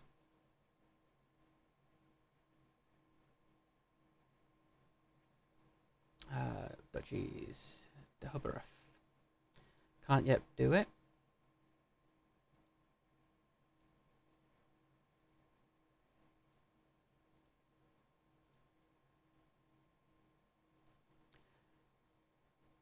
So we're giving them we're giving each of these vassals effectively their own duchy. We're going to trust that they don't screw things up too much. It's probably a mistake to do that, but at the very least, it's going to save time when we try and then crush them later. My knight is upset with me. Yeah, that's fine. Wow, I'm living for quite a long time, probably because I've got whole of body and herbalist. My health is poor, but only because I'm obese. Lose weight. Let's try and stop being fat.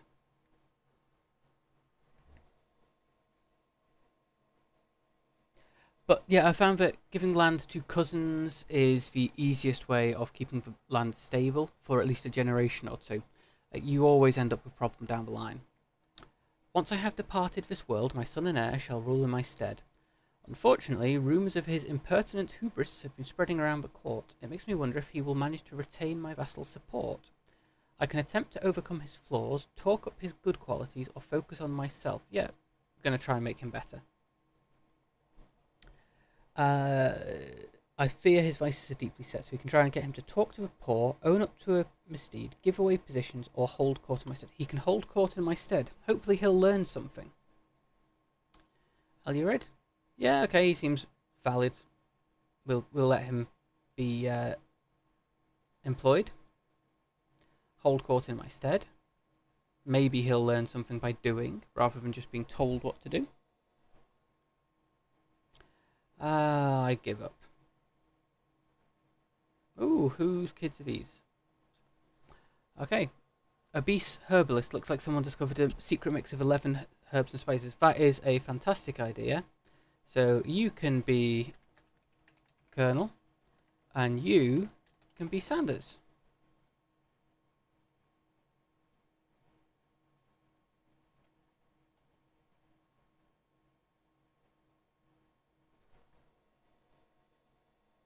Yeah, it's well, 11 secret herbs and spices, or he's got the munchies. He's growing his own. Come on, you can finish. You can do it. Take the last bit of Wales.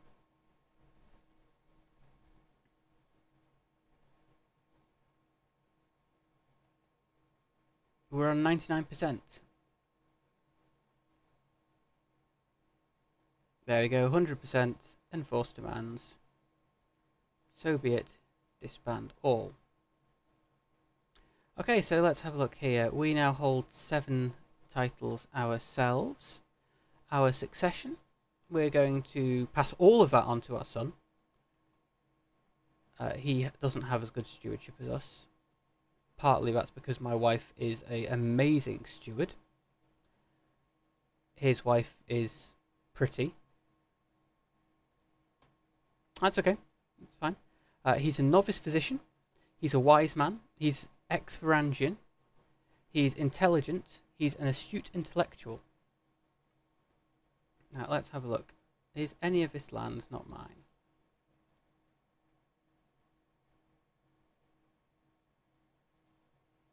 So we now control half of England, all of Wales.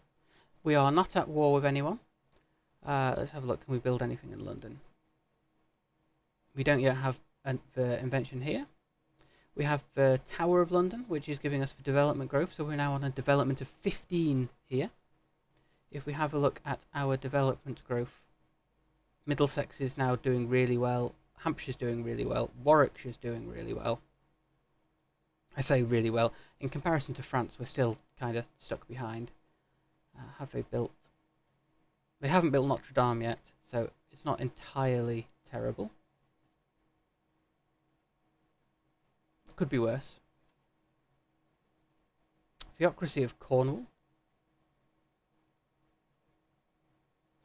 Quick exists.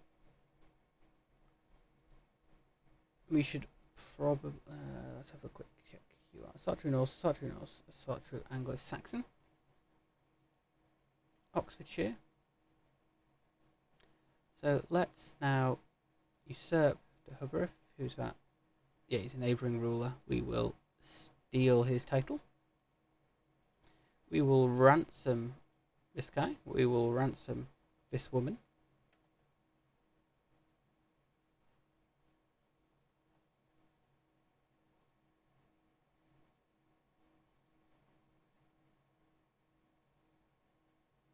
Oh, we can't grant some titles yet.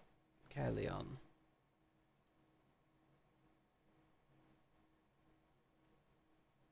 Call Hunt.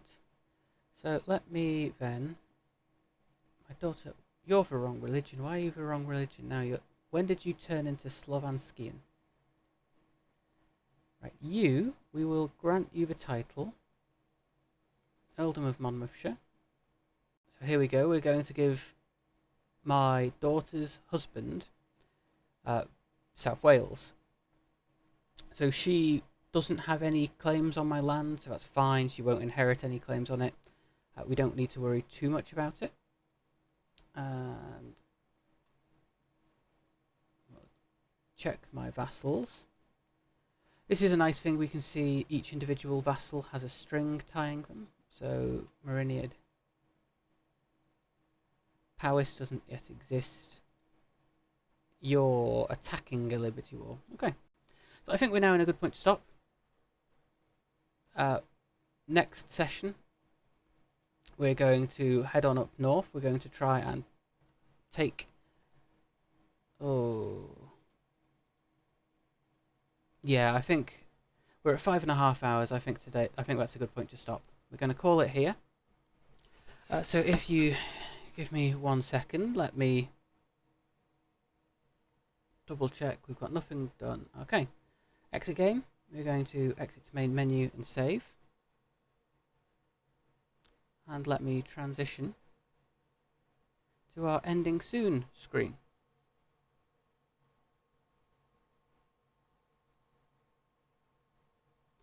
So we are now going to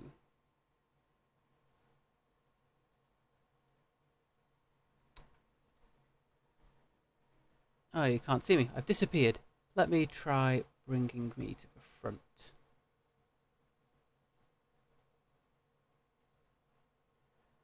Open studio mode. There we go. Now I'm back. I'm still here. So, let's have a quick check.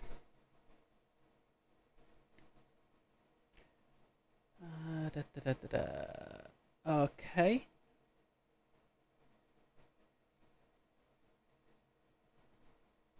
Right, I think we will be... Let's have a quick raid 2.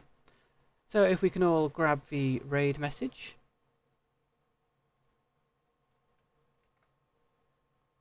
Oh, you're not here. Tell you what, let me grab it and copy it over, just because I like this. I think it's good fun.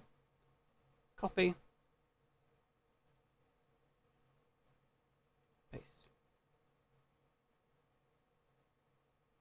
And we will order, move to top. So if we can all copy and paste the raid message.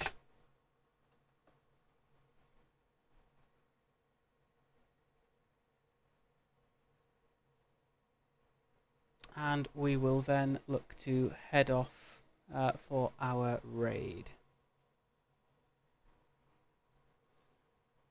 So thank you once again for joining me. We are looking to have our next stream on Monday at 7 o'clock UK time. Schedule is on my page down below. Should be translated into local time wherever you are. We do also have a vote on Variety. So you can go and pick where you want to, what we want to play next time.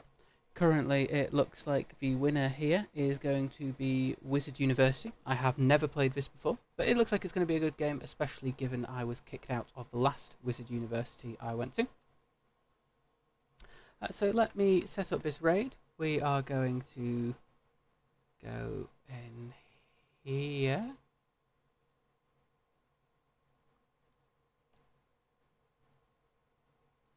And we will head on over to create a dashboard. It'd help if I got this all set up ahead of time, but I've got multiple things going on. Manage stream. And raid channel.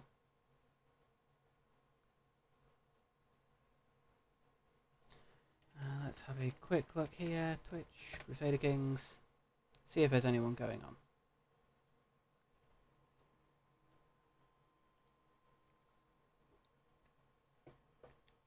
Oh, okay.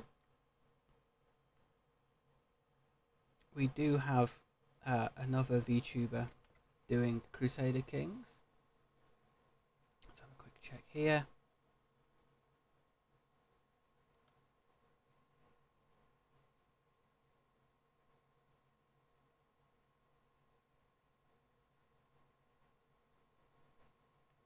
We'll do that one.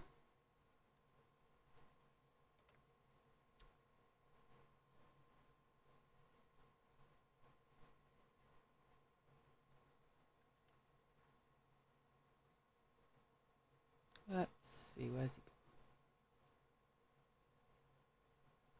he? Here we go.